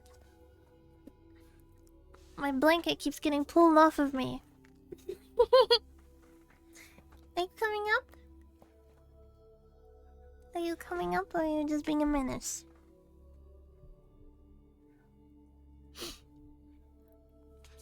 My injury must have fueled Saya's anger. Her slaughter of Koji was merciless and complete.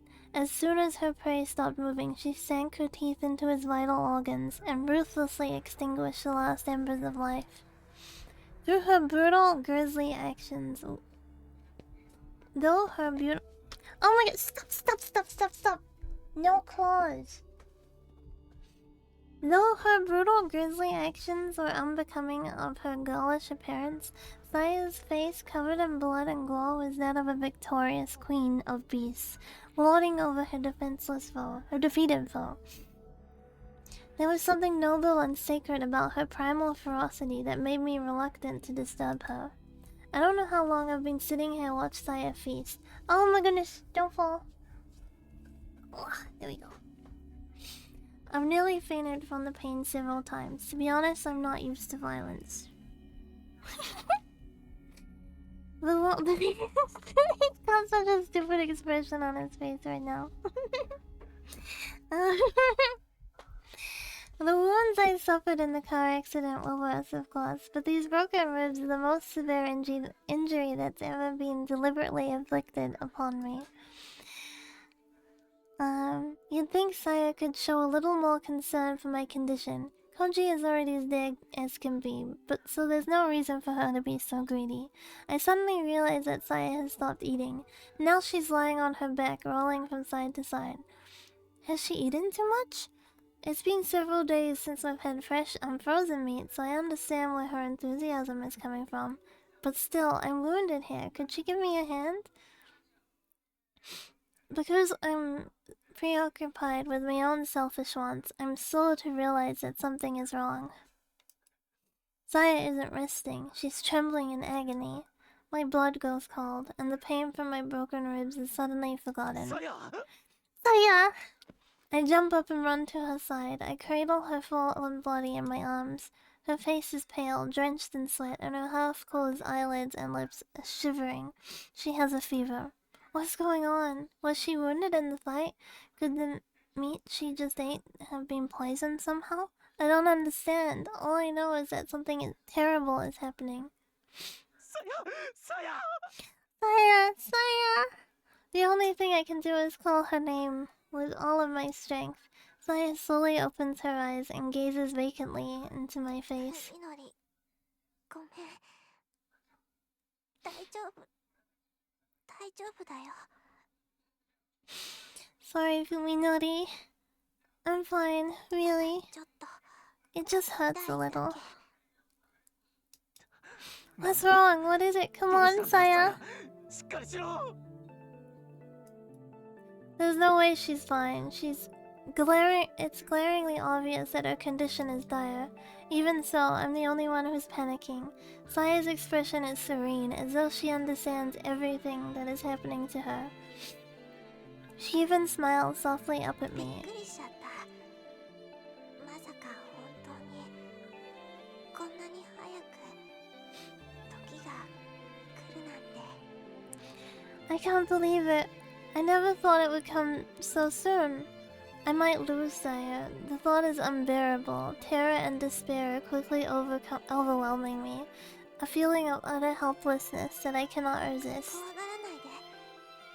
昼間言ったよね。 Don't be afraid. Remember what I said? This is it. 印 The sign.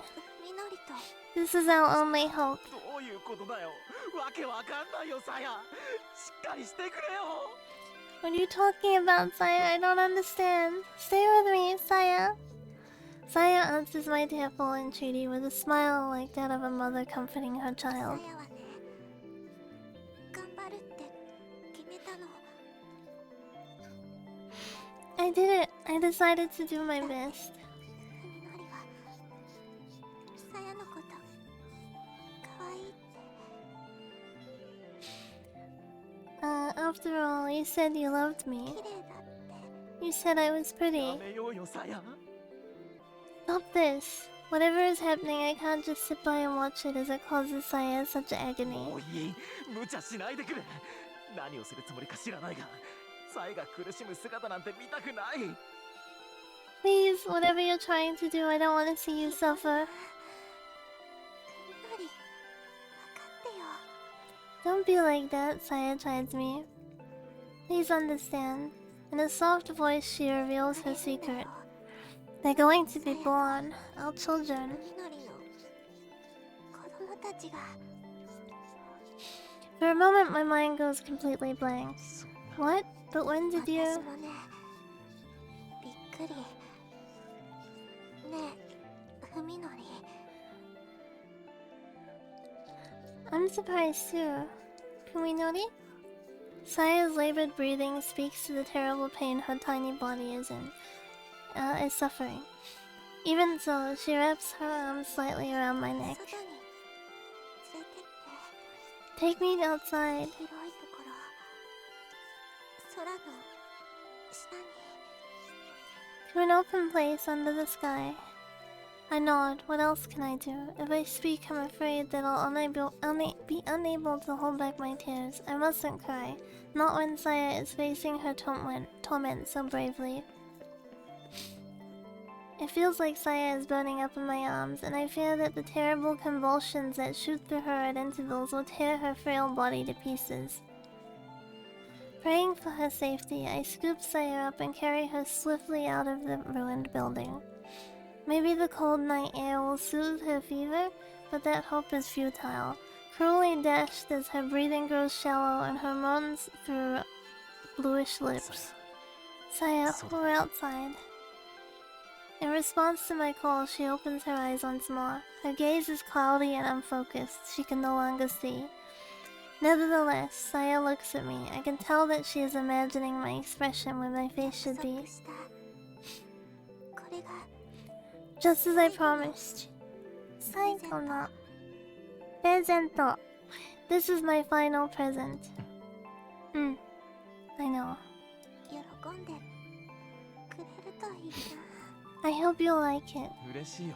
Of course I will. もちろん.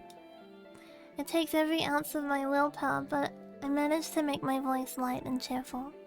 Inside his mind's eye, I know that I am smiling. She won't have to see my face streaked with tears. のり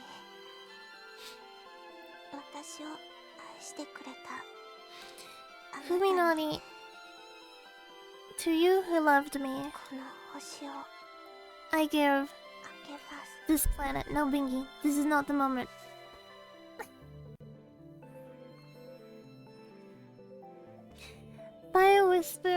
Saya's whisper is weak and pained.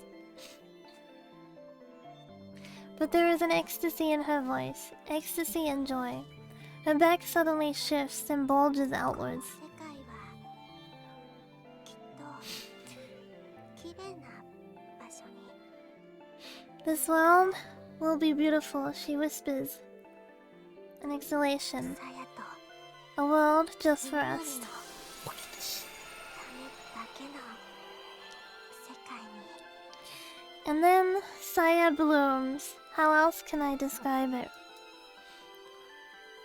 Flower petals, long and wide, spread from her back like wings of a newly formed butterfly. The brilliant glow comes from the countless tiny scales that cover each petal like particles of light. さよならなのか。 Is this goodbye? I ask her, careful to keep the sorrow out of my voice. う No, ん違う not goodbye. これは始まり This is the beginning. Saya's pain must have already left her, for her expression is infinitely peaceful and content. 私と文のりの世界の始まり The beginning of our world. The radiant motes rise in the wind, painting rivers of light in the frozen winter sky. It's beautiful, overwhelmingly painfully beautiful. Victoriously of their freedom, the shining seeds of life are released into the vast and fertile land. Their song heralds the coming of a new world and the destruction of the old. It is a boundless healing. It is an eternal blessing. We shall fill the new world with our joy. ずっと一緒だね。 Now we'll be together forever, won't we? Embracing Saya's pitifully shrunken body, I gaze into the shining sky and let my tears flow freely. Thank you. Thank you for this final gift, Saya.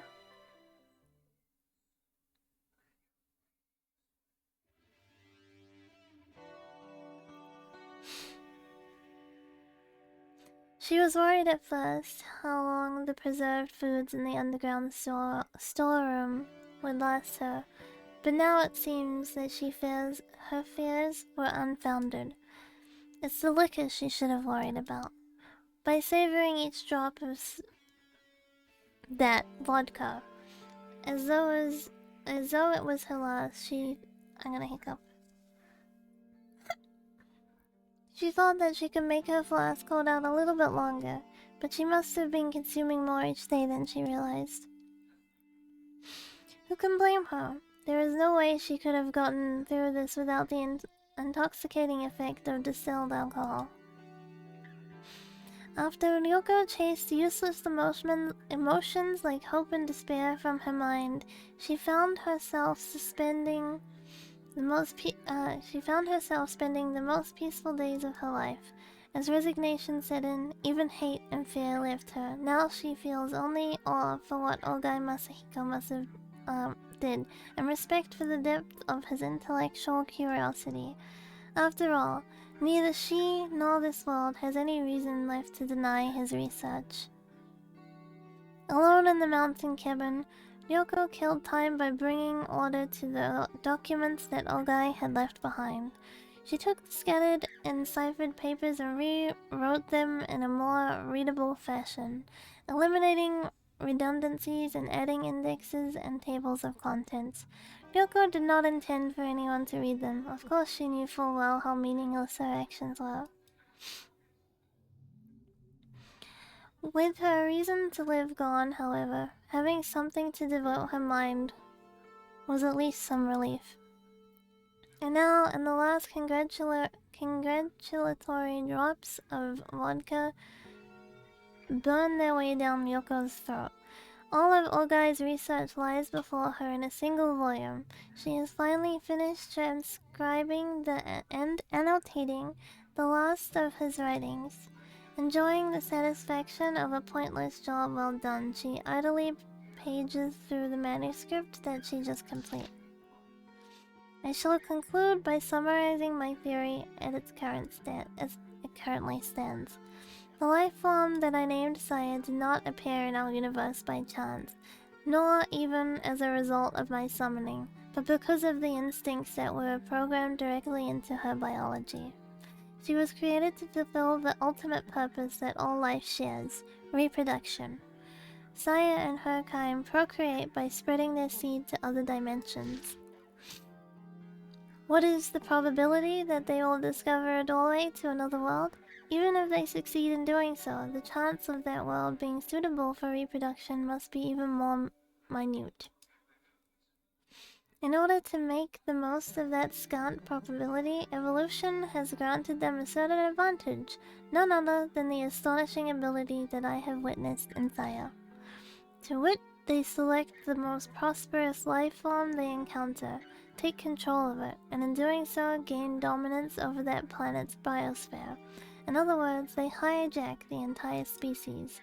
They do this by analyzing their target's genome, then overriding its genetic code to make it its own image. Saya's biology is more than capable of inducing such dramatic and widespread mutation. Bingy. There is significant probability that the target species will have evolved into intelligent life form. This element may be necessary to gaining control of the planet's environment. Therefore, Saya and her sisters also plunder their target's culture and psychology. Her extraordinary learning ability and intellectual curiosity are likely instinctive tools that enable her to inherit the target species' entire wealth of knowledge. In fact, it may be that Saya's kind has always had its sights set on intelligent life. Perhaps they wait patiently for some foolish extra-dimensional species to gain knowledge in other worlds and attempt to set aside its curiosity. and in attempts to hold on, let me adjust. I got Bingy. Now he's purring. There we go. Purring, purring, purring, purring. Purring, purring, purring.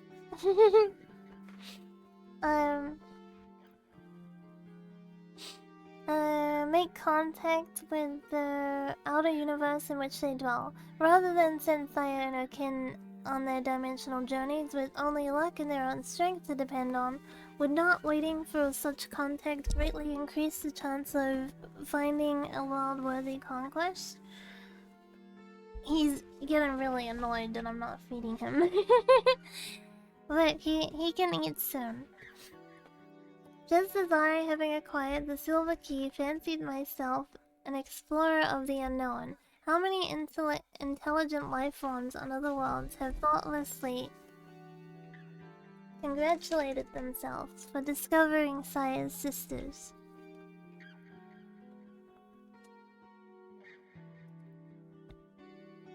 Taken by the sudden urge to go outside for a change, Yoko gathers up the manuscripts and heads to the car. It's okay. Like, I'm holding you. Are you comfortable? But now you're pulling the earbuds out of my ears and I can't. Okay, there we go. Oh, you're standing on the cable. Okay, good enough. Okay. Miyoko gathers up the manuscript and heads to her car, which is parked in the front yard.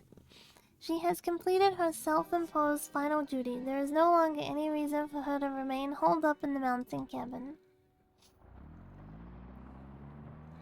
She drives a little further up the mountain to an open place that offers a scenic view of the land below.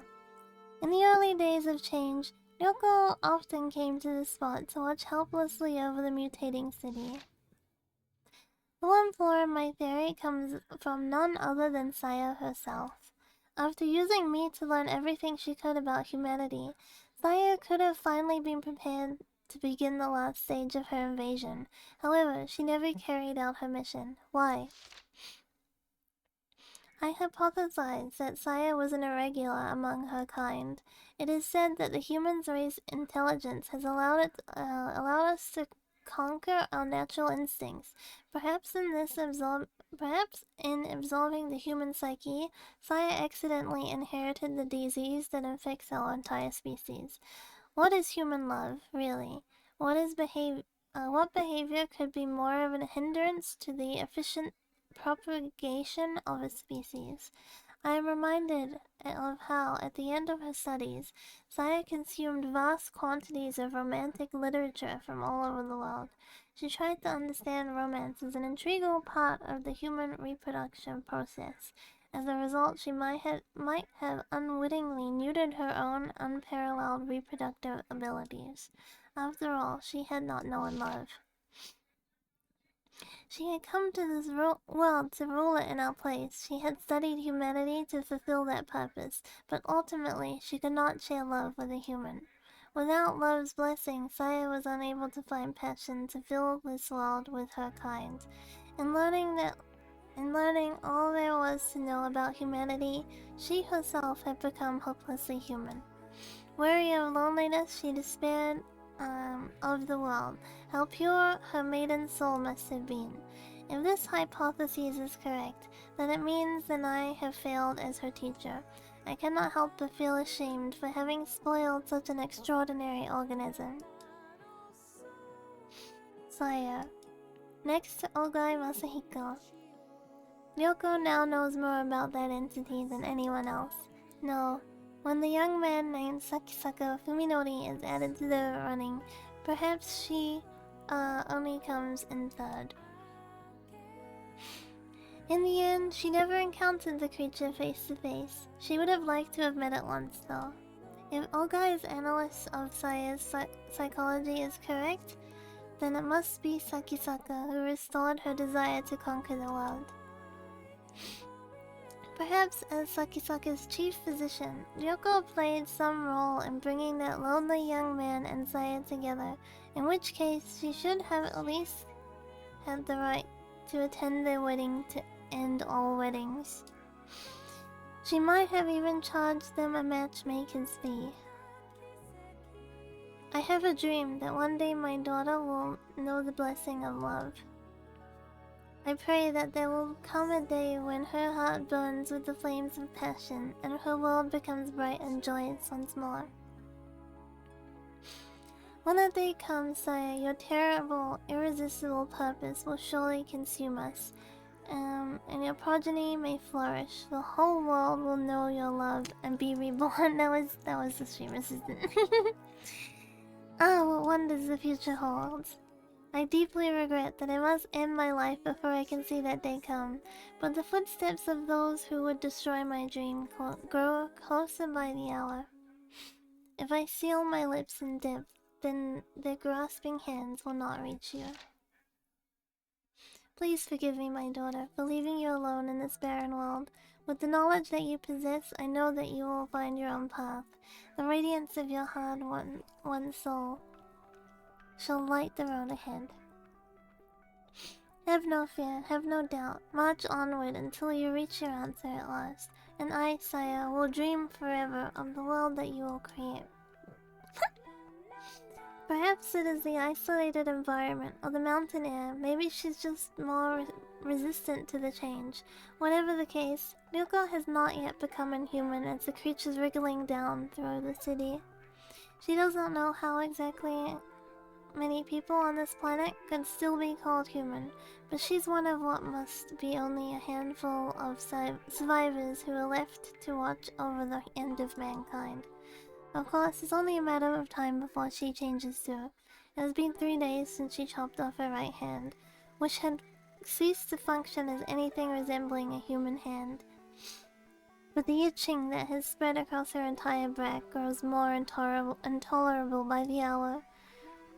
She could look in a mirror to see what she is becoming, but she doubts that it would make her happy. Ryoko thinks that maybe it would be best to just go to sleep here with the world spread out before her. When she awakens, perhaps she will be ready to descend the mountain and join the city's revelries. Or maybe she won't even need such resolve anymore. Whatever the case, Ryoko thinks dreamily as she licks the very last drop from her flask. Even after I stop being human, I hope I'll still enjoy the taste of booze. Now we get the ending song. I think.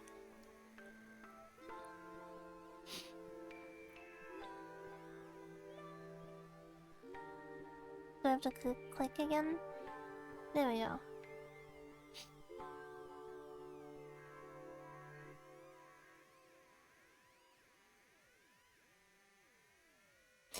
Pachi pachi pachi pachi. Play it, play it. There he is. I can't clap. I got bingy. Hold on, I'll clap with the bingy.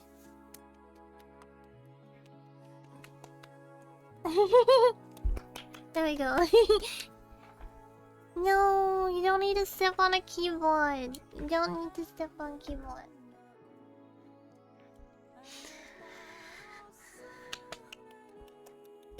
We finished it! We finished it! Yay!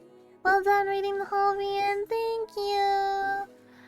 I love Saya no Uta so much. I'm very happy I got to share it on stream with Digicons. Before I continue my thoughts...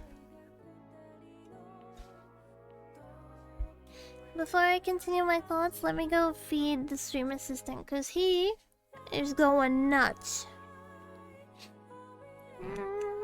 You're really cute. I will get you foodies. Will you try to get all the endings? I've played all the endings before, so we were just going for the true ending for this playthrough. I'll just quickly go feed the stream assistant, but I'll let this play while I be right back. Oi!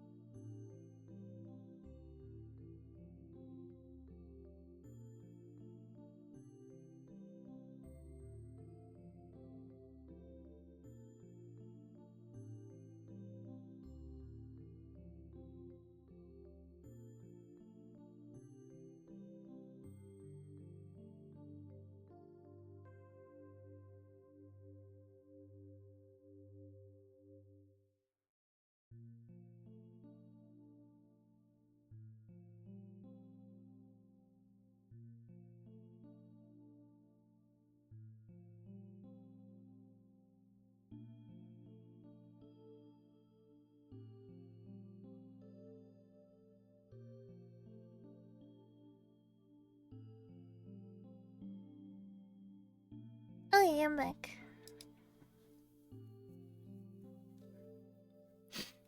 Ushered in Halloween with true ending and Saya no Uta. Yeah, what a good way to wrap up Halloween. Cause first of November here. So Halloween ended with Saya. Welcome whack. Well, welcome whack. First same, yeah.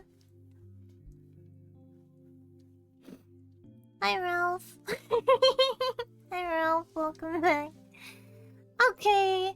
Now we can finally talk about Saya.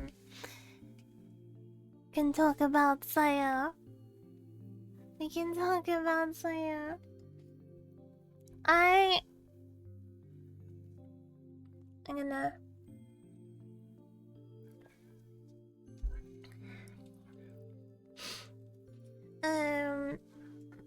I would say Saya is very, very near and dear to me. One of my absolute favorite stories. I really, really love Saya no Uta. And all its horrificness. In all of its horrificness. I mean, it is pretty much like a horrific story from start to finish, right? Like everything is just terrible and there is no resolve, like in the wholesomeness. Even in the true love that like the utter devotion that is forged between Saya and Fuminori, it is still like it's like the romance between a madman and a young creature who doesn't know any better. You know, like everything is just so awful and it's so good. It's so good. Like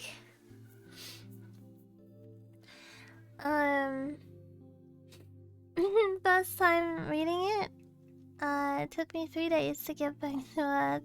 The first time I read it, I think I just like did it in one sweep. Like I read it from start to finish in one sweep, and then I sat with it and just like had to take it in what I just read. I had to take in what I just read. Since we didn't play the other endings, we can just do like a quick explanation that basically, the first option that you get to make a decision in this game is to commit yourself to Saya or to return to life before Saya.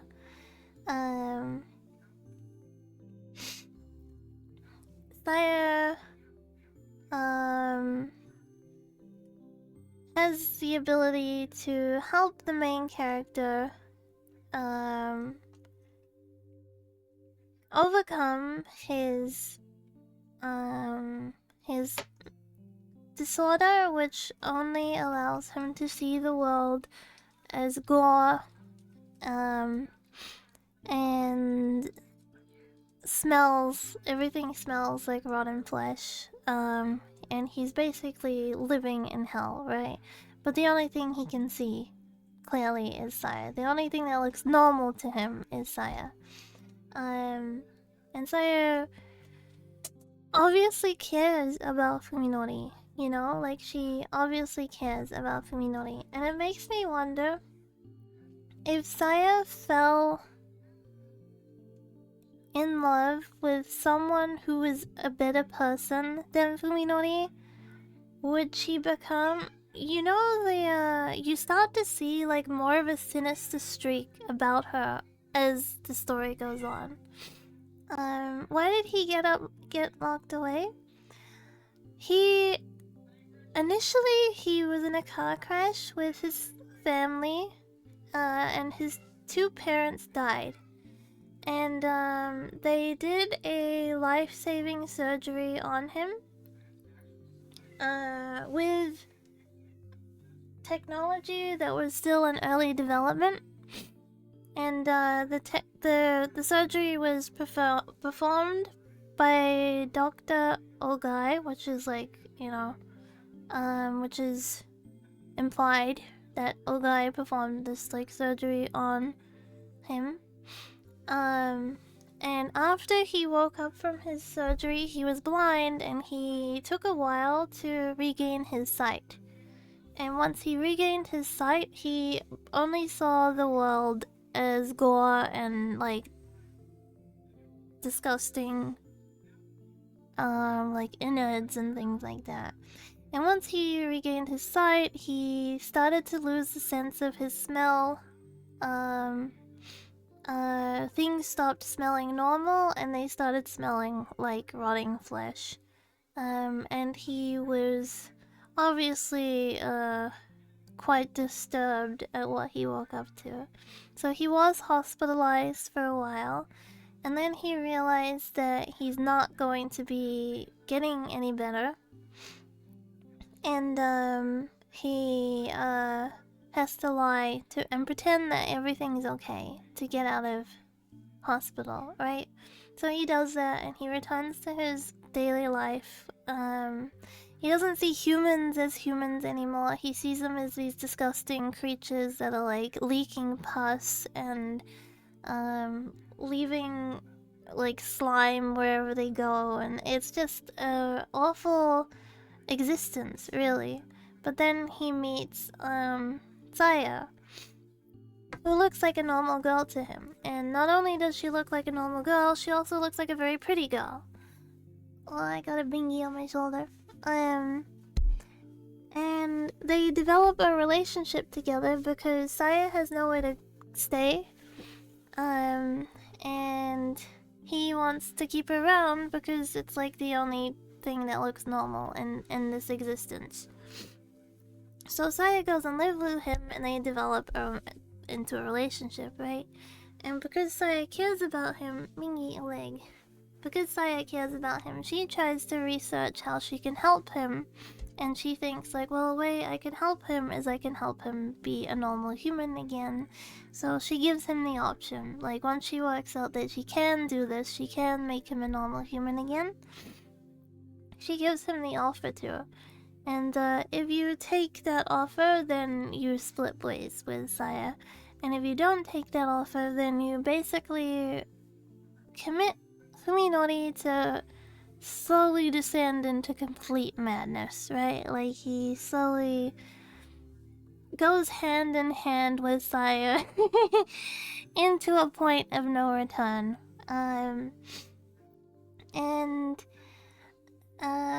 Because of his, like, illness, he also can't taste food normally. Everything tastes like it's rotted, it tastes disgusting, it makes him want to vomit. Until finally he tastes human flesh, which is what Saya eats to survive. Saya doesn't just eat humans, she also eats like animals, she eats meat. She survives on meat. But she's not fussy about where that meat comes from. She ends up killing someone who enters their home and eating them, and Fuminori, not realizing that it's a human because he can't see the world as it is, decides to join Saya and eats the human with her, and then they, that's like step one in their descent, where they're both consuming humans together. And then, like, the second major choice, right, is from Koji's perspective, who was Fuminori's friend before the accident, and he's still been still tried to be his friend after the accident too. You can decide to call Fuminori first, or you can decide to call the doctor, who will come back you up when you go to do the final standoff with Fuminori.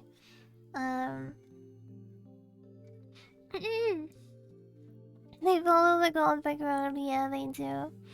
And I mean, like, Koji is such a good guy, you know? Like, Koji is such a good guy. He's been a friend to Fuminori. He gave him ample, like, room, believing that he would do better, believing that he was a better person.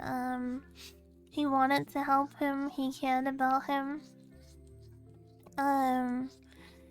He hit Saya. He didn't see Saya as we see Saya, though. And, I don't know what, like, Yo didn't deserve what happened to her. She's just like a 19 to 20-year-old who has a crush on this guy.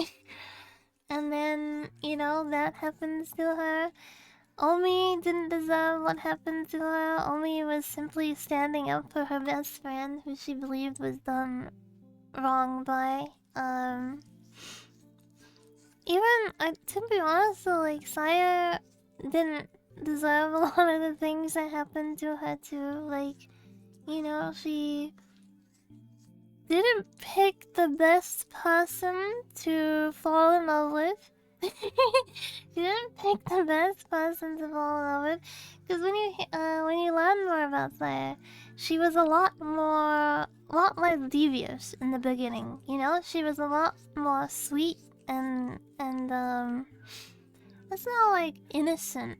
I guess naive. There was a naivety about her, but you do see this like the real sinisterly human side to her when Yo comes into the picture, you know? And like she's more willing to do terrible things, I guess. Maybe she should never become me. I mean, like, obviously I love Saya. It's just like everyone's got such an awful... no one gets it good. No one gets it good. I can fix Saya.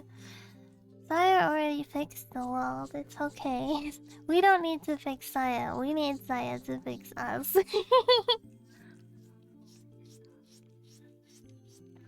But gosh, on the flip side of things, the like true love that Fuminori, like the deep love he had for Saya, right?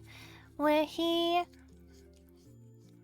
wasn't just willing to throw everything away for her. He ran to throw everything away for her. Like, you know, he wasn't just like, yeah, I can do this for her. He was like, no, it is my existing reason to do this. He knew every step of the way that he was going down a path that could not be undone, and he cared for Saya so much that he was happy to do it, you know, like, and you can see through the story, like, his psyche is like slowly becoming more and more deranged, where it gets to the point where it's like the only thing he wants is just for him and Saya to be able to live together peacefully, you know? And it's like, as the reader who sees this, as the reader who sees Fuminori's perspective, it's like, you want that for them too, you know? You want them to have their happily ever after. But their happily ever after also involves horrendous things, you know what I mean? So then when you get these other perspectives, it's like these other characters who are seeing it from like a more quote normal perspective, it's also like, I don't know, it's so good. And then the final ending where she blooms is like, you know, is very, very beautiful love story. And it's like he knows somewhere along the line that she's not human, right? And he doesn't care because he loves Saya. And I do think like you know how it clearly states that her species travel to different universes and they find an intelligent life form and then they overtake it. And how she was stunted because as she educated herself about humans, she like takes on parts of humanity. And she read a lot of romance novels, so that made her believe that like romance was in part needed to fulfill her duty. And then she obviously did find her um she did fulfill her duty in the end. But it was like ride or die. Like Fuminori was like the true ride or die. No one else can be more ride or die than Fuminori. Like he really, really was ride or die. I just love how we can like slowly see them like developing. Like he is a lot more. There is a point of no return with like saving him, right? Like if you think of like beginning of the story Fuminori, if you just magically gave him back his normal life, he would have been able to return to like being normal Fuminori, obviously shaken up from what happened to him, but like he would have been able to go back to like a normal life. But then throughout the story, like the steps he takes along the way as he like heads down Saya's path instead of like humanity's path. Men be unconditionally in love with extra-dimensional beings for real, for real. It's true. It's true. I don't know, I could talk so much about Saya. There's just so many like depth. There's so much depth to it, right? And I know the H scenes are taken out of the Steam version. I will say I have played with the H scenes on. I'm only playing with the H scenes off because it's Twitch. I can't just, be blasting that on Twitch. I think for the most part you can still conceptualize what happened and you can still understand the story without the H scenes. Although I think obviously to get the full experience, it is an eroge, so like to have the full experience you should patch it if you're ever gonna play it yourself. But yeah, it's still an enjoyable experience if you're not interested in the H scenes. Yeah, I think there's a reason why it's still so popular today. It is a fantastic romance. Although there is no happy ending, there is no happy ending. It is very well written. It is very well like the descent into it is very well done as well. If I was in that situation, I would probably be willing to condemn humanity. I feel like most of us would, right? Like, I feel like most of us would. I mean, like the love between them was just so intense, and like, not only was he denying humanity to be with her, she was also denying her natural instinct. She could have just immediately like, okay, we're in love, and then converted him, but she didn't because she loved him too.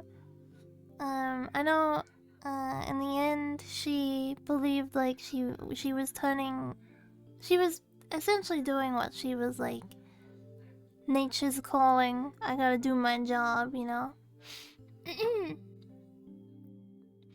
was designed to have the H, but the story is well down enough that they aren't required. I agree, it holds up, it holds itself up without having the H scenes.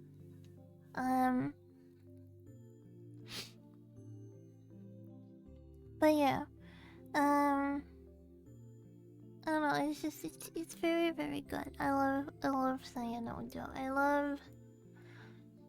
I love the blooming scene. The blooming scene is very like, damn. Yeah, like, and you know, like, as soon as it happens, it's like, it all clicks, like, oh, damn, humanity's out. And humanity is out. Imagine just being like, you know, you're just going about your normal life, and then, we all start turning into these grotesque monsters. I guess it would become like your new reality, right? And so once everyone is like that, it's like, okay, well, we're all like this now.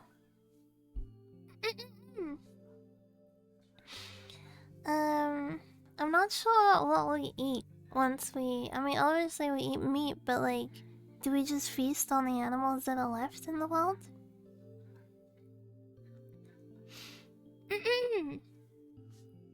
I'm not sure. One thing that really,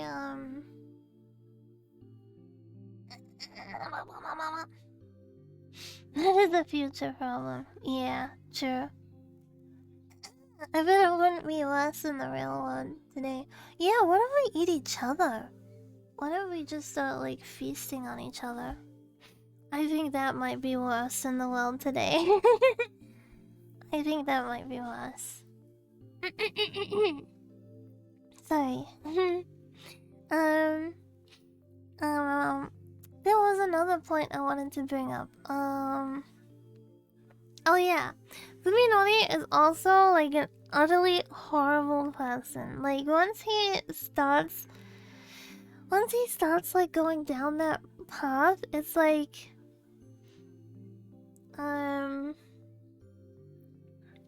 how do I word it? Like I'm not taking this from the angle of, oh, she's a lolly, she's young. I don't mean it like that. I mean she's a she is very naive to the world, right? She is very intelligent, but she's still very naive. And Fuminori like brings that up in like different parts that he is like aware of it, right? Like he's aware that she's still not not fully mature, I'll say. He brings it up and he's very aware of it, and he like doesn't seem to. It's not that he doesn't care. Like he cares about Saya, right? But there's like the situation where she's assaulted, right? And he's like, this is disgusting and this is horrible, and like how could this happen? Like how could someone do this to Saya? And then the next day he's like, I'm gonna do it to my friend. You know what I mean? Like he can be like a horrible person. Like, and then he also is like, oh, Saya was just assaulted, and like it was very like a very traumatic experience for her. Way to home, Saya, I'm going out. You know what I mean? Like he's very like, he's not a good person. She was left alone and she got hurt, and then he's immediately willing to leave her alone again. I don't think that's like bad writing either. I think that's intentional. I don't think he's a good person. And unfortunately for Saya, she doesn't have any experience with other, she doesn't have experience with anyone else, right? Like, she doesn't know that this isn't fair, because he tells her that he loves her, and that's what I mean about her being naive. Like, her experience with love is reading romance through, like, books and stories, which is obviously not real life, but, you know, she tries to replicate the romance that she's read through her fictional stories, essentially. And, yeah, it's like, I know you got hurt, but I need to go to this place, so, bye. And she does accept it because he tells her that she loves him, and you know, her, I mean, to be fair, her brain is already broken, but he was also okay with like going through with it. He wasn't okay with smashing her with a hammer, remember? But he was okay with doing to her what he didn't like being done to Saya. Like yeah. Boo. Boo. Is that a ghost? But yeah, he was like not I also don't think like at his core he's a bad person, because I think prior to his shift in perspective, right? Like he was just a normal guy. So it's like he is going mad through this world that's been like sprung upon him. So it's not like, oh, at his core he's like this disgusting, horrible person. You know, it's just like everything piled upon everything. It's shitty that he's got this condition, you know? It's shitty that that's what Sayo is left with. It's shitty that there are people suffering because the two of them, as a consequence of the two of them. It's shitty that they don't get a place to just love each other. You know, like everything is shitty. Everything sucks. that kind of sums it up. Everything is shit and everything sucks. Nothing is able to be happy. No one gets to be happy. Not even in the true ending, because Fuminori has to say goodbye to Saya. I know she was willing to make that sacrifice. She was willing to make that sacrifice so they would have a world that was for them. But she's not in it anymore. She is also following instinct. You know what I mean? Like she's following her instincts. I wonder too, does Fuminori become her species? Do you think he becomes an Eldritch horror as well? I'm guessing he does because he's only human. But at least he gets to see the world beautifully now. At least he gets to see the world as a beautiful heaven, you know? Like he's living it up. Everyone else is like, damn, the world is like becoming disgusting and stuff, and he's like, damn, this is beautiful. Thank you, Saya. Thank you for bringing the greenery back to my life. Yeah.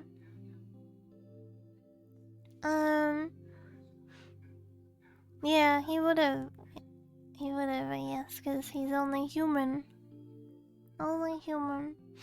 I love, too, when we start to see that, like, more sinister side to Saya, though. Like, she didn't have to do what she did to Yo, you know? But she did it because she was very human in that sense. She was very human in that sense, where this other woman was a threat to her and her relationship, you know? Like, in reality, she wasn't, but that's how Saya perceived it. Like, this is another woman who is interested in my Fuminori, and she's not allowed him, you know? So, she didn't just kill her, she tortured her. And then she took joy in her suffering, and she took joy in having Fuminori join in on the suffering. And it's like, yeah, there was the lack of care that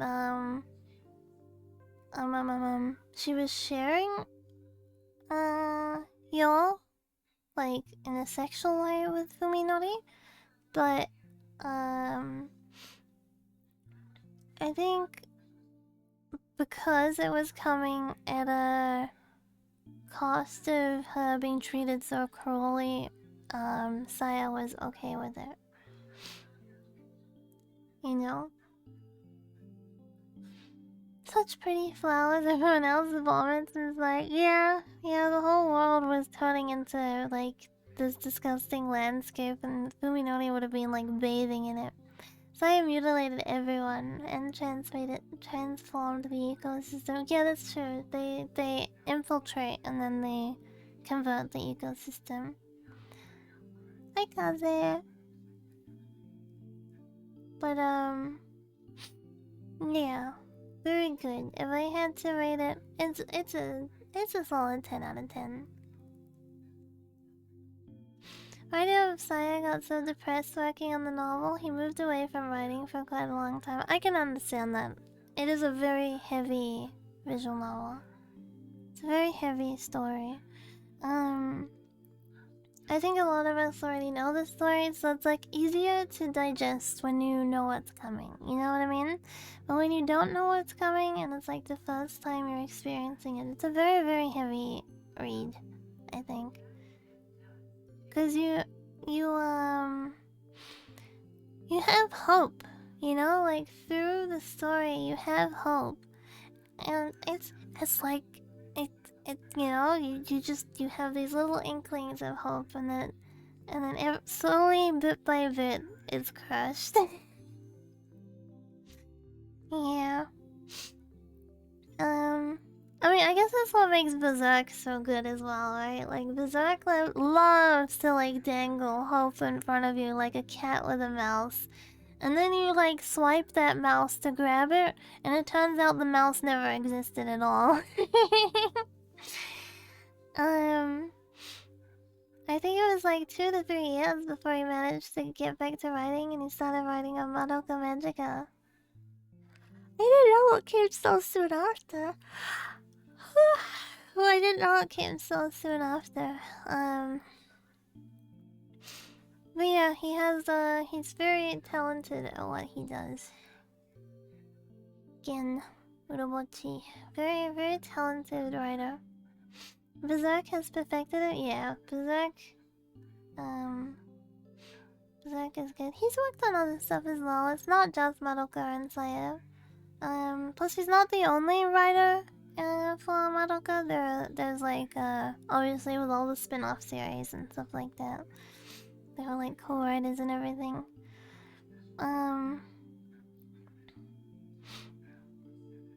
Yeah. But anyway, I hope we had yes, he did work on Fate. He worked on Fate Zero. Which also, yeah. If you know anything about Zero, it's telling. Man, when I was watching the Fate series, I watched Fate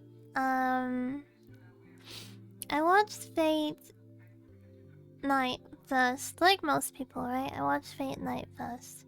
And then I think I watched like most of the stuff to do with Fate Night. And then I went and watched Zero, and upon starting Zero, you were just hit with this like depressing feeling because you already know the ending. You already know what's gonna happen, and you get so attached to these really likable characters and like their hopes and their aspirations, and you want them to succeed, and you just know that they don't. You know that they don't, and that some of them are going to die, all of them are going to fail, and the one true king is going to prevail. I may be slightly mentally ill. I enjoy reading about mentally ill and depressing characters. I've always loved sad. There you go. I've always enjoyed sad stories because I feel like if I'm watching, I feel like being able to invoke an actual sadness out of experience a story means the story was good, or like the writing was good. I feel like invoking anger while reading is very hard. And usually I'm only gonna get mad if it was so poorly written that I'm like, why am I wasting my time with this? You know what I mean? Feeling happy for other characters, I think, comes in the little moments, and it doesn't need a huge conclusion. It's very hard to like empathize with the ultimate happy ending. But you can feel happy for them in the little moments that happen through shows. Like, I don't know. I'm trying to think, like, what is something... I have to, like, look at what I've watched recently to use an example.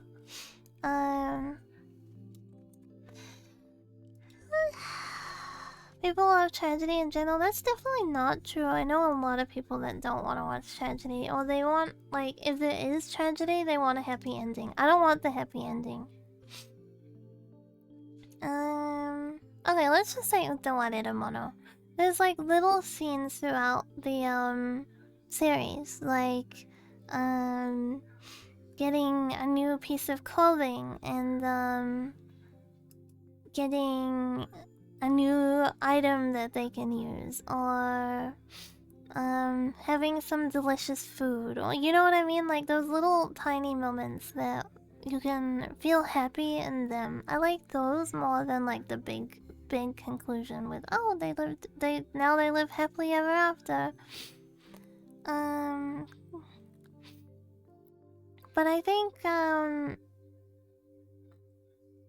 media where there's like there was never any hope, there was never any salvation. I guess Uzumaki is like the best example I can think of that. Like, up until a very early point in the story of Uzumaki, there possibly could have been an escape, but no one could have known that there was that possibility of escape because no one knew that there was danger. And then by the time that anyone realized that there was danger, there was no hope. There was no hope. There was never any escape. You were doomed from the moment that, prior to the moment of realizing that anything was wrong. The door shuts very early, yeah.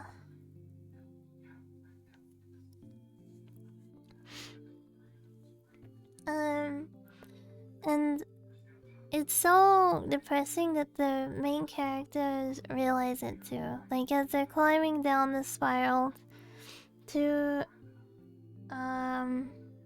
gaze upon this god, this spiral god, and they fully admit that, like, all of this was going to happen no matter what. Like, there was no way that they were ever going to escape this, you know, because it's being conducted by a being so much more than them, and, you know, that being chose this, and that was that.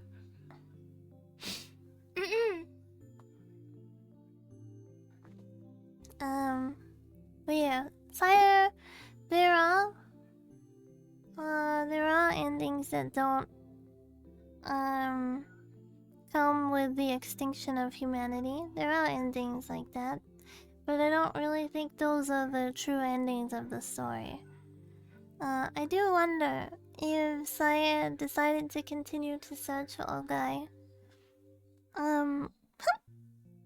what would happen? Because it clearly stated that she'd essentially like castrated herself. Like, not, she hadn't actually castrated herself. She was what do you call it? She was basically going to be live a life of chastity, so to speak, if she couldn't find love. And without Fuminori, she wouldn't find love. Magical Girl Side is another story. Yeah, Magical Girl Side is quite good though. I do like Magical Girl Side.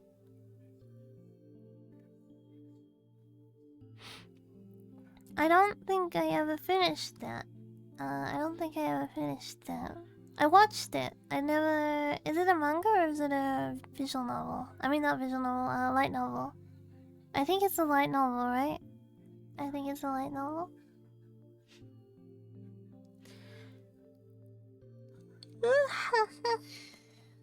Chastity is boring though. Saya was very... She was only happy to do those things because Fuminori loved her. And she wasn't like a degenerate in the human sense of like, I enjoy being kinky because it's fun. She was very much engaging in sexual acts with the end goal of procreation. Because you gotta remember, like, she isn't human. And her ultimate purpose in life is to procreate. Yeah, I know, like, the scenes where she's doing some stuff, but, like, her end goal is to, have Fuminori finish. You know, and she absolutely makes sure that she receives that, remember? And she, that is like a driving factor to her. Where she's basically taking his DNA. Like, to her, she enjoys it, but the ultimate purpose is to receive his DNA.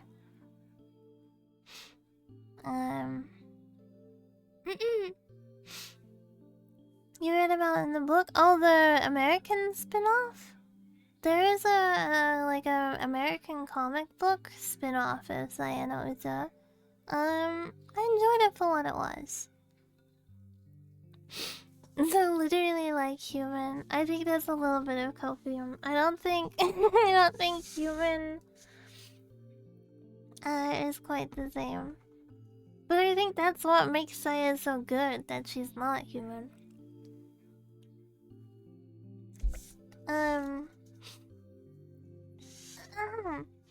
It's like all of these good things about her are like veiled under the fact that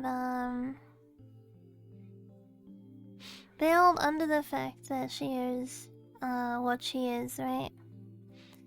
Yeah, there's an American it's like a comic. I enjoyed it for what it was. It's different though. You gotta read it and not think of this Saya no Uta. It's like its own thing. Oh, she read the romance books. I'm sure she did read about like sexual stuff in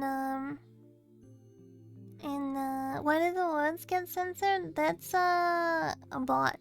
So people can't come in to chat and drop the N-word and stuff like that. But it also filters out things that you know, most chats wouldn't enjoy.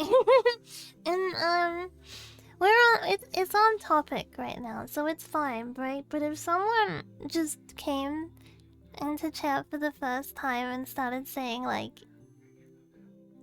I don't know, weird stuff, it would be like, thank you, bot.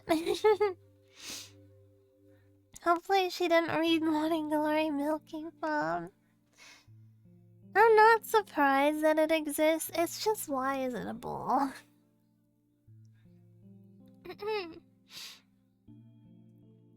I'm gonna drop the one right now.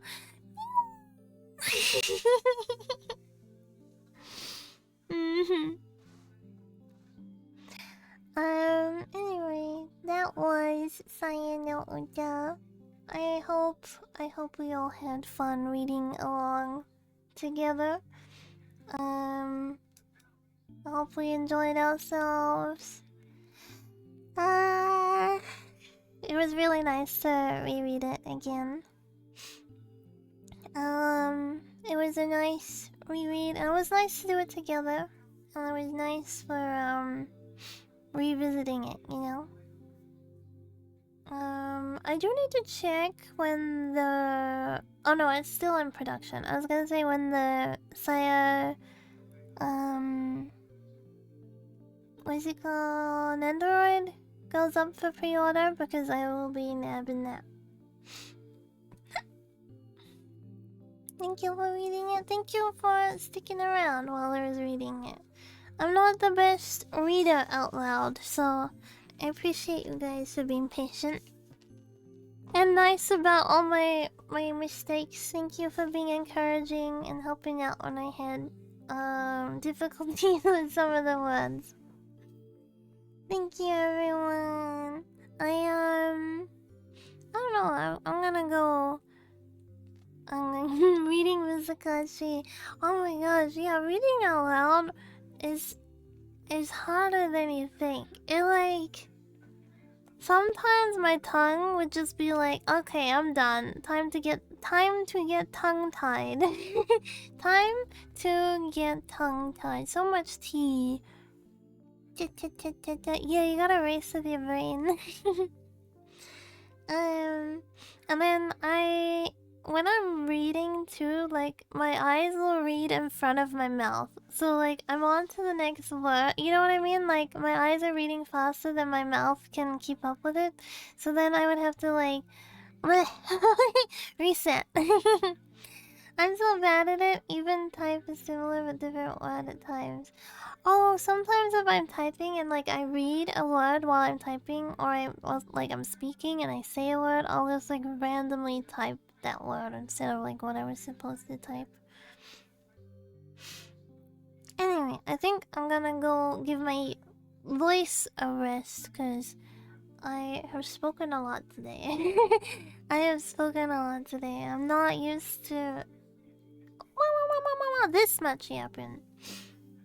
Because we had community repo earlier, and now lots of speaking from second stream.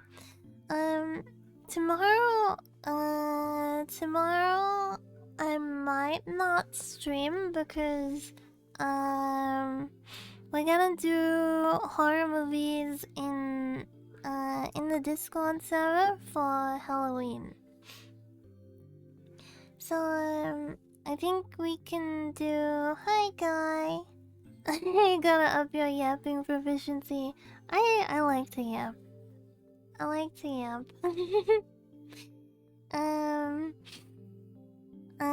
What was I saying? Oh yeah. Okay. So tomorrow, we will be watching horror movies in the Discord, and we're gonna have a pizza party. So we're gonna eat pizza together, and we're gonna watch horror movies. Do we have a set time? Maybe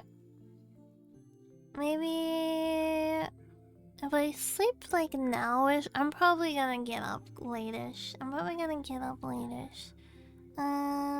It'll be, I don't know. No set time right now. No set time right now. I will get up and do like a little bit of cleaning. Not too much. I just wanna do a little bit of cleaning. Also, for watch-alongs, it's usually muted. So if you're not someone who likes to put your microphone on, you don't have to worry. It's gonna be muted. Like, we're all gonna be muted. It's just a typing session while we watch movies. Okay, everyone. There we go.